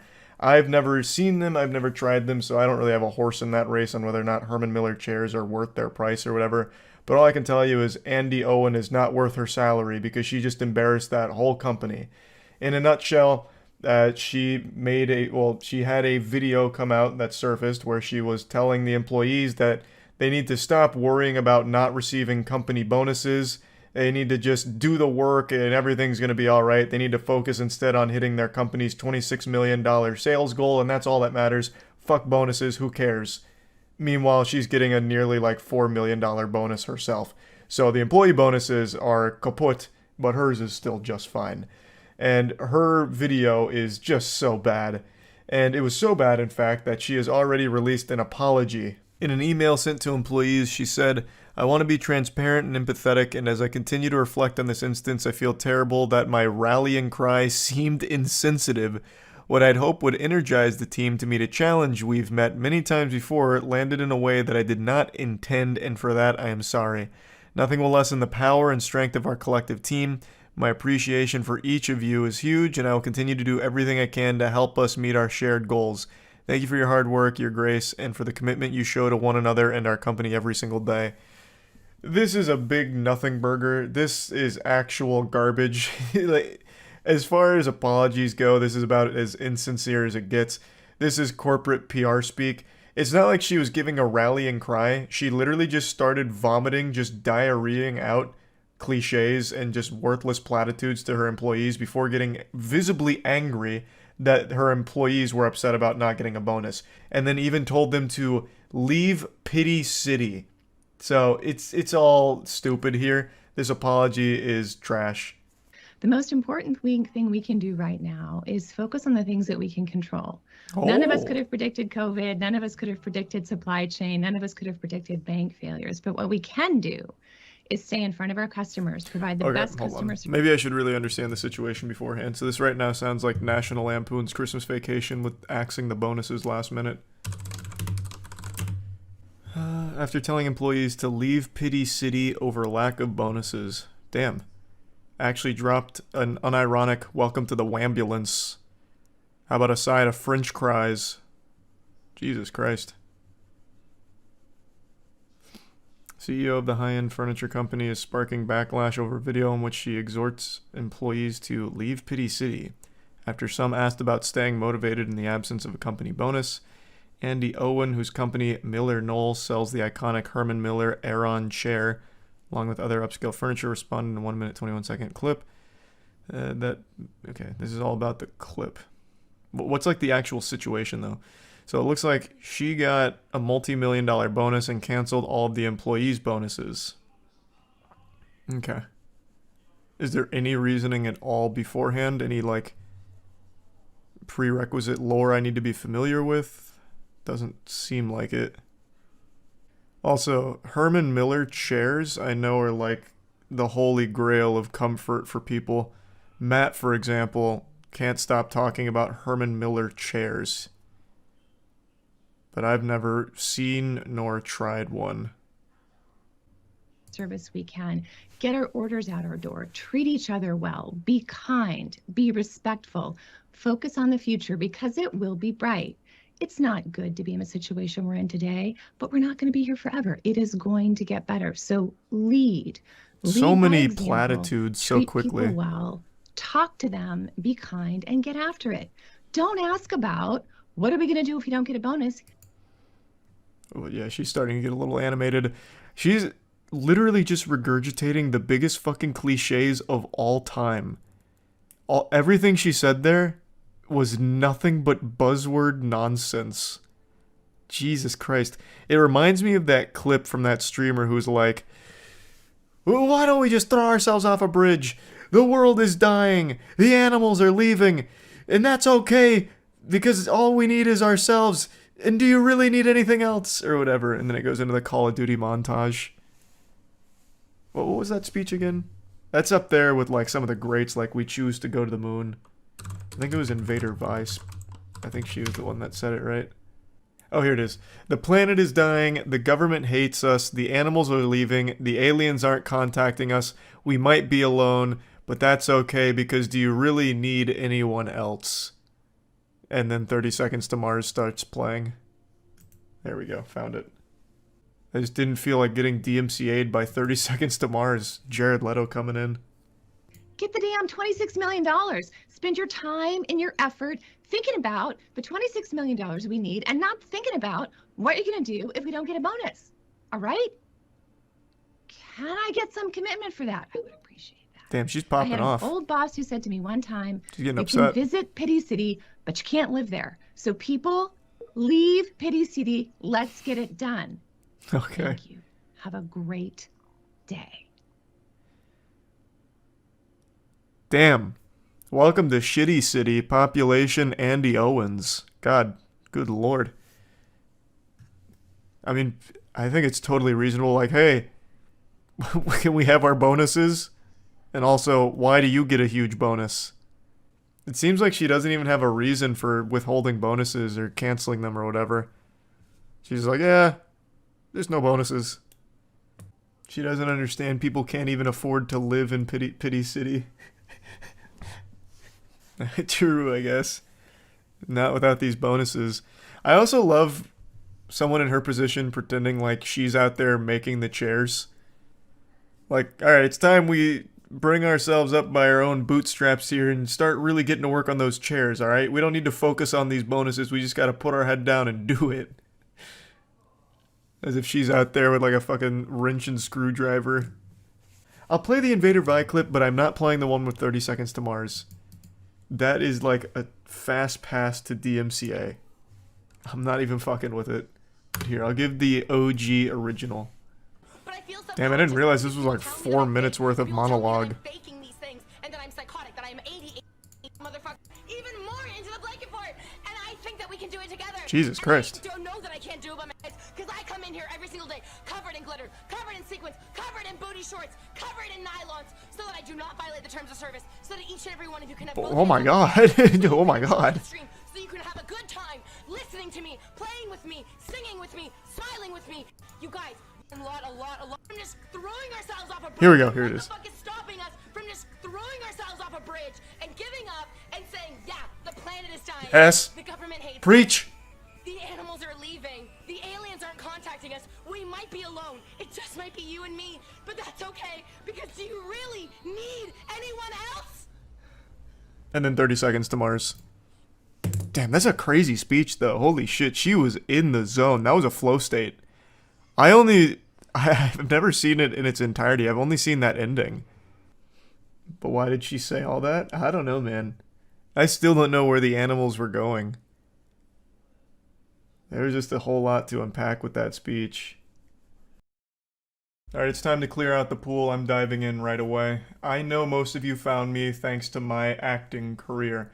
I starred in The Hunger Games Mockingjay Part 1. I wasn't the lead role, but I was the most important role. I was the glue that held the entire franchise together. My character was District 8 Hospital Helper, a character that is still celebrated and studied extensively in the theatrical arts universities to this day.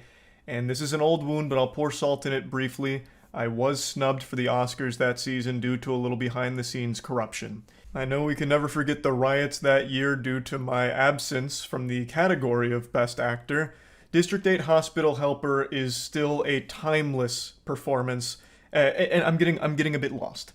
I don't usually like to bring this up because it feels rather vain and even a little braggadocious to be tooting my own horn and discussing my acting achievements, but the reason I'm mentioning it now is because it's applicable to what I want to talk about today.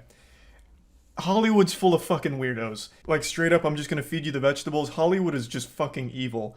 There is so much awful shit that goes on in that industry. I don't even know where to begin.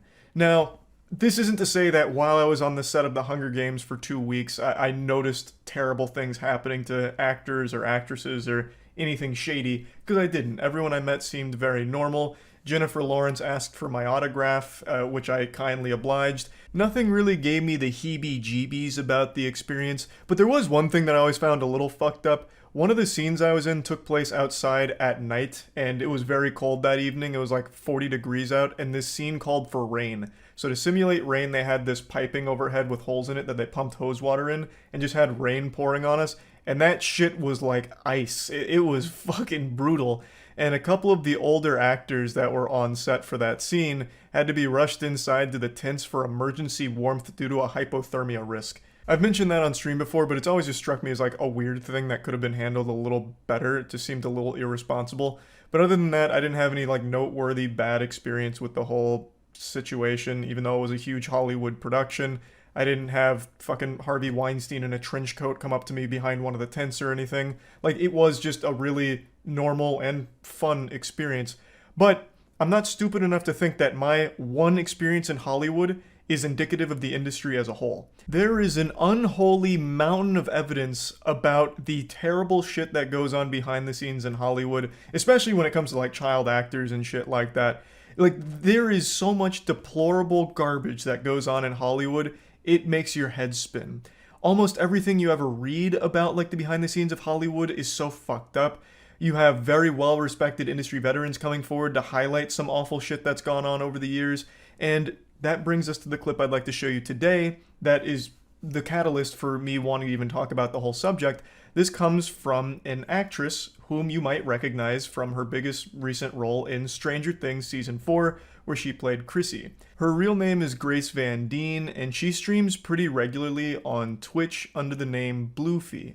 A couple days ago, before starting her Valorant stream, she was just talking to chat and mentioned that she's recently turned down 4 acting projects due to a horrible experience or experiences she has had in the industry with her bosses. So I'll go ahead and play you the clip right now. Well, there's a clip that's going viral, but I want to play you the entirety of that section so you get the full context instead of just the 60 seconds. In the last 2.5 weeks, I've turned down 4 movies. Because here's the thing. I've seen that some people are upset with me for turning down acting projects and deciding to stream more, but the fact of the matter is the last few projects I've worked on, I didn't have the best experiences with some of the people I had to work for. And with streaming, I get to choose who I hang out with, who I talk to, etc., etc. Yeah. One of the last movies I did, one of the producers asked me to, like, he hired a girl that he was sleeping with, and then he had her ask me to have a threesome with them. So, like, that's my boss. And then I didn't, and I cried, and I was so upset. But it's like, when people are like, how is streaming better for your mental health? That's how. I get to stay inside my home and play video games, and I don't have my boss asking me to have sex with them. So that's how this is better for my mental health. That's absolutely horrible to hear, and it also really fucking sucks that I'm not even surprised to hear it. With all of the information that's surfaced about the behind the scenes with these Hollywood elites, the amount of exploitation, especially sexual exploitation in the industry, is just completely unforgivable. And just judging from her story, it feels like this wasn't the producer's first rodeo doing this, of trying to solicit sex out of his employees, or try and coerce employees into sexual encounters. It seems like by having the girl that he hired to fuck be the one to ask her. It was supposed to be like this layer of like plausible deniability. So if Grace did speak out, he'd be like, oh, whoa, no, I would never do that. That was that girl. She's a real loose cannon. That wasn't me. Absolutely not. And now you're blacklisted in Hollywood for even saying that. Now, of course, I don't know who this producer is, so I'm not able to pull up like the scouting reporter resume, but I would wager a guess that they've probably done this before on up-and-coming talent to try and give them like this push to do it, because the perception is, this is my boss. If I say no, I might get let go of the project. This could have wide-reaching ramifications for my career going forward. Like, this could cause me problems in the future, so I guess I'll just go along with this sexual advance from this guy. Clearly awful, evil shit. I think it's no surprise that Grace would choose to focus on something like streaming where she has all the power, as opposed to a slimy, fucking pathetic subhuman worm like this producer that she's mentioning here. And this is just the publicly available information. I can't even imagine, I can't even fucking fathom with my tiny little smooth reptile brain the number of actors and actresses over the years that have most likely quietly suffered behind the scenes. Very similar to what Grace Van Dien's gone through, but they haven't had a voice to talk about it. It's an awful thing. And I would like to make it clear, because I do see people bring this up. This isn't something that's exclusive to just women in Hollywood. This happens to men too. Quick examples right off the top of my head. Terry Crews, Brendan Fraser. Like, it is something that is just a widespread problem in Hollywood itself. Now, of course, I'm pretty sure women are the main victims to these evil Hollywood elite fiends, but it's not exclusive to just women. Men, as well as children too, are very real victims that are being preyed upon by these monsters that are abusing their power and taking advantage of everyone they can. It's sickening. It really is. Like, it's a horrible situation, and it totally makes sense why Grace would focus more on something like streaming when she's had these experiences in that industry. Like she mentions, in streaming, you are your own boss. You choose your hours, you choose who you play with, who you talk to, what you're playing. You respond to the chat messages you want to. You're not obligated to. Like, it is totally in your control. Whereas in acting in Hollywood, you don't choose your coworkers. You don't choose anything about what you're doing, and you have to play along. And especially in Hollywood, where if you don't play along, this fucking ring of evil vampires is connected so tightly that if you are someone that rocks the boat, you get blacklisted and you won't land future roles. That has been well documented as well, that there is like an actual Hollywood blacklist for people that are maybe a little too forthcoming with what's happening behind the scenes. Like, it's a scary spot full of scary, powerful people. Grace Van Dien doesn't mention this producer's name. And I think that's a very important thing to notice. And it's not like she did anything wrong by keeping his name a secret. But I feel like the reason she wouldn't name and shame this person, and she would have every right to, is because the person has so much power in the industry. Whether that's lawyers or general industry pull, where if she did out them publicly, he would pull strings to ensure she never works a day in her life again in that field. There is such a huge risk to her should she speak out against these people. I imagine this is the primary reason why a lot of these people are still in those positions of power, because their victims feel like they can't speak out, or else it's a huge risk to their own safety, their own financial well-being, their career. Like, there's just a lot of potential problems that could arise from them just even speaking out about it. It's terrifying. It really is. And it's horrible what Grace has gone through. It fucking sucks to hear that. It's awful. And my heart breaks for everyone in the industry that's had similar experiences to Grace. It's honestly, Hollywood is just so fucking corrupt. There are so many awful people that operate in that industry and have openly operated in that industry for quite some time now. Now, I'm not saying everyone in Hollywood's bad, of course. There are going to be some good people in Hollywood. Absolutely. It's not 100%. But we can't dismiss the fact that there is an outrageously large amount of scum and fucking terrible things that have been happening behind the scenes for years. So yeah, I just wanted to talk about all of that. That's really about it. So yeah. I've never been a huge believer in fate or destiny, that people's lives follow a predetermined path that they're forced to go down. I've never really subscribed to that belief until recently.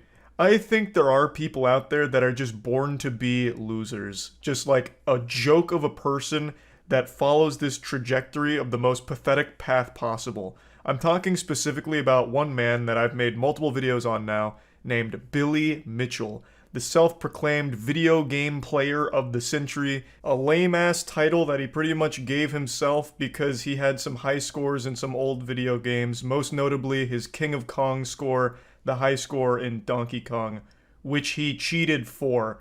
I know that's a dangerous word to be talking about in the same sentence as Billy because he is so litigious. He sues everyone who accuses him of cheating or even makes fun of him in relation to cheating. He even tried to sue Cartoon Network because his feelings got hurt when there was a villain in the regular show that bears a resemblance to him who blows up when he loses his high score in a video game. And he got so offended, this sensitive nematode got so fucking upset about it that he tried suing Cartoon Network and subsequently got laughed out of court for it. So not only is he so pitiful that he fakes his video game high scores, but he also is an insufferable douchebag who legally comes after anyone that makes jokes about him or talks about him in a bad light. And he fails to realize that the person that does the most damage to his reputation is himself for these absolute childish tantrums that he throws. He is a known cheater. There are mountains upon mountains of evidence against him. There is more evidence to confirm Billy Mitchell has cheated than there is evidence to confirm the sun is hot. He is a fucking cheater. But even if you want to disregard all of the evidence that currently exists, Carl Jobst recently made an amazing breakdown of new evidence that just surfaced that 100% confirms that he has cheated his scores. The video is amazing. Carl Jobst, I recently made a video on about Billy Mitchell because he is being sued by Billy not once but twice. One of them because he used a meme that insinuated Billy is a cheater. It's beyond comical at this point, but now all of that seems like it's going to be completely washed. You can just wipe your ass with a lawsuit at this point with the new evidence that surfaced that Carl Jobst highlights here. And I'd like to go over the whole situation here with you and show you some highlights from it. I'm also going to put a link to Carl's video in the description so you can check it out in its entirety. Overall, I'm just super excited about this and extremely happy to see where it goes from here because this should 100% put the absolute kibosh on all of his lawsuits since the truth is now known. No matter, like, if you disregard all of the other evidence, this one is completely irrefutable, I think, and that's great. Billy Mitchell, man. He just can't stop collecting these L's. Just to quickly bring everyone up to speed here. Billy Mitchell, video game player of the century, also punching bag for the regular show, where he even tried to sue them for making fun of him in an episode, has come after many people legally for all kinds of defamation cases. And the core of it boils down to people accusing him of being a cheater. And I'm going to go a step further. They're not just accusing him like, allegations of cheating. They have caught him being a cheater. But he has always maintained his innocence. And that's where it all stems from. He still claims he's never cheated, and anyone that makes fun of him or says otherwise gets a nice fat lawsuit from Billy Mitchell. Cooked up in the deepest pits of his basement, I guess. I'm pretty sure he writes them himself, and he takes it as far as it can go. Have you been sued? Billy Mitchell has still not sued me, and I have made fun of him fucking 50 times by now. I don't know why. I actually feel left out. I feel like I'm not part of the cool kids lunch table here because Billy Mitchell won't sue me. He is suing Carl because Carl used a meme of Billy that made fun of him and insinuated he was a cheater. Carl used a meme. I point blank called this absolutely disheveled, drunk-looking man a cheater 1,000,000 times. Point blank. And he won't come after me? Asshole. I'm gonna sue him for refusing to sue me. How is it possible that he performed them at a live event in front of hundreds of people if he faked it and actually played on an emulator? The videotapes must be fake, or are not his actual gameplay, or should just be ignored, because he has real people that say he really did it, and they saw it happen, so it must be legit. As Billy said in his lawsuit, if everyone is lying, it must be a conspiracy akin to that of the Kennedy assassination. But here's the... Wait, what? Pardon? What was that? Thus, Twin Galaxy's case essentially rests on a conspiracy nearly as broad and untenable as the Kennedy assassination. Like I said, I'm pretty sure he writes these himself. What self-respecting lawyer is going to sit down and put that in text? Who would do that? Like, I'm surprised he doesn't go into, like, the Zapruder film. What they faked here is akin to the Zapruder film. And in fact, the moon landing too, while we're at it. The videotapes were the only tangible evidence these scores ever happened, so that's all anyone had to go off. Aside from the tapes, it was just people saying that it happened, which really doesn't cut it. There was no footage of Billy actually playing. There was nothing to indicate that he was even there, or... I'm sorry to keep pausing so frequently, it's just such a wacky case. He still believes that he shouldn't be accused of being a cheater, because even if those tapes are faked or whatever... people saw him do it live and have said, verbally said, he did it. That's fucking useless. I could get people together and say that I grew 5 inches. But then if you see me on camera and I'm 5'6", I can't just be like, no, that doesn't make sense. That's as untenable as the Kennedy assassination. This is all fabricated. It's fraudulent. Look at all these people that said that I grew 5 inches. It's fucking worthless. It's a fucking worthless statement, and I don't know if Billy's too stupid to realize that or if he truly does believe it. Because why would anyone take you at your word? I could say I got the high score on Donkey Kong. I got a 15 billion. And then I could have everyone in chat say, yeah, Charlie got a 15 billion. Should Twin Galaxies put that on their website and make me the world record holder? I don't have any video evidence of it, but I have a ton of people that said I did it. The answer should be a resounding no. It's so silly. It's so silly. That he played at all. That is, until now. For the first time in 15 years, photos of Billy Mitchell at one of these events where he claims to have achieved one of his world records have surfaced. And I'm not going to beat around the bush. These photos absolutely destroy Billy's case. He is done. There is no more doubt Billy will lose his lawsuit. These photos... This is already so fucking good. So these photos destroy the lawsuit. Why? The referee who looks really sad to be there? Did he let the cat out of the bag? Man, that tie is mean though. Look at Billy Mitchell's tie. Holy shit, Captain America over here. These photos do more damage than anything that has come before them, and I'm not exaggerating. Even if you disregard all of the videotape evidence, Billy's world records would still be disqualified, and he would still be banned for lying just because of these photos. So how is that even possible? Let's find out. I really hope you enjoy. Man, this would be worse than if his sex tape leaked, Now, I guess. Legends, I am super excited because the second is a 1.05 million point score Billy achieved in 2007, which is known as the mortgage broker's score. This is because he supposedly achieved it at a mortgage broker's convention. The videotapes for both of these scores show footage that isn't legitimate. This is a fact, and it's why he was banned. But aside from... Let me read that one more time. It's been a while since I've seen this. It is inarguable that he was cheating, by the way. It's not allegations. It is legitimately inarguable. I can't remember. Did we go over the entire evidence package on stream at some point, or am I having a fake memory right now? Maybe we did it on the podcast. Because I do remember going through at least a good chunk of it. Quite a while back. Number 3 is just a single sentence. During the event, Billy played in a very large convention room and interacted with and performed in front of thousands of people, myself included. And? It's... Oh, this is all one person's statement. Oh, I thought this was 5 or 6 different statements from different people. I was like, what the fuck? There's nothing more there. This is one person's account. Okay. This is part of the whole thing from her statement. I was like, Jesus, come on. I don't know if I feel like going through the whole thing. But I guess a written testimonial claiming that they saw it, that's all you need. Surely there's no such thing as lying.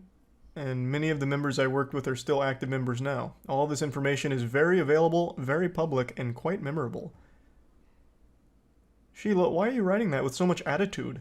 You're not the one on trial for cheating or anything. That was a very aggressive sign-off. This leaves 3 witnesses that say they directly saw him get the world record. The first is from a guy called Richard Mallion. He says he watched Billy's score reach beyond 1 million points and that he saw him achieve his targeted score. Richard is actually a childhood friend of Billy's. In fact, he appeared opposite Billy in the school yearbook. But let's not hold that against him. While it is common for friends to lie for each other, let's not assume that's what happened. He has a nice suit, and he has a nice watch. Very no trustworthy. No one who dresses this well could lie. So I'm going to put that into the yes column. For the no column, there isn't much I found out about Richard that really concerns me, except for this super tiny detail of him pleading guilty to conspiracy, securities fraud, money laundering, and criminal contempt in 19... Could have happened to anyone, and in fact, I'm going to tell you what happened. He was set up by Twin Galaxies. They knew there was a connection between the Duck and Billy Mitchell, the King of Kong, and they tried to attack everyone in Billy's circle. Complete misunderstanding. Very fabricated, not real. 1996, after an FBI sting I wouldn't operation. hold it against him. I mean, it's probably nothing, but it would be remiss of me if I didn't include it. Maybe this is being too judgmental, but I'm going to go ahead and add to the fact that he was charged again with fraud in 2019 by the SEC and had to pay back $750,000. Once again, Carl, this was a setup.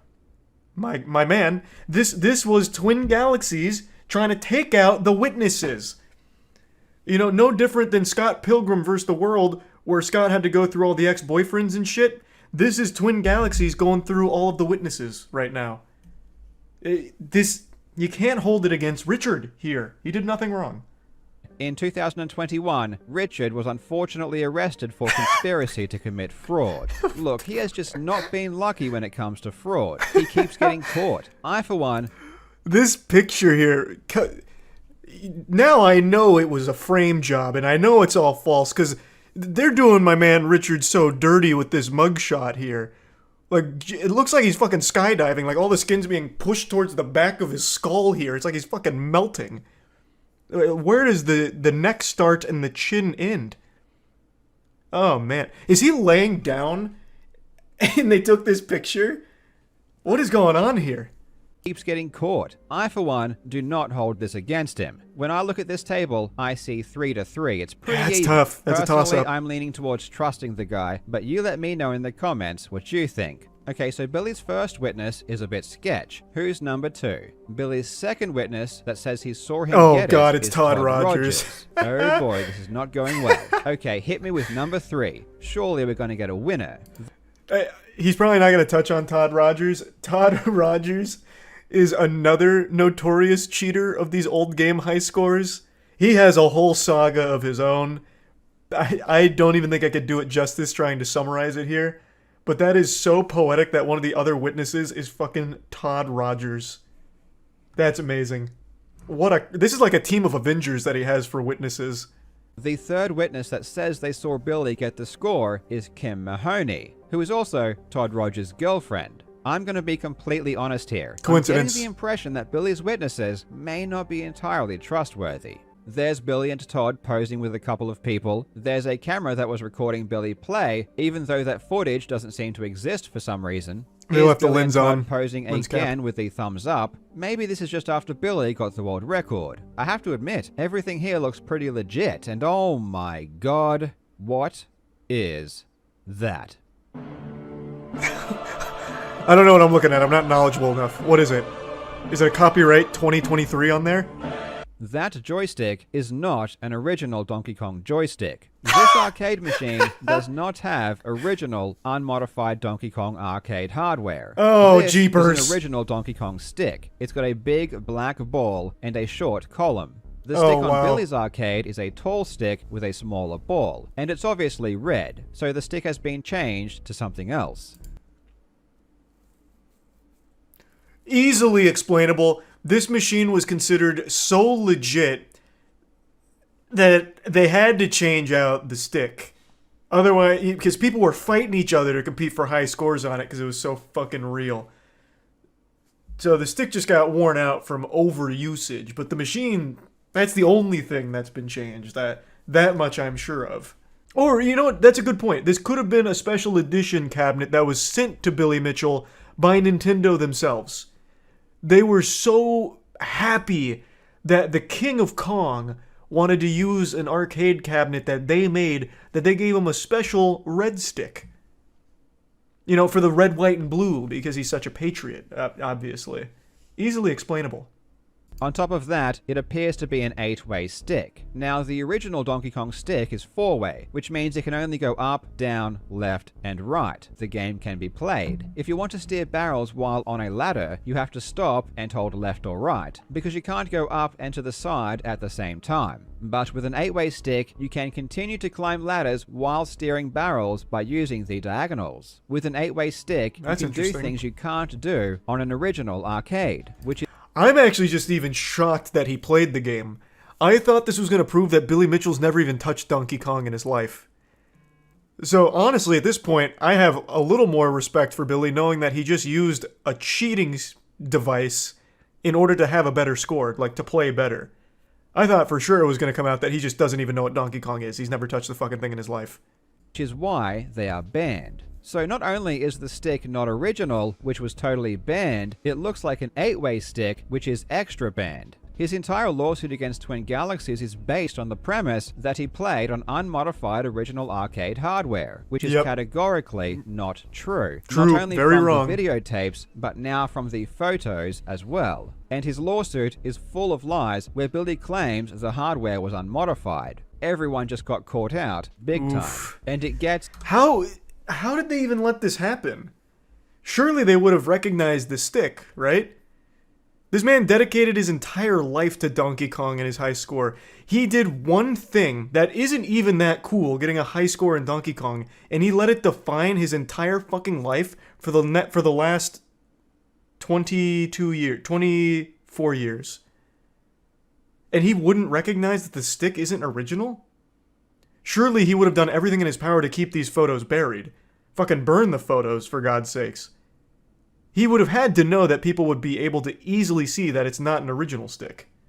He didn't release it. I get he wasn't the one that released it. What I'm saying is, I'm sure he would have done everything in his power to stop it from ever coming out. Like, legitimately burn these photos.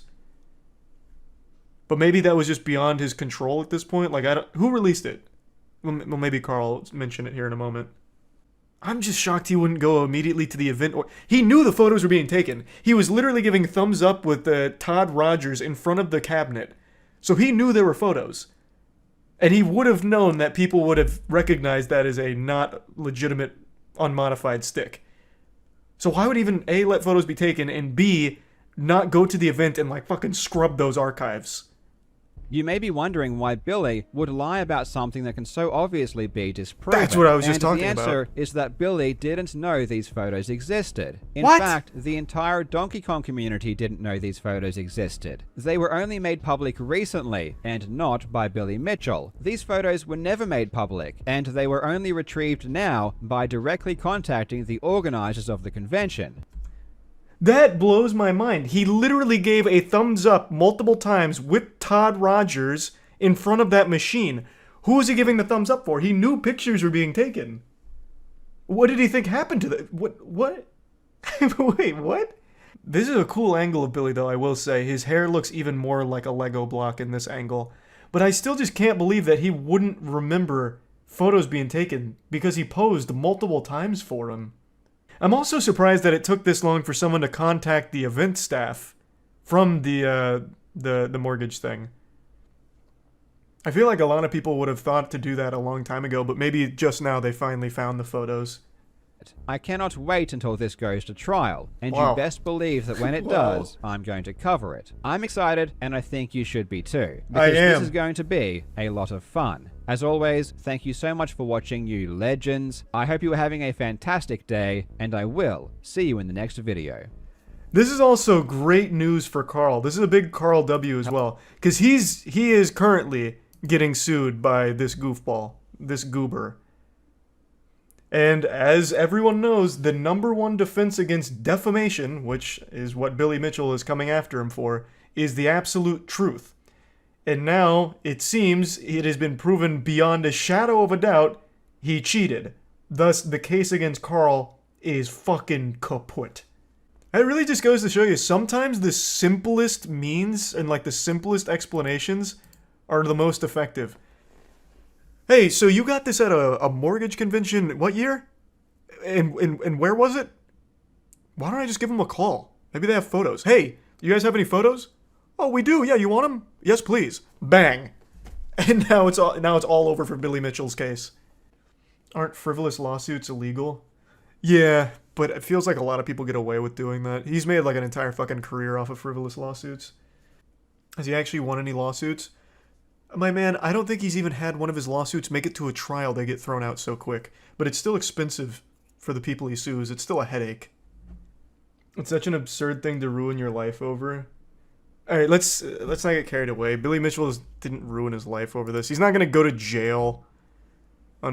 He just has a legacy of being a fucking joke of a person and an insufferable asshole for all the frivolous lawsuits he tosses at people that make fun of him or point out that he's cheated. He hasn't ruined his life. The man has a fucking hot sauce deal, for God's sakes. None of which I think he earned, by the way. He has one accolade, and it's high scores at Donkey Kong, that he fucking cheated. So in fact, he got dealt a really lucky hand. He got one thing that he's never let go, and he's somehow found success from it. Might want to tone it back before he sues you. He can't anymore. He literally can't. Because the truth is now abundantly clear. Even if you set aside all of the inarguable evidence of him cheating, now these pictures that have come out confirm it even more beyond a shadow of a doubt. He legitimately can no longer sue anymore. Why do these confirm he's cheating? Oh, if you weren't here, I'll give you the quick explanation. So the whole claim is that he got the high scores on an unmodified original hardware. However, now that these pictures are out, you can see it's not. So the original hardware did not have this stick. It had a small black stick. So it had a black ball on top and the stick. Not this. So immediately that disqualifies all of his records because it is not unmodified hardware. He's lied about it. It is clearly modified. Oh yeah, and it's an 8-way stick apparently, which is another banned device because it gives you an advantage. You're able to cheat the game a bit more by being able to go in the other 4 angles here diagonally. So this stick right here just throws out everything he's ever claimed. That's just the stick cover. Well, it wouldn't matter. You know what? Let's play ball with you. Let's assume that is a stick cover and the original stick is still under there. That is A, still not allowed, and B, impossible, because here's what the original stick looks like. It's a tiny little goofy, like almost doorknob. Not that long, stretched one. So it can't even just be a cover. It is a completely different stick. Chode versus grower. Yeah, I guess kinda. The OG is more chody. Not only that, I bet there was an emulator built into the arcade box. We're setting aside all of the massive amounts of evidence talking about it being on emulator, not original hardware. We're setting all that aside and just going by what we can physically see from the photos of the event, where it is clearly modified. You don't even need to touch all of the deep analysis, which also confirm that it's illegitimate. You can just look at the photos from the event and still get the correct answer that it's fake. I'm curious to see how he decides to fight this. You know he will not admit it. So, I'll make a prediction, and right now I'm on fire with my predictions. I think the way Billy Mitchell tackles this is the exact way that any fucking geriatric person would. It's all fake Photoshop, AI, fabricated. He's going to claim that these photos are fabricated, they're AI generated or AI enhanced, something like that. The photos are fake. They've done something with the knob. This was an original knob, but they've edited it all out. He's going to harp on it being photoshopped and doctored. 100%. Today we're talking about a serious topic that I'm shocked hasn't become a bigger story. Right now the only YouTuber that's covered it is Some Ordinary Gamers, Mudahar. Shout out to Mudahar, he's a sweet, special little angel, a butterfly with a heart of gold. And he's been talking about this story, or talked about it yesterday, and it's been ongoing for a little while now. It involves a beloved YouTuber that I was personally a fan of, even made a video on him a long time ago, and a YouTuber that I'm sure many of you have probably heard of before. Feature Man. His channel used to have nearly 450,000 subscribers, but he's been losing a good handful of them now due to the story that's come out. And he's also deleted a ton of his videos. He's purged his whole channel, burnt down his own Library of Alexandria here, so a lot of his biggest content no longer exists, but you probably remember him from going viral a few times for how to eat a watermelon, for example, where he kind of became this wacky watermelon old guy. He really broke the magician's code with that video. He opened everyone's third eye to the truth, the optimal way of attacking a watermelon and consuming it. And his whole channel had always existed in this limbo, this fabric between dimensions, between realms of, is it satirical or is this guy serious? He's an older gentleman, and people are wondering, is he geriatric? Is he senile? Because his recipes, and that was the main bulk of his content, was like goofy recipes, were always unhinged. Like digging out a hole in a watermelon and dumping fucking onion powder and a shoelace in it and being like, yep, this is a good watermelon recipe. Or a fucking pack of Vienna sausages and then putting mustard on it and then slamming it in between 5 pieces of bread and then putting sprinkles. Like all kinds of crazy shit, really.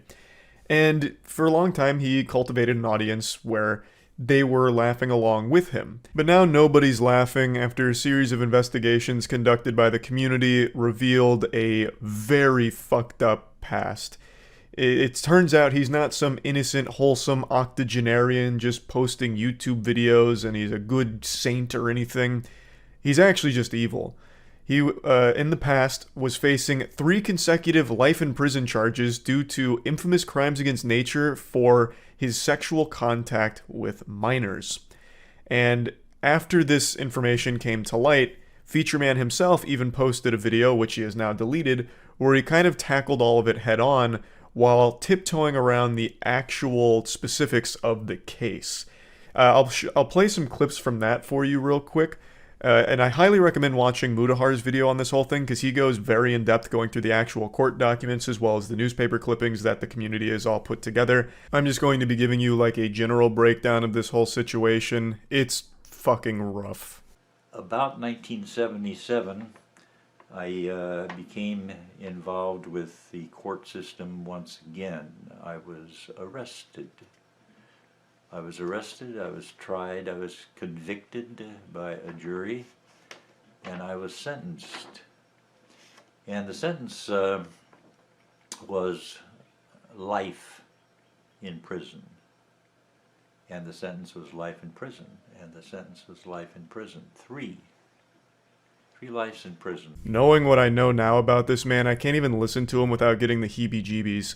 The way he's talking here sounds like Palpatine when he's going over the Darth Plagueis the Wise story to Anakin. Many abilities deemed unnatural. Like, it's fucking terrifying, especially given what he has done.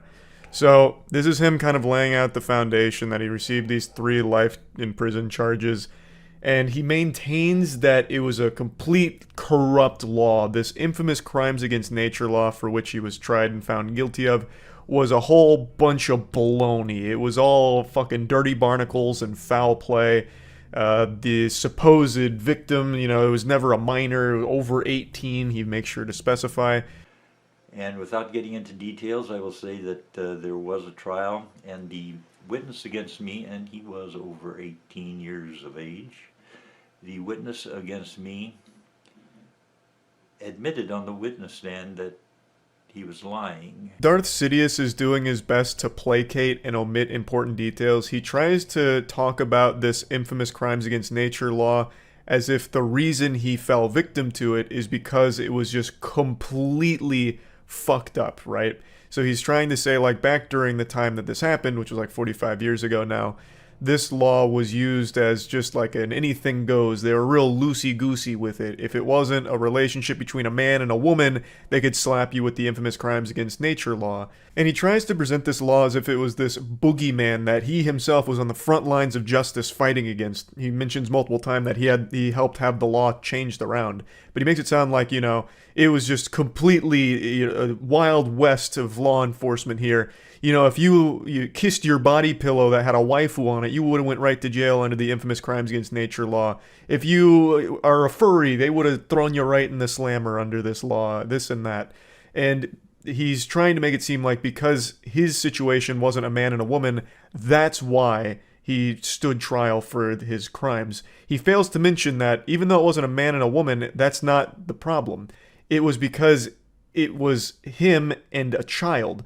But he's trying to make it seem like it was because they didn't tolerate gay people, they were homophobic, and that's what the law was used. That's why they used that law against him. He just continues to omit the fact that it was a minor. Him saying that the witness was 18 years old is extremely misleading, because while the witness may have been 18 at the time of that trial, he was not 18 when he was a victim of Tom. He was a minor. This happened years later when he was on trial and was 18, but when the actual yucky events happened, he was a child. So Tom, in this entire video here, tries to play himself off as a victim, but also narcissistic in that he celebrates his victory over this whole case and how he gets off with barely even a fucking slap on the wrist for all of it. It's fucking sickening. Like, at the end of the day, obviously this isn't an interaction between a man or a woman, but it's also not an interaction between a legally aged man and another legally aged man. Again, reading the court documents, it involves a minor. Reading the news clippings, it involves a minor well under the age of 18. Well, why not include that into the situation? Again, without getting into details, I can see why he wouldn't get into details, because there is no actual defense. This boy to a room to introduce him to the guitar, a musical instrument. But the session ended in the first act of oral copulation. So again, it only says the first of several acts. It wasn't just one, it was multiple. Now, I bet you're wondering how he was able to weasel his way out of this sentencing. 3 life sentences, that's not exactly small potatoes by any means there. That's not like a you wouldn't download a car situation where you're pirating John Wick 2 or whatever.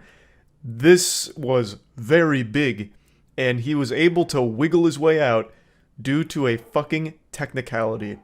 One that I still don't fully understand how he was able to pull off. Even after watching Mudahar's video and reading into it myself, I still don't quite understand how he was able to get away with such a slap on the wrist in light of all of these charges in the sentencing. I'm still a little confuddled by that. So I encourage you to look into this case if you were once a fan of Feature Man as well. I'm not going to even bother trying to tackle exactly how the technicality works that got him out of this extreme sentence that he was facing. But one thing is very clear.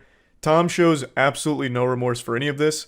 He also seems to have a very favorable view of himself, where he's almost like a hero who fought against an archaic law that was used against him unjustly, while never revealing to his audience that the victims here were minors. He continues to skirt around that fact, and it's fucking gross. So yeah, like I mentioned, I did like Feature Man's content. I didn't watch like every single upload, but I did watch a good handful of them. Like I said, I even made a video on him a long time ago. And this was an absolutely wild development here. This would have been like learning Mr. Rogers was secretly selling heroin to kids. I just couldn't believe this when I saw Mudahar posted the video, and now I'm just disgusted by this guy. So, yeah, I just wanted to talk about it a little bit. That's about it. So, yep. I saw a video today that made me emotional. It's a couple giving their wedding vows, and it's not often I'll see a video like this and just be moved to tears, but this one was really pulling on the heartstrings, and, well, I just thought it was an important video to showcase here to prove that true love does still exist. I know there's some of you out there that have stopped believing in love, but this one might reignite your faith. This is two hearts coming together like like magnets and forming an unbreakable covalent bond, a James Bond. Then as time went on and I was falling deeper in love with you, I was and always will be one of the easiest people to please. Only two things are required to keep me happy: keep my belly full and my balls empty. Though you're amazing at half of it, we really need to get you some cooking lessons. And they say chivalry is dead and romance is kaput. So, the wedding vows start pretty aggressive here, talking about some ball draining, and it only gets more graphic and 50 Shades of Grey-esque. So these are the wedding vows between this newlywed couple, and his vows are basically just an erotica fanfic about his partner. And this is delivered in front of not only his family, her family, but in front of God too, who's probably weeping and feeling very embarrassed that this was allowed to transpire on his earth. It's pretty yucky, but they seem to be having a good time. I don't know how their families feel about having to listen to this guy talk about his daughter is basically just a fucking fleshlight for himself. Off-rip going into like, hey, your new job as my wife, your duties to me are to get better at cooking and drain my balls like Steph Curry drains threes. Even when my belly isn't full, there is no one I could ever love more in this lifetime, unless I actually get a chance to meet Margot Robbie. The way he's presenting his vows is also a little uncomfortable. Not only the subject matter about it being almost entirely sexual based, but also it's because he's reading it from his cards here, like his book report almost. It's like he just got called on in front of the class to read from a textbook, and he's a little nervous about it. So it's all kind of like very robotic, which makes it even more weird.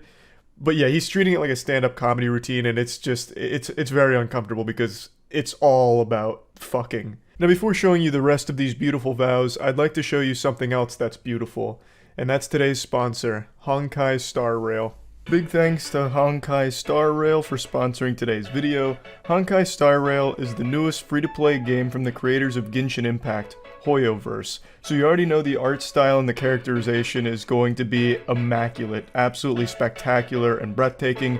It's a free-to-play RPG experience with a focus on strategic combat. So there's a lot of different ways of approaching the combat, a lot of different strategies you can employ to suit your own personal playstyle. So you can shift enemies around environments and characters and upgrade them to suit the way that you want to approach the combat. And since you can freely explore the universe, you can also find different things that'll better suit your playstyle. And all of the combat just looks amazing because they knocked it out of the park with the art direction, so it's all just beautiful visual effects from orbital cannons to ice walls. It's also cross-platform, it supports cross-platform play, so you can install it on mobile and PC and have the game data shared between them. So if you're interested in trying Honkai Star Rail, you can click the link in the description below to get started on your adventure. Big thanks again to Honkai Star Rail for sponsoring the video. Well, today I'm taking a step further and giving you my last name, the last name of champions. No one deserves it more. With you and the girls by my side, I feel like I can conquer anything. Y'all make life worth living, giving every breath of every day a purpose. Life gets even better when the kids fall asleep and you tell me to come to the bedroom. Nothing's better than the sound of gagging and headboard slamming. Michael. He went a good 20 seconds of actually delivering heartfelt, meaningful statements in his vows, like very sweet sentiments, and then immediately into gagging and headboard slamming. Hell yeah, brother.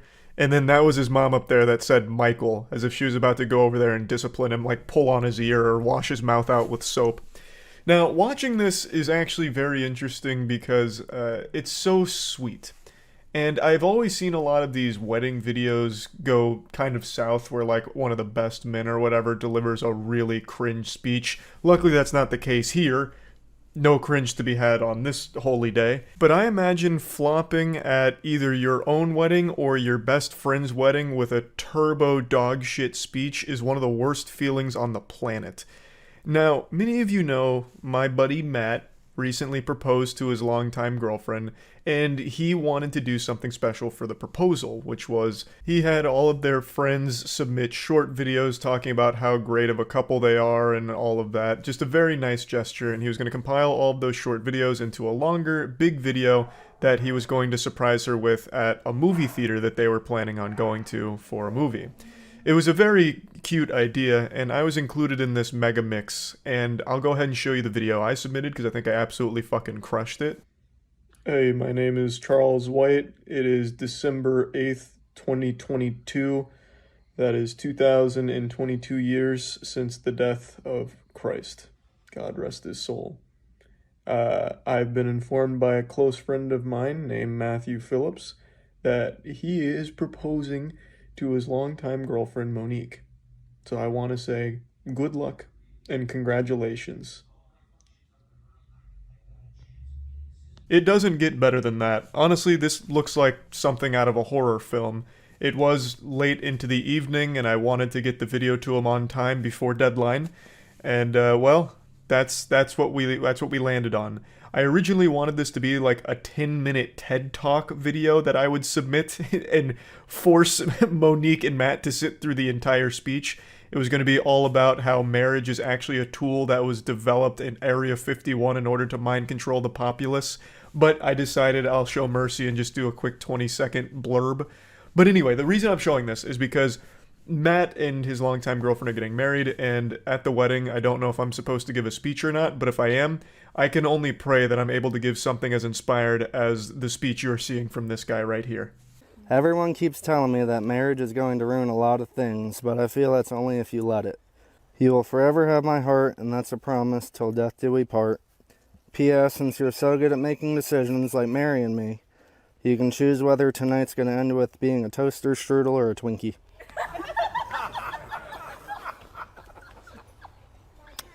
If that doesn't make you blush and melt your heart, then you just don't have a soul, partner. Because, wow, that is some silver-tongued Casanova class right there. So, in case you don't understand, if you're some kind of stupid fucking swine, a toaster strudel is referring to after they fuck. He'd pull out and ejaculate onto her tummy, make it maybe in like, you know, little glaze waves, kind of like a toaster strudel, or a Twinkie, where he cream pies her, basically. He just fucking ejaculates inside. So that's what he's saying at the end of the vows here. Alrighty. I'm speechless.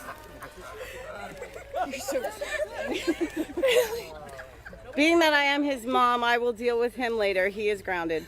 By all means. Shout out to his mom. She's taking this very uncomfortable situation like an absolute fucking champion. What a good sport here. She's like trying to dissipate all of the cringe in the atmosphere here as best as she can to diffuse it. And there's only so much you can do, really. But the two of them seem happy, and I guess that's all that matters. But I really just have to say, why do this in front of all of the family members of not only you, but her? It's literally just kind of saying in front of all of them that the main thing you care about with her as your partner is sex and not much else. There's a couple of moments, like glimmers of hope, where he does say heartfelt things, like very sweet things, but it's ephemeral. It's immediately overshadowed by going into headboard slamming, gagging, ball draining, nutsack draining, fucking cream pies and all of that. So I just feel like it probably wasn't the time or place for this routine here. Just seems a little trashy, especially because I'm pretty sure their kids are also there, as well as like obviously other kids of the families there having to listen to this really uncomfortable shit. So just kind of awkward, honestly, at the end of the day. But yeah, anyway, just wanted to talk about this a little bit. That's about it. See ya. I just wanted to say thank you all for joining us here today at the funeral service for FaZe Clan. They had a great run, one of the biggest orgs in all of esports, gaming in general, really. And now they're buried 6 feet under. I'm sure you may have taken a look at the FaZe stock price over the last couple days just to have a good, hearty belly laugh. This puppy is crashing harder than DB Cooper when he jumped out of that airplane. It's down to 42 cents and it's at risk of being delisted from the stock market itself. A 95.8% decrease. It is disastrous, and it only continues to get worse. A lot of FaZe Clan veterans have come forward with their horror stories about being in the org and everything awful going on behind the scenes, and it's honestly heartbreaking. Like, it is rough.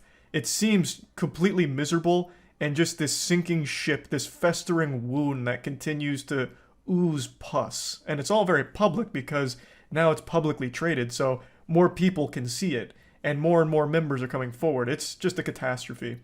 And I wanted to talk about it a little bit today because, I mean, all of you know, I own an esports organization, Moist Esports. I promise you there's no orgs doing it like we're doing it. We're the best goddamn org in the world. And we're also losing tons and tons of money. But the difference between us and FaZe is we know that. We're in it, losing money with a smile on our goddamn face because the content is legendary. Joel? Smell what the Rock is cooking. It's the people's elbows. And Tombstone Pizza. Shut up, bitch. It seems very, very unlikely. Couldn't I'm even tired of digging holes, Grandpa. Well, that's too damn for bad. at least one of those kills. Nobody taken down and I just chose 2 random clips from some watch parties we did recently. One of them's like a Rocket League regional, and then that one's actually from our most recent watch party for the Moist Moguls Valorant squad, our Valorant team, when we beat Shopify Rebellion last week. So, just quick moments that were on top of my brain. It's so much fucking fun. Yes, we lose a ton of money, but we're not at risk of closing anytime soon. In fact, we're only going more hog wild in the industry. But FaZe Clan is what we're here to talk about today, because it is just looking terrible for them. FaZe Tico recently put out a video putting them on blast, going over some things, and I kind of dove in detail on some of the stuff that I've learned in the industry and exactly what's going on over there. So I just wanted to talk about it a little bit. I would wager a guess that all of the original FaZe members are at the mercy of all of the suits that have been brought in and took control of FaZe. How are you going to be the biggest organization in the world? Leaders in this scene, pushing this scene forward, pushing this industry forward, leading by example, and you can't even take care of your members that's been in for 12 fucking years. I've never claimed to be... Well, it's because that's the whole space. It got infested with Silicon Valley types. They assumed aggressive control of these organizations, probably by flashing tons of money in the face of young men that established them, like in this FaZe example. You had these young kids, Call of Duty kids, see these like really established businessmen coming in, waving fat fucking stacks, and they give up too much control of the company, and before they realize what that actually means, they end up in a position like this where these suits have no fucking idea on what exactly the company even produces, what the product is. They don't care about the people in it. It's all supposed to generate money, and they don't know how to do that. So now you have FaZe being public, worth less than a stick of gum. They have no way of righting that ship. They continue to spend money on brand recognition plays, which don't equal money in the bank, so it continues to spiral out of control. We have seen it with so many fucking esports orgs now. 100%. It's a goddamn shame. Investors ruin everything, it seems. Well, it's not just investors. So a lot of these suits come in and try and like... I don't want to say like sell people on a delusion, because FaZe is the most well-known gaming brand. Like it's a normie brand. It's breached the normie market. Kids know it even like in school, right? So it does have brand play. And you would think that translates to money, but in this space it's unique where it almost never does. So they're losing so much money because they bought so many creators all at once and still had no idea what to do with them. Like, they spend tons of money on content. You remember, like, the millions they poured into, like, Be the Next FaZe Member contest? And, like, no one watched it. They had, like, 200 peak viewers on that whole thing. It was, like, this live stream series that only got, like, an average of 50 viewers. Most of you don't even know what the fuck I'm talking about. Case in point. They spend so much money on things because they don't know what the product is. They tried to corporatize it, but outside of, like, the FaZe members, it was just suits trying to make number decisions that don't actually work. Like, it's so misguided. They have people at the helm that don't know the space. They don't know what they're doing. And then they shit on people that have been there since the beginning. All of that's been publicized. It sucks. I feel bad for them. They were young kids that got taken advantage of by the suits. Just greed always will be. Well, it's more than greed because it's super misplaced. For example, buying Snoop Dogg. What the fuck has Snoop Dogg done for FaZe? Besides take one picture where he had a FaZe necklace. Has he even been in a single piece of content? That's a genuine question. I don't know if he has. Let me see. Fairly confident he hasn't been in a piece of content since the announcement. It looks like March 7th when he signed is the last thing he's been in for them. Like, that is a worthless spend. Completely fucking worthless. And I guarantee it was an equity play. I guarantee not only did they pay him, they gave him stock in FaZe. That's fucking worthless. He doesn't do anything for them. But they think because it's Snoop Dogg with a name like that, somehow him being on board is going to translate to money in the bank to start getting more in the green. Somehow, magically, but it never does. And then all of their esports teams are a huge expense. Even when they're good, they still don't make money off them because the salaries are so expensive, travel is so expensive, and unless they're getting first place and they're taking like 30% of the prize money, it doesn't offset the cost of what they're spending. So they're tossing even more money into the fire pit, and then they have like 90 creators and like a crazy large content team that produces shit that no one's watching. Like they have no way of making money. They're so fucking trapped. The only contract I've ever had with FaZe, guess what contract that is? The only contract I ever had. 80-20. 80-20. The Tfue contract. It's the only 80-20. contract I ever had with FaZe. Yep. As I was publicly defending FaZe on Twitter, everywhere, about that whole situation, I was in the same contract myself. The Tfue contract was a big drama, if you guys don't remember. Tfue publicized his FaZe contract. It was extremely predatory. FaZe would keep 80% of everything he'd ever make. He only gets 20. At least, I think it was 80. Might have even been more. It was 80 or more of everything Tfue does or whatever. They get 80+% or whatever, and he only gets 20. That was the contract. Somewhere in that ballpark. I'm pretty sure it was 80-20. 80 to FaZe. For free, by the way, while you sell the drop for millions and millions and millions of dollars. You can't even pay me. I've talked about that before. This isn't actually an exclusive FaZe problem with what he just said there. A lot of big orgs will force the creators that they sign in the org to do their ads for them, and they get nothing. So, I'm not going to say any names, it's not worth it. A lot of orgs, when you sign a creator, they now become your marketing vessel. So if you have a Chipotle deal for your esports org, that deal will now extend to all of your creators, but they don't get that money. So they'll do the ad for you, and you take that money. It's part of them being a part of your company. That's the benefit to the company. So they'll do an ad for Chipotle for free, and the org's the one that actually takes in the money. It's a huge problem. That's something I've talked about before as well. I think that shit sucks. I think that shit is trash. The fuck is up with all these high-end orgs? Like I said, they don't know how to make money in the space. They don't. Nobody does. It is an industry that bleeds money, and these suits came in because they saw this crazy fucking like 15x multiple in the industry for some fucking reason because all the numbers are so inflated. They came in, you know, dollar signs in their eyes and thought they could make so much cash off it and quickly realized they can't and they don't know how. So they desperately started making very greedy predatory decisions, which leads us to today, and they're still losing tons and tons and tons of money. I just owe you something because it's such a fucking privilege to be in FaZe, right? I've been in this fucking gray zone where that's how the orgs get you. Because like, no, obviously I'm not nearly as important as these guys, but I'm also not getting paid for anything I'm doing. I'm just in the middle. Hey, you're a valuable. For what it's worth, though, Tico, they're also not getting paid.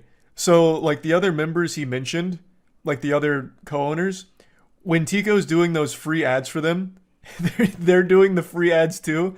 And FaZe itself, the org gets the money, but it doesn't offset the cost, so it's still just zero. They still aren't getting shit from it. It's a complete fucking wash. Does FaZe have Bronny? I'm pretty sure FaZe has Bronny. LeBron's son? Yeah, they do have Bronny. I thought so. All of those people are probably not only on payroll, but also own shares in FaZe, like he mentioned. And significant ones, too, I imagine. Which is fucking worthless. Worthless. The actual idea of getting a celebrity involved in an esports org is cool, but only if that celebrity is actually going to be active in the org. Like, I have no doubt, in particular, Lil Yachty could have been huge for FaZe. And actually, I think he did do quite a bit with FaZe for a little while. I don't know if he still does. But, like, that can work. You bridge the gap between normies and your org. And if that normie lightning rod, like Lil Yachty, is enthusiastic about the org, a lot of good can come from that. So it's not a bad play, but they're choosing the wrong partners and giving way too much for it. And the first way in for me is me having to invest $50,000 of my own money. And even in that whole process, they fuck me over. So I'm asking you, this is not a video where I'm going Damn, that's unlucky too. That 50K would go a long way right now with FaZe public stock in the absolute shitter. Unlucky. That 50K, I bet, didn't even buy him a full percent. Probably not even close to a full percent. FaZe used to be valued at $1 billion. Yep, FaZe used to be valued at $1 billion before going public. I think it was actually right before going public. And now it is valued at, I believe, 30 mil. Let me double check. Sorry, I exaggerated. It was worth just shy of $1 billion in October 28th of 2021. So not that long ago, a roughly $1 billion valuation. Oh my god, that's another thing that I've talked about a lot. So since all of these orgs have been taken over by these corporate zombies, they do not give a fuck about any of the teams at all. Even when they take first place, you'll be lucky to get a tweet out of them. You'd be so privileged to get like a tweet out of it. Because it doesn't matter. They don't make fucking money off of it. And they're realizing that now. Even when they take first in a major, they don't make anything off of it, and it pisses them off, and they can't figure out how to monetize it. Show them. What the fuck do you mean? I don't make any money off of it. But Ludwig and I know that. Like, Lud signed up, no, he knew our financials. He knew how much we were losing. And it's a lot. But the difference is, we know. But the thing is, it's fun. The content is unreal. That's why you see creator-led orgs are kind of working. Like, it's not just Moist. You have KC. Carmine Corp is killing it. I think Carmine Corp is actually almost profitable, which is unheard of in the space. Carmine Corp is led by French streamers. Well, mainly a French streamer, Kometo. And they fucking kill it. They're doing amazing.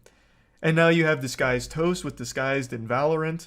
I think even XQC's toying around with the idea of getting in the space. Like, the creator-led orgs are really like the only viable way right now. Because, like, it's content. The product is content. TSM is still doing well, yeah. TSM still remains profitable even with the FTX collapse. 100 Thieves remains profitable because of their merch and their acquisitions on the business side. TSM is like a unicorn in the space, though, for sure. TSM is like absolutely somehow able to do it really well. 100 Thieves is really smart with their business acquisitions. That's another big thing I've talked about. A lot of these, I think people have kind of got privy to it, so I don't think they do it as much anymore. But when we were first getting into space, it wasn't uncommon to see these contracts extend to anything involving their talent. So, we'd even seen a contract that took Twitch sub revenue. Totally unrelated to the org. Like, if you were a streamer that joined the org, they were entitled to some of your Twitch sub revenue. Which blew my fucking mind. Blew my mind. Like, it's totally unrelated to everything involving the org you're signing with. It was so shady. It was so fucked. But that just shows how desperate they were to somehow try and get green. There was no links they wouldn't sync to. Yep, none of that is surprising. I think all of that's... I think Rain also talked about that a few months ago. All of that's pretty much exactly what everyone already kind of knew was happening at FaZe. Not surprising at all. Sad to hear, though. When was the last time you heard something about Twitch that wasn't overwhelmingly negative? I can't even remember. It's been so long. Trying to remember a time where the Twitch higher-ups seemed in touch with the community is like trying to remember a dream. Like, it's just extremely hard. How long it's been since Twitch was doing things that people generally liked. For years now, it's just been rolling out features that nobody in the world has ever asked for and that contribute nothing to the platform. Anyone remember just a couple months back when they had their version of Super Chats where they would take a paid message and then put it underneath the stream where nobody in the world could see it? So you were actually just throwing money into the void, just flushing it down your toilet, basically. God rest the soul of Elevated Chat. I'm sure all 3 people who ever used that feature are still distraught and mourning the loss of such an incredible monetization tool. Like, it is so misguided.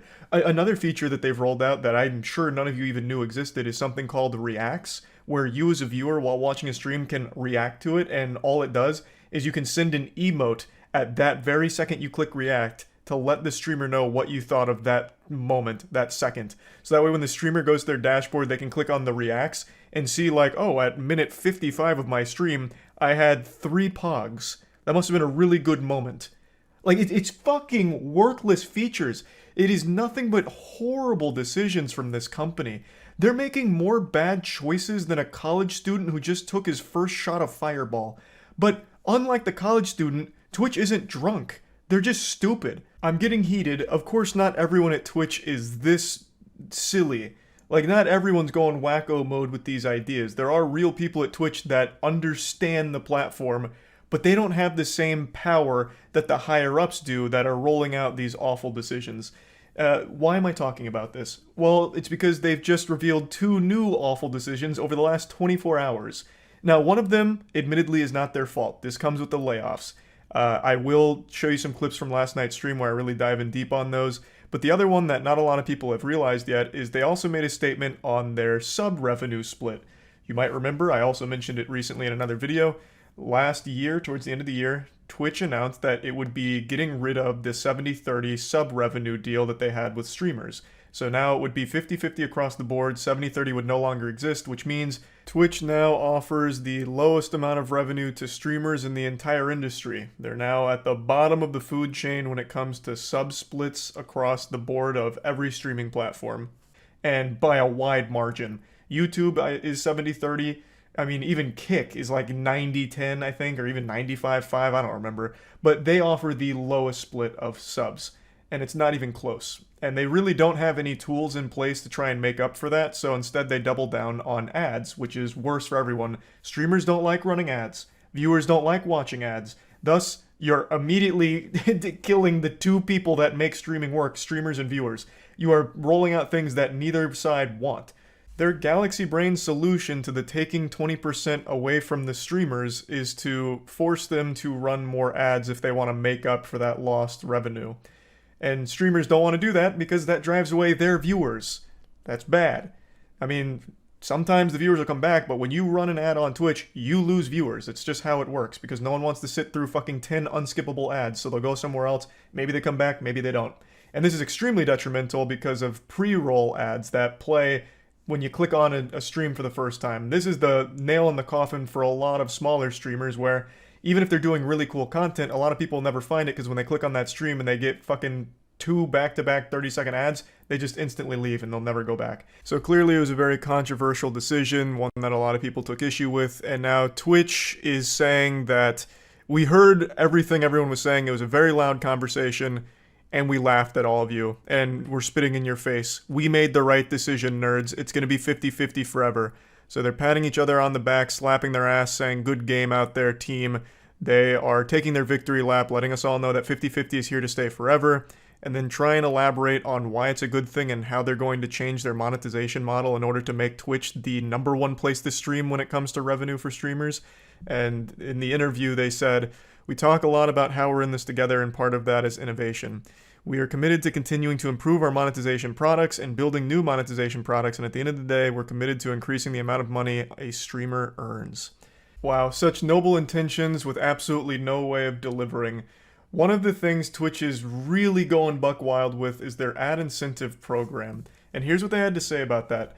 Surprisingly, they did recognize that the intrusiveness of ads on Twitch is a big issue, one that they're trying to work on. So they said the acceptance and engagement on the ad incentive program far exceeded our expectations, so streamers are clearly seeing the value in running ads now.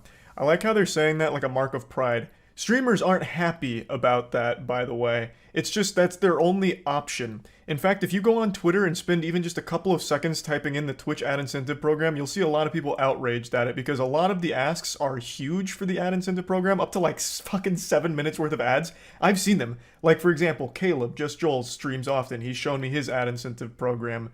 Rex Gunderson, he's shown me his. Like, the asks are not small. And the pay they're offering isn't huge for smaller streamers. Even in the rare instance where a couple of larger streamers posted their ad incentives where it was a lot of money for like fucking 6 or 7 minutes of ads per hour, most of them chose not to do it because of how intrusive all of the ads were to the viewers. It just makes the experience of watching their stream awful. Having to be inundated with fucking 7 minutes of ads per hour is a lot when it comes to streaming.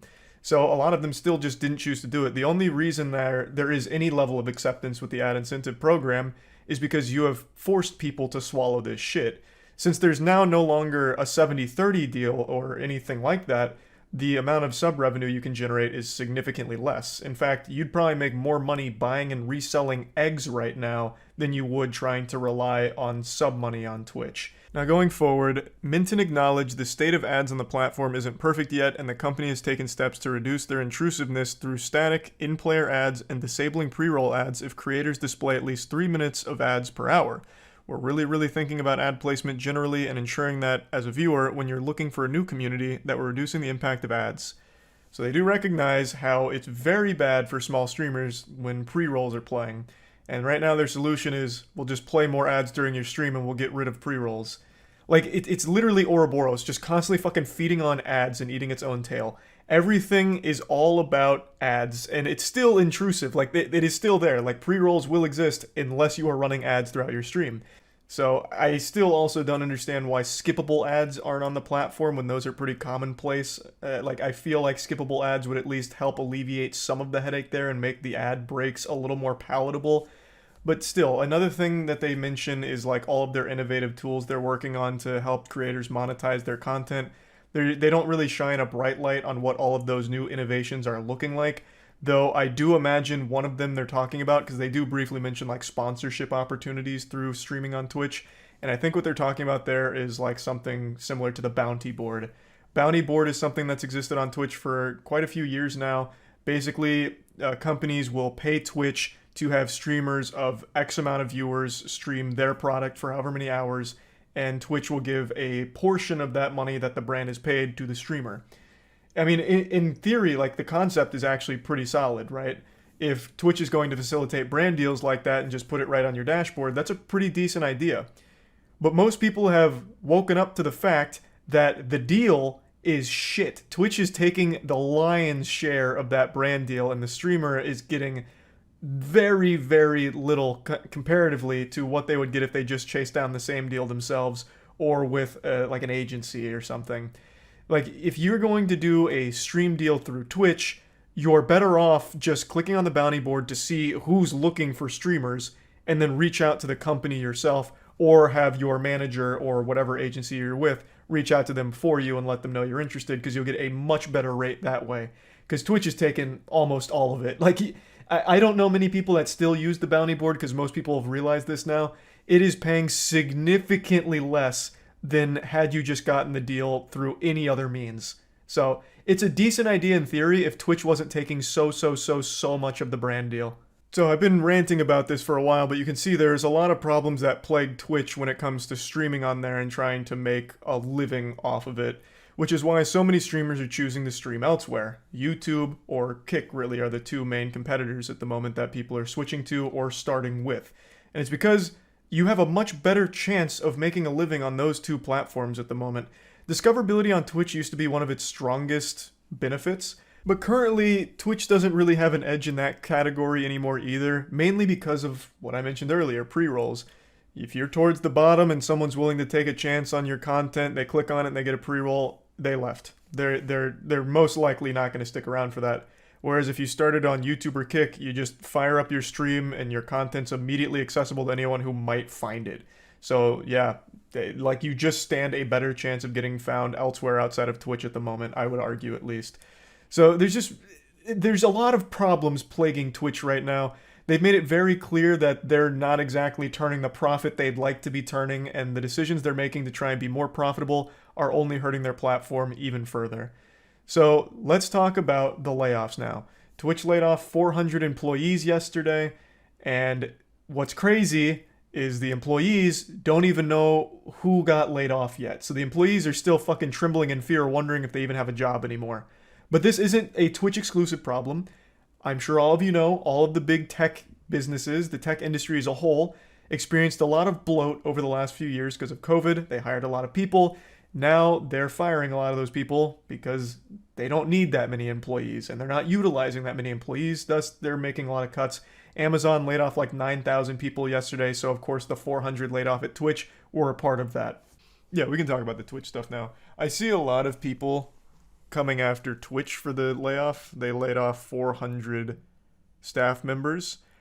I think it's very interesting that Dan Clancy, the new CEO of Twitch, is the one to make this announcement as opposed to like a parting gift from Emmett Shear, the previous CEO.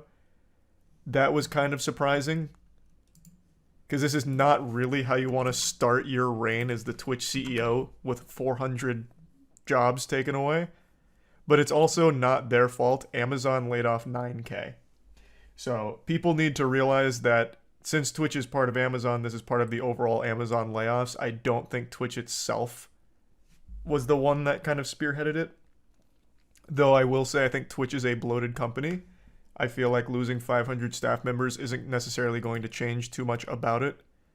But I could be wrong. Maybe these are like really crucial members. But what's kind of fucked up about it is apparently the Twitch staff don't even know who's been fired. It sounds like huge corporate shit.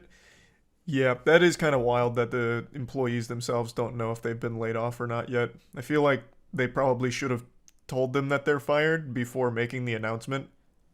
400 employees fired out of 1,200 is fucking rough. Is that how many Twitch has? Is it 1,200? I don't know why, but I thought it was more.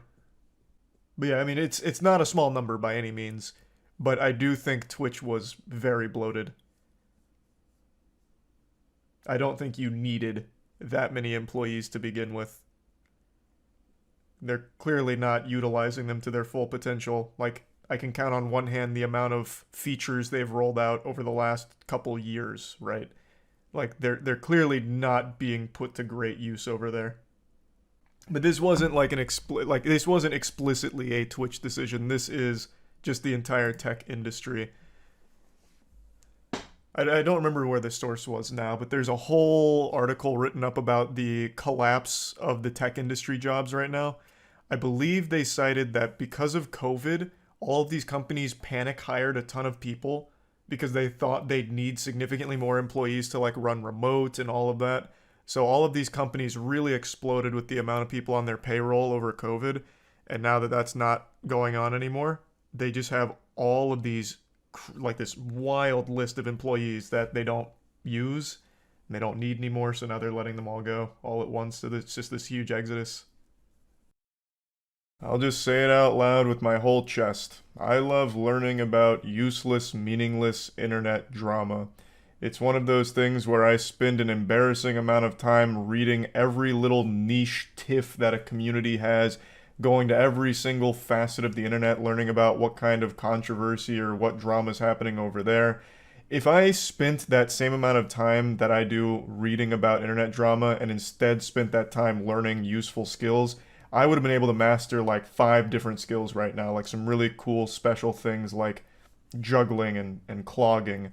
But instead, I just learn about nonsense. It's my main vice and it's more addicting than heroin, and I recognize that it's a pathetic hobby. It'd be less embarrassing if I just made fursuits in my spare time than read about internet drama. But regardless, the reason I'm talking about it today is because I recently watched Wavy Web Surf's new video on YouTubers that are in prison, and I was confident that I would know everyone that he was about to speak on, and I did know all of them except one. And that surprised me because the one I didn't know is really a fucked up situation that I feel most people probably weren't aware of, because when I look up this person's name, there's only one channel that's ever really talked about them at length, and that was Philip DeFranco. Now, Philip DeFranco talks about something Pay Money Wubby talked about, which was the really weird fetish of breastfeeding videos on YouTube, where it clearly wasn't educational and they weren't breastfeeding their kids for the sake of like getting them nutrients, you know, like the actual biological function of breastfeeding. They were filming this because it was fetish content to some really sick weirdos that were watching it. So he was focusing on the entire depraved community and only briefly mentioned the person we're about to talk about, Lee Felton. Lee Felton was once a piano teacher, but after her husband left her and her child, she then got desperate for money and started posting breastfeeding videos on YouTube that were clearly meant to be sexual. For those that don't know, YouTube has always had an exception to their nudity policy if the content is educational. And they used to have that for artistic expression as well, but that started getting abused. A lot of people recognized a loophole there where you could claim anything was artistic and then just have full nudity on YouTube. I remember a couple of classic bangers, such as the girl who opened a can of SpaghettiOs with her pussy and then like dumped the SpaghettiOs on the floor and called it modern art, or the absolute timeless masterpiece of the older woman who dressed in a morph suit but then cut the pussy out, so she just have her vagina on full display, and then she had a man pick her up and carry her around while she peed everywhere in a circle. So that was hype, and eventually YouTube recognized that this was getting abused, so they don't really have that exception for artistic nudity anymore, at least not like they used to, but it does still exist for educational content. So things like how to administer a breast exam, or like how to do a Brazilian wax. If you look up that kind of shit, you can find full nudity because it's people trying to educate, even though a lot of people will recognize there's bad actors here, once again just using that educational loophole for porn on the platform. But the point is, and there's also naked yoga on YouTube, fully nude yoga that they claim is educational on poses and how the human body reacts to the poses. I'm getting sidetracked. There is a loophole for nudity on the platform as long as it's educational. And Lee Felton, it took advantage of that. She started making this breastfeeding content where she just had her titties out and she'd have her child being breastfed. And she made a lot of content like that and then started to recognize that her audience wasn't women trying to learn how to breastfeed. It was creepy, absolute fucking worms that were watching her to jerk off. It was sexual. So she started to lean into it. Lee reportedly made breastfeeding videos where she rubbed herself and her child down in oil and shoved her breasts in the baby's face. Lee would give her videos titles akin to something you might find on an adult website. Titles such as Slip and Slide and Mommy's a Whore. Jesus fucking Christ. Jesus fucking Christ is right. So Lee Felton turned to the ultimate dark side. She was not only producing this pornographic material, but she was selling unlisted links to the videos to these absolute fucking degenerates. And you can clearly recognize the big problem here. She was producing pornography that involved an actual child. According to reports, a Wisconsin man was apparently busted purchasing Lee's content by his wife, and after discovering the repulsive videos, the wife reportedly felt into authorities. And hopefully the wife also left the husband, because that is an absolute unhinged weirdo, and hopefully he was also charged with purchasing child pornography, because that's what this shit is. You have porn that involves a child. It's child pornography. And initially she was facing an absolute grocery list here of charges: 34 counts of capital sexual battery, plus other charges of promoting a sexual performance by a child, possession of child pornography, and lewd and lascivious molestation, crimes that could have carried a life sentence, but she was only found guilty on one of the charges, which carried a 10-year sentence. Now, let's go over a little bit more of what Wavy Web Surf points out, which is how she defended these actions in the case. During her trial, she would describe her videos as a, quote, silly little playful thing, and that she doesn't believe it's criminal. A silly little playful thing, huh? Fucking menace. What a fiend. Oh, so goofy to produce porn that involves a child that is in your porn. Man, how wacky. Oh, wow, goodness graciously. This was her entire stance during the case, that it wasn't serious, and that she was also going through mental health struggles, which led to her doing this. She said that she had finally got attention that she had been craving for so long, so she leaned into it even further, but it was never serious, and it wasn't criminal or bad or anything. It was just a playful thing that she was also charging money for. That was clearly sexually charged, because a lot of the titles like Mommy's a Whore and Good Little Boy were being sold as the unlisted videos, but for some reason she still tried to play it off like, oh, it's just so silly, that's all, you guys are overreacting. That was her absolute lobotomized take during all of it. And her lawyers were just as smooth-brained. They tried to argue that everything she did was protected by free speech. I'm not even fucking kidding, I'm not making that up. They made this a free speech argument, that she should be able, and it's not criminal, for her to breastfeed her child in these sexually charged fetish videos because it's a free speech expression. Lee Felton's defense attempted to argue that her breastfeeding videos fell under free speech protection, but nobody was buying this defense. A Tallahassee sheriff's lieutenant puts it best. Quote, "The video was clearly not done for the purpose of education or artistic display. Based on the content and the fact that it's being sold by Felton, it is clear this video is for sexual purposes." Fucking obviously. This is not a free speech issue. I love free speech. I hate censorship. You know what this isn't? Free speech. And it's not censorship. You can't just use this as a catch-all term or defense like, what do you mean I can't dismember my neighbor when I'm upset? What about free speech, huh? Do we not live in a free country? I can't go over there and just fucking decapitate him? Come on. Are you serious? I don't want to live in a society where Lee Felton can't produce sexual breastfeeding videos for people to enjoy. Oh my goodness, what happened to free speech? It's fucking lunacy. It's absolute craziness that that's what they tried. But what's even more insulting is that it must have worked to some degree because her charges, all 34 of them, she was found not guilty on, except for one.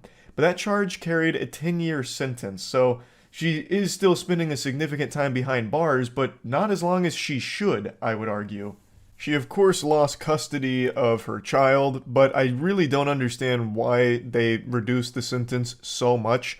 There was overwhelming evidence against her, with tons of videos as well as tons of receipts of the videos being sold to like 40 or 50 different clients allegedly. Like that, I still feel like 10 years was a pretty light sentence for all of this, with all of that considered, but whatever. Anyway, just wanted to talk about this because I found this to be a pretty interesting story that I'd never heard of before, so huge hats off to Wavy Websurf for finding this and talking about it, because this was a really interesting and really fucked up one. That's about it. So yeah. A couple months ago, one of the best journalists on the planet, who also happens to be a YouTuber, got his house firebombed due to his investigations into a large network of corruption in Australia. I really do mean those words earnestly. Journalism is in such a poor spot right now. Modern journalism has about as much respect as the bronies did during the early 2010s. You remember that community of adults that used to jerk off to My Little Pony? In fact, I would argue that people have more respect for them than a lot of journalists these days, and rightfully so. It's an industry that thrives off of just feeding shit into the mouths of everyone that happens to come across their headlines. They're either writing meaningless articles, not focusing on anything important, writing blatant lies about shit, or just generating their own controversies to farm rage bait clicks from people just to drive traffic to their site. I'm sure you're tired of me whining about this one example I'm about to use because I've used it like 20 fucking times now, but I just think it's perfect to encapsulate what I'm talking about. There is an article Kotaku published proudly where it was all about the author mishearing a lyric in a Super Smash Bros. Song and thinking they heard a slur, so they wrote a whole article attacking Nintendo for it and demanding an apology and a response. Like, that is just the perfect example for what I'm talking about. I'm already getting lost in the sauce talking about this again and ranting. The reason I'm even mentioning it is because Friendly Jordies does real, meaningful journalism. One of the very few in the field that does. He's a political commentator, a YouTuber, and a comedian, and he combines all of these into extremely hard-hitting investigations into corruption in the government, and he presents all of the information factually, with sources, with evidence, and delivers it in extremely entertaining ways. So it's palatable to anyone, even if you're not in Australia. It gets you educated and it entertains you. It is just the perfect blend of everything you could ever want from a journalist, really. And for all of his hard work, his life gets threatened. He is doing all of this at great personal risk to his own safety. His fucking house got firebombed, and the list of suspects that it could be is super long. He came back recently after a 2-month break on YouTube to update everyone on what's going on with that whole situation, and he laid out the entire timeline of events for all of the enemies he's made that could have been responsible for this firebomb attack on his house. This attempt on his life could have been made by a lot of very powerful people that Jordies has exposed and dropped very important information on over the years, and I highly, highly recommend watching his entire video going over all of it. Of course, the link is going to be in the description below. I'd like to briefly give you a summation of some of the possible suspects here in this little murder mystery whodunit. He compared this whole situation to Knives Out, and he's absolutely right. This is a wild web of fucking supervillains that are after him, potentially. He's got like the entire fucking Naruto Akatsuki hunting him down. And by far the biggest clown, but also the biggest, most powerful person in that group is John Barilaro, the former Deputy Premier of New South Wales, whom has come after Geordies many times and even cites Geordies as the reason he stepped down from his position, the most powerful position in New South Wales, because of their YouTube beef and Geordies' content insulting him and exposing him. John Barilaro has some very scary connections that could have been used here that led to this whole situation, and Friendly Geordies does highlight all of these possibilities. But of course, he's far from the only one. Geordies has exposed corruption at every level, so the list of enemies is longer than the terms of service to signing up to iTunes. But I would like to highlight two others. One of them is an extremely powerful gambling company that Geordies has talked about and dropped very important information regarding. And another one is an organized crime ring. I'm not going to go too in-depth on those two yet. I highly recommend you watch Geordies' video talking about why these are very possible suspects in this firebombing on his residence. But I would like to show you a few clips from the video, mainly ones that are poking fun at John Barilaro, going over the history between the two, and just kind of pointing and laughing at this absolute goober. But it is a very serious situation, and somehow Geordies has unbreakable, indomitable spirit and will. Because even though his life has been threatened, and keep in mind, that firebombing, it was twice. At first, they firebombed his neighbor thinking it was his house, but when they realized it wasn't his house, they came back and fucking firebombed him again. So, his life, very real danger, and he still is making the decision to stay and fight against corruption. There is nothing more admirable or brave. Like, he is exactly what journalists should aspire to be. And he still somehow delivers content that is so entertaining and so good. I don't know how he does it without just like chewing on his fucking fingernails in fear every day. Absolute goddamn Australian hero. In what I now know was a premeditated attack, that at best was intended to terrify me and at worst was intended to kill me. I would say it was probably intended to kill you. Like, throwing a firebomb at the house and actually setting the house on fire is less of like an intimidation tactic and more of an attempted murder, I would say. But I feel like in his position, he's got to be very careful with the words he chooses because he's constantly in the crosshairs of every single authority in Australia because he exposes so much corruption. But yeah, this is very much a step above an intimidation tactic. An intimidation tactic is if you had like someone come to your house dressed as a construction worker, but then it was actually a lawyer serving you like a fucking lawsuit. That's an intimidation tactic. This is some like hitman shit. The night that happened, I was supposed to be sleeping here. I didn't even have smoke alarms. So there's a very good chance that if I was, I could have ended up like the content you're watching right now. Fine. But I wasn't here because that week I was performing my live show in Melbourne and I forgot my keys while I was down there. So there, criminals outwitted. It reminds me of that quote. He's if 2 steps ahead. Doing, then the enemy certainly can't anticipate our future actions. So I was sleeping somewhere else that night. That's such a beautiful line too. That's always the cliche on how they beat like an overpowered villain in an anime or some shit who can see into the future. We'll have no plan and we'll wing it. Unpredictability is our best friend. Here, and it is too big of a jump to go from beating a cameraman in public to firebombing a house. That is a big jump, but you're also giving him a lot of credit here with beating a cameraman. This cameraman is fending off this overgrown baby with ease. Like, this is pretty sad for John Barilaro here. He is, it's like that, like an older brother putting their hand on the head of the younger brother as he's throwing punches that are missing. And he's holding like a 30-pound camera on his shoulder. John Barilaro had this palatial multi-million-dollar estate that he Airbnb'd as a side hustle to his other gig, being the leader of a state. This is the dumbest thing you could do, right? Like, especially since the other half of the time, it's not Airbnb, that's where he lives. So we thought, wouldn't it be good if we film a video on the history of all the shitty things he's done, but film it at that Airbnb? Because as you've probably gathered, or haven't because you're that dumb, I'm filming at your estate. And I want you to be the first to know that I f***ed in both your guest houses. Oh, Stooge, we tracked the video. It's coming from inside the I don't know if house." that's true or not, but Wouldn't that's such a fucking flex. This guy actually sounds unbelievably stupid. Like, legitimately, observably stupid. I am believing 100% that his feelings got hurt because Friendly Jordies made fun of him, and he probably cried. Like, he actually probably did cry and then resign. That's crazy. They came on his pillows. Yeah, maybe. I mean, again, I wasn't there to watch him have sex and pound cheeks at John Barilaro's Airbnb or anything. I'm just going to take his word for it. And even if he didn't, he planted the seed of doubt in his head forever now. The guy that makes fun of him also fucked in his beds. So either way, that's a W. John was demanding the police conduct a bug sweep of the property. Something that would cost the taxpayers $10 And a black light, despite please. the fact we We need to paid know if he almost actually that fucked much here. to stay at the property. Just imagine how stupid and entitled it is to be deputy premier and lease one of your primary residences out to anyone. I never considered doing this before, but say a property developer wants a favor, they could very easily get material to blackmail you. Hey, I want to pop in here real quick once again to drive home the absolute insanity of this situation.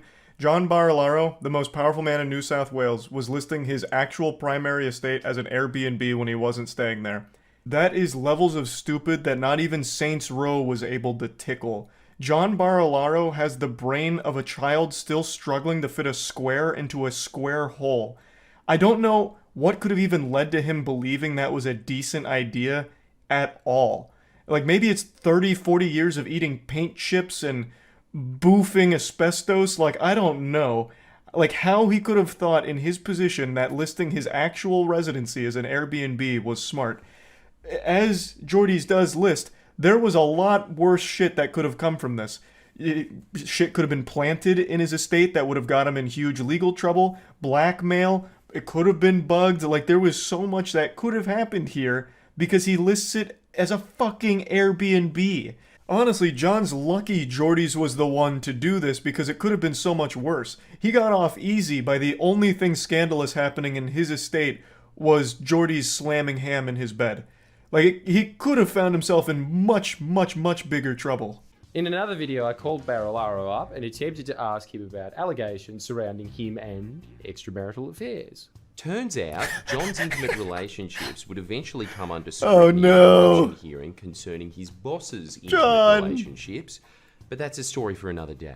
I didn't know this at the time, but these videos caused John's office to contact the New South Wales Police Force just days after their release, specifically the Counter-Terrorism and Special Tactics Command.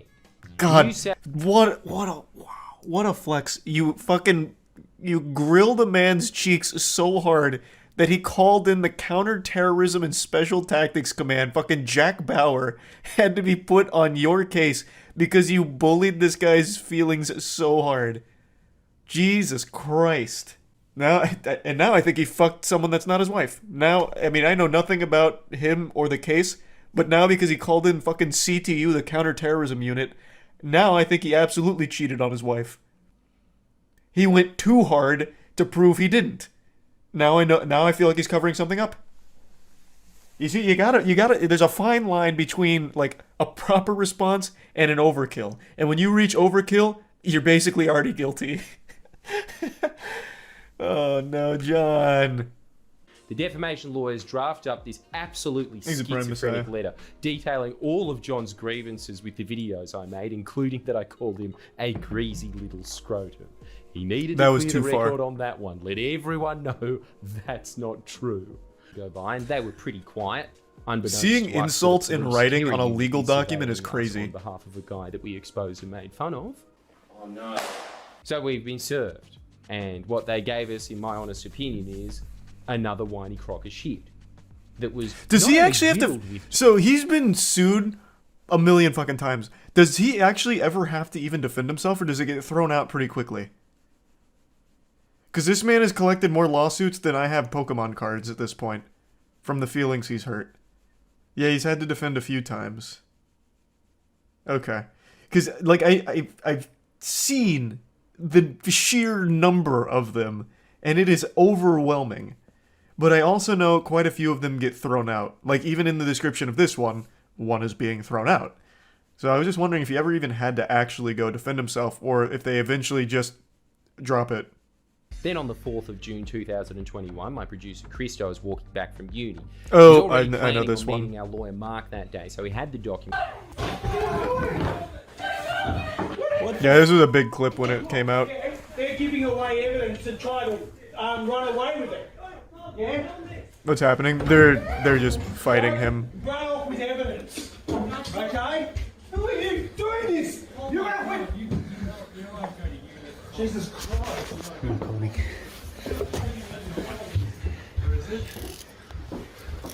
Film this. What the Film it. This is bizarre. This is not Australia. Yeah, it's Mark Davis. Christo was arrested by the Terror Police, specifically the Fixated Persons Unit, charged with 4 counts of stalking and intimidation. So we're now facing criminal charges and a defamation suit. The guy looks like he get... Well, I mean, in defense of John Barilaro, he literally did kind of get cucked by extension. Because this fucking idiot put his personal residence up as an Airbnb, so friendly Geordies went and had sex there. Like, his estate got cucked. So of course he's going to be sad forever. I'll briefly give a little context here. Geordie's producer got arrested on completely bogus dog shit by the goddamn fucking counter-terrorist unit, like super soldiers meant to actually go after like terrorists and shit. All over fucking hurt feelings, and Geordie's and his team exposing corruption. It's an absolute affront to God. It is just downright wrong and fucked up what happened to Geordie's, his team, and everyone involved here. And that clip you saw is only a brief section of that whole arrest, which was brutal. Like, they roughed him up for no reason. Like, all of it is just foul. They end up withdrawing the application and paying both Christo and my legal costs of over $20,000. Hey, but Christo's attaboy. criminal charges still hang over him, and my defo case is still ongoing. During this time, Barilaro also decided to publicly announce his intention to resign from politics, basically saying, I forced him to resign. The defamation case definitely playing a big part of this. God, that's so I don't know how good. many of you can endure what I've endured on online. I feel for young men and women, young boys and girls that get bullied on social media. I feel for them because as a Bro, you are literally the most powerful person in the region, and you're crying about YouTubers making fun of you so much that you're quitting your job. That is the weakest, softest shit of all time. Actual 14-year-olds get bullied harder than you do, and you know what they do? Continue on and move forward. You're the fucking most powerful politician in the region, and you curl up into the little fetal position suckling your thumb because a YouTuber called you a greasy scrotum. That is wild. That is fucking wild. Holy shit. You know what? I actually don't even think it's the mean words that Geordie says against him. I really think when Geordie's fucked at his house because this stupid idiot put his Airbnb or his actual home up for the Airbnb, I think that's what broke him. I think that, like, actually broke his whole soul. I think that was just, like, this big eureka moment where it's like, wow, I'm a fucking idiot. And he couldn't handle the realization. Like, the self-reflection was too much. Overwhelming. So my legal team launches an Holy application shit, to that's strike out Galaxy that Brain. claim, opposed again by Barilaro, who fights tooth and nail to keep that claim in and keep his special protections that prevent his own words from being examined in court. And guess what? We lose.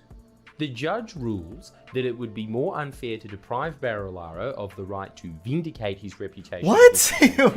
What is that than stance? to make it impossible It's just for me blatant to corruption. defend myself.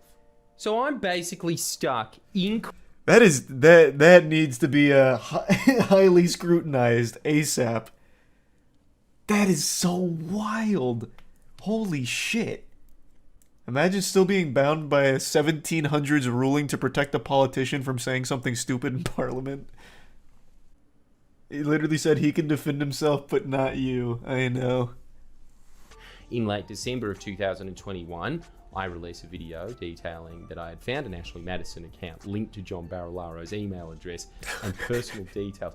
You know the website that had the slogan, That's so "Life good. is short, have an affair." It was hacked a few years ago. I Yes. swear to God. That was as with huge. the rest of this saga, you couldn't make this up. That I can't wait for the reveal, but I just have to once again chime on that. With that Ashley Madison hack, I don't know how many of you remember that. That caused like actual hysteria for maybe like a week. Like on Facebook, like the old gentlemen, they were breaking down like, how could this have happened? The internet is a secure place. My life is ruined. I can't believe it. Like absolutely having this nuclear meltdown because all of their shit was now exposed. It was amazing. It was fucking amazing. Ashley Madison was a place where married men went for cheating on their wife or something. That was the whole shtick. That was the whole basis of the site. Him because when cameramen went to film him one night regarding this scandal, this happened. I wonder if that was the woman he met on Ashley Madison or if it was his wife. There's really no telling. Oh, this is the cameraman.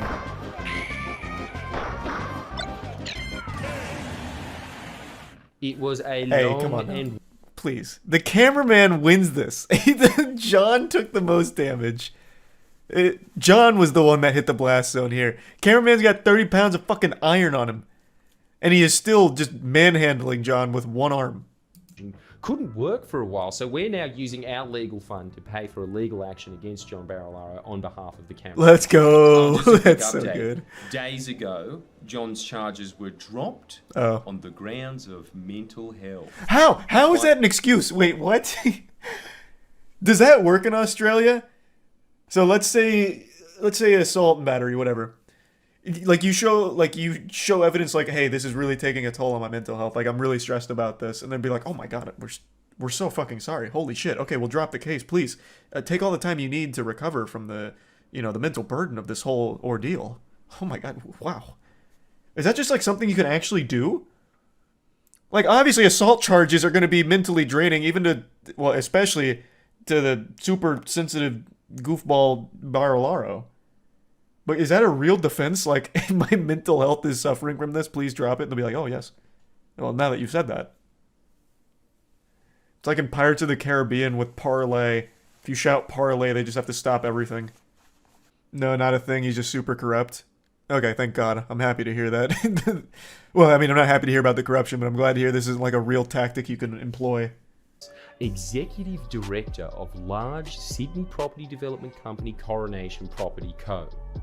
In August last year, we released an investigation into this developer, which detailed never before published links between them and one of the most violent crime organisations in all of Australian history, the Alameddine crime family, who are in no way suspects in the firebombing. No, not them. I'm sure they all have very credible alibis. Wow, that's we terrifying. revealed that Andy DeHaas, the now former enough for Clubs New South Wales to bring a private prosecution against Troy and I.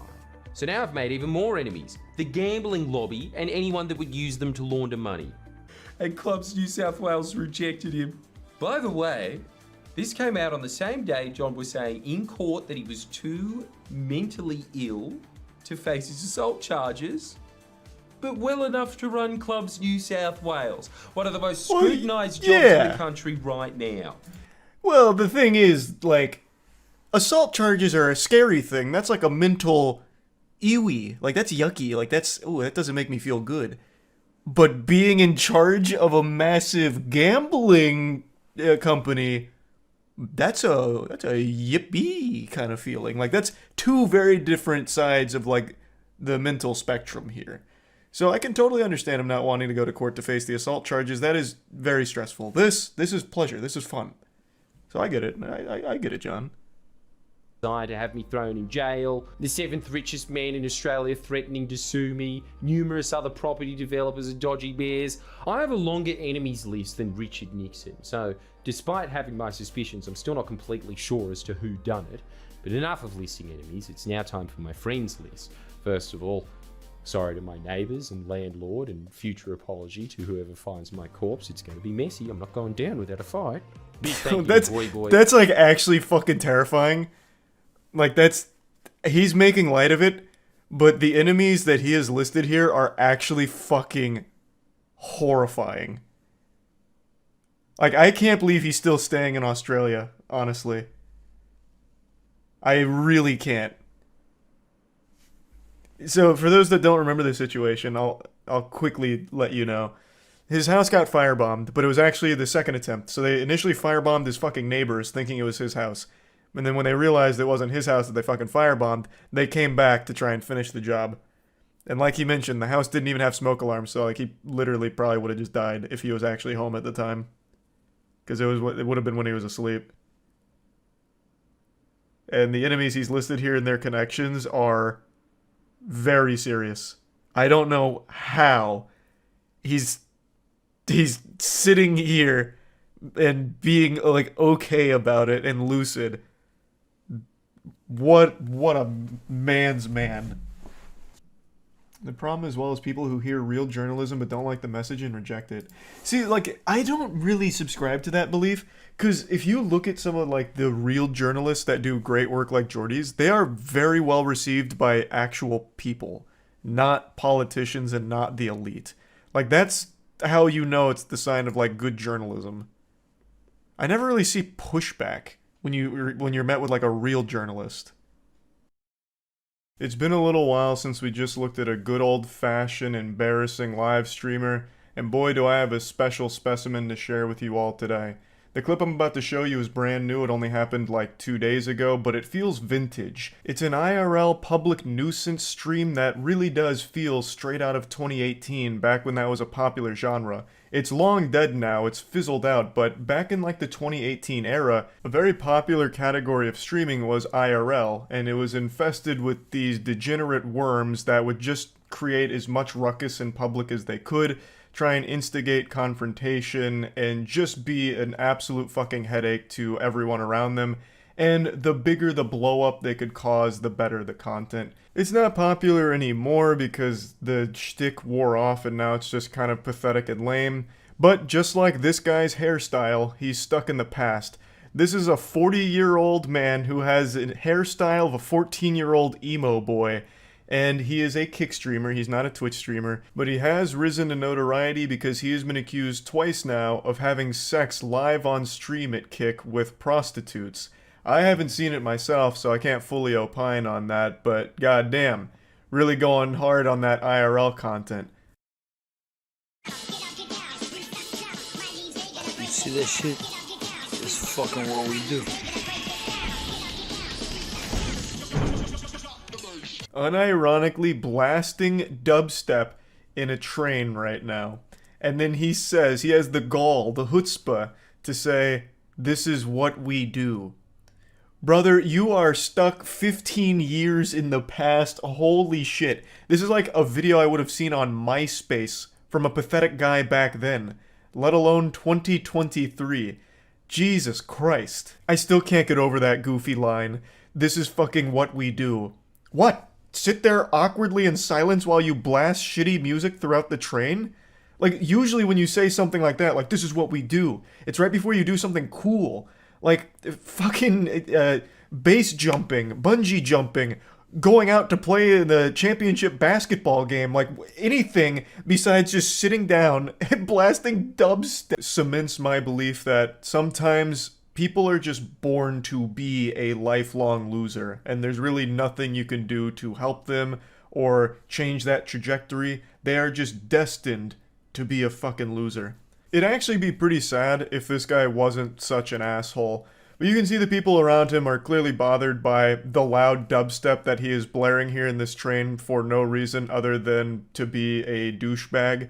He clearly believes he is the main character here and everyone else is just props for his IRL content. Just genuine filth. What's that? What? What's that? Yo, don't touch my shit. Don't touch me. Don't touch my shit. Don't touch me. Fuck you, pussy. Fuck you, pussy. I think it's pretty clear that he's most likely drunk here. As I understand it, he also does coke on stream occasionally, so maybe a little mix of both, some alcohol, some coke in his system, and right now they're waging war inside of his body. But yeah, anyway, Edgy Edna Mode here gets up in a hurry after someone touches his device, saying, "Don't touch my shit," and then calling him a fucking pussy as he waddles away, stumbles away. The people around him are already very tired of his presence here. Rightfully so. I imagine even when he's not streaming, he's still probably a very hard person to be around in general. Someone tried to get his attention, most likely to ask him to turn it down, but he ignored him, even though he could clearly hear him, I imagine. So, when that failed, someone else just tried to turn it off themselves. Fuck you. These motherfuckers touching my shit. I can't get out of here. I can't get out. I just want to go out. Who the fuck do you think you are? Do you want me to turn down my volume? Yeah. That's all you. Speak in the train. That's all you have to say. The way this goofball is behaving and the way he's speaking remind me of like an old 80s B-movie bad guy. Like really poorly acted, yet he's being real here, which is wild. Now he said if you wanted me to turn down the volume, all you had to do was ask, even though that was attempted and he just ignored him. I've seen a couple people make the argument that the guy shouldn't have reached for his phone to turn it off. He should have like tapped this guy on the shoulder first.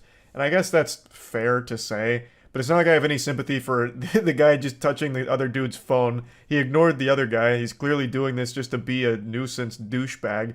Fucking touch his phone, turn it off. Like, fine. I'm not gonna get mad about that. And this guy doesn't have a right to get mad about it either, since this is the whole point of his content. He wanted to make a scene out of this because that's what it's all about for him. So he's getting exactly what he wanted. He doesn't really have a leg to stand on here with getting mad and aggressive. It's exactly what he was looking for. Instead of being wait. I want to take English to you because you understand English, right? Nah. You know? Chotomate, nah. Chotomate, nah. Speak English to me. Don't fucking Japanese to us, man. Uh-oh, big guy's going insano style now. He's whipping out the Speak English card while he's in Japan. So he's now saying that they need to speak English to him, despite him being there in Japan. Okay, bro. Daijoubu. You see that? You see what happened right here? Fucking motherfuckers. Chill. In English we say chill. No, yes. In Japanese, we say disappear. Excellent de-escalation tactics here from this guy. Truly a master of his craft. A real silver-tongued devil, I'll tell you what. So, a whole conflict that this guy started for the sake of his shitty stream has escalated to a point that now makes him uncomfortable. He seems very scared now that he's about to enter into a physical confrontation. So now he's just saying chill as he's retreating off the train instantly. Like, immediately, ASAP, getting the fuck out of there. Why are you racist? You're racist. I am Not fucking racist. You are racist, right? I am. You're racist. No. You're racist, right? He said he was racist. He said it. You see, he said he was racist, man. That is no racist. Oh shit, stand back. This guy's using his alt. He's alting. He brought out the racist card somehow in this situation on the other guy, hitting him with that fucking crazy reverse. Good lord, out of nowhere, from the top turnbuckle, he tries to cry racism. Fucking wild maneuver here. Interesting tactics. I don't even know really where to begin on breaking that one down. I don't even think it's necessary. I think that one speaks for itself, honestly. Let the chess speak for itself in this case here, because goddamn, what an embarrassing sign-off to this whole situation. It goes on a little bit further where he like shakes this guy's hand, who's being like a little less aggressive than the other guy. He's like, oh, thanks for being nice, that guy's not nice. Even though he had every right to not be nice to this guy. Like, I think that's a totally reasonable response. to a vermin like this who's just blasting music and refusing to turn it down when someone's trying to get their attention, and then has this huge blow up when you just take matters into your own hands and like turn it down for him. Like, I mean, fuck you. The whole point was the confrontation, right? So why are you gonna act all offended and upset all because a guy actually, played along with what you've started? Anyway, that's really the whole situation. This is just one of those classic embarrassing IRL streamer moments that I thought was worth joking around about and at least, talking about a little bit. It really does feel straight out of 2018, but believe it or not, this is a brand new clip from this week. So, that's interesting. That's really about it. So, yeah. There's a certain beauty and a curse that comes with live streaming. If you make a mistake, there's no undo button. You can't just cut it out. If it's there on a live stream, it's there forever. And we've seen time and time again that one simple, single blunder, one little split-second mistake can cost people their entire online career, whether that's from something they say or something they do. In fact, we actually just saw this very phenomenon happen a month ago, where a big streamer named Atrioc was live and alt-tabbed, which for a literal fucking nanosecond flashed his deepfake porn on stream, and that cost him everything. Years upon years of work undone in an instant because he jump scared everyone with his deepfake porn, which revealed a lot of awful things about the whole situation and everything that was going on there. Point is, on live streams, there's no going back, and we've seen time and time again this lead to the downfall of an entire career. And we almost saw it again last night with Linus Tech Tips.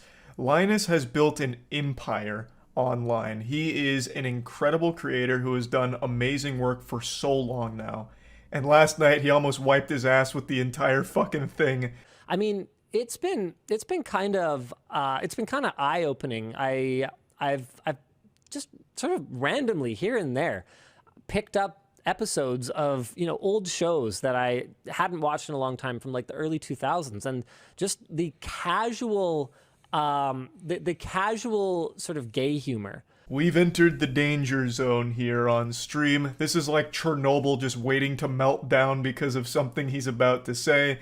But to paint the picture, what he's talking about here is how not that long ago things were more acceptable in content and media that aren't acceptable today. He's talking about how things have changed, and in particular he's mentioning how like some shows would have casual gay humor, where back in the earlier 2000s, that was a very common thing. Calling something gay was used pretty much everywhere for everything. If someone got a cheeseburger that didn't have enough cheese on it, they'd say, "That's gay."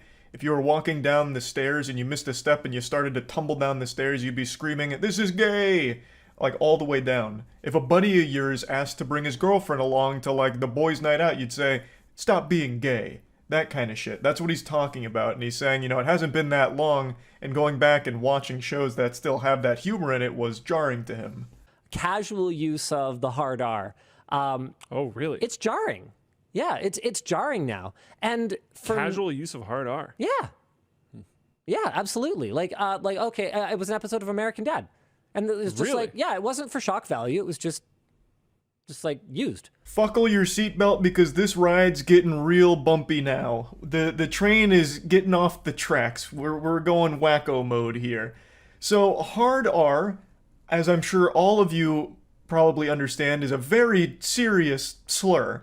Like that's not, empty calories. That's no sack of potatoes. That's a big fucking slur.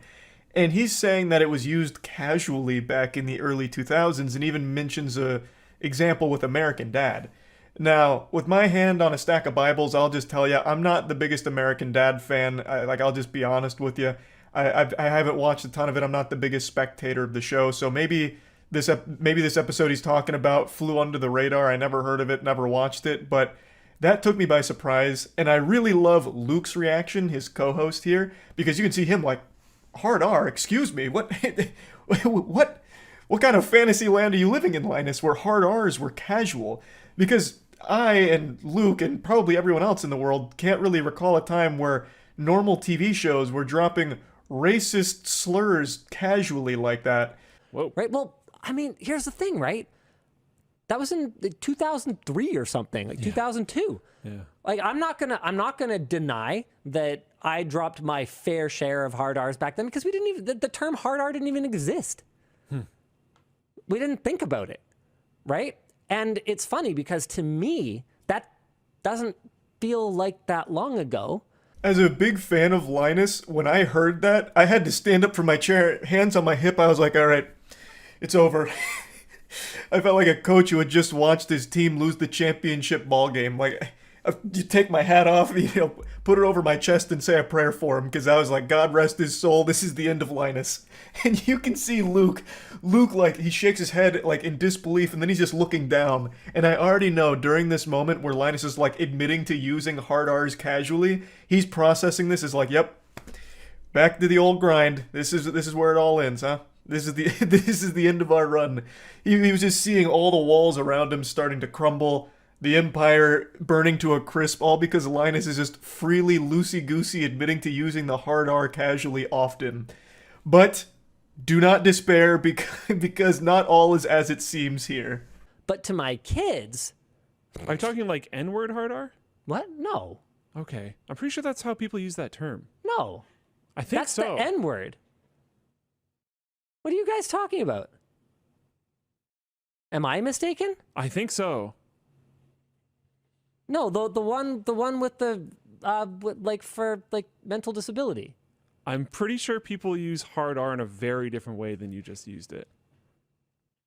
Oh. Okay, either hard way. R means ending I understand. the N-word I with understand. a hard R. I understand what you mean. No, I'm not talking about that. You can feel life be breathed back into the room. Like once Linus elaborates that he wasn't talking about the N-word, he was talking about the word used with mental disabilities, and collectively all at once the whole room comes back to life. This reminds me of a very famous quote from the late great Uncle Ben, God rest his soul, when he sat down Peter Parker in that car and he said, "With great power comes great responsibility." In this case, it's with great power comes great fucking blunders. This was an amazing disaster to watch unfold with, like, the wackiest plot twist of an ending. I have never once heard the hard R refer to anything other than the racist slur. So when he just started willy-nilly admitting to using it casually, I couldn't believe my goddamn ears, and I know every coworker was panicked texting each other saying like, hey, really enjoyed our time together, it's fucking over, tune into the stream.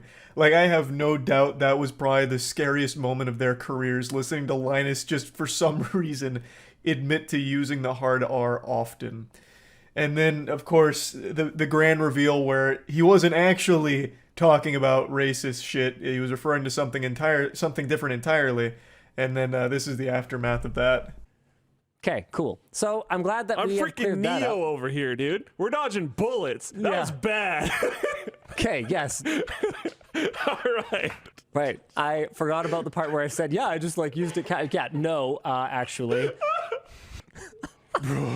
We can breathe. Everything's okay. Cool. So right. I hope everyone likes not having a job anymore on Monday, because apparently I'm a giant racist. We didn't lose our money in the bank crash. Bank run. In the audience run. What a journey we went on for about 2 minutes there with this whole section.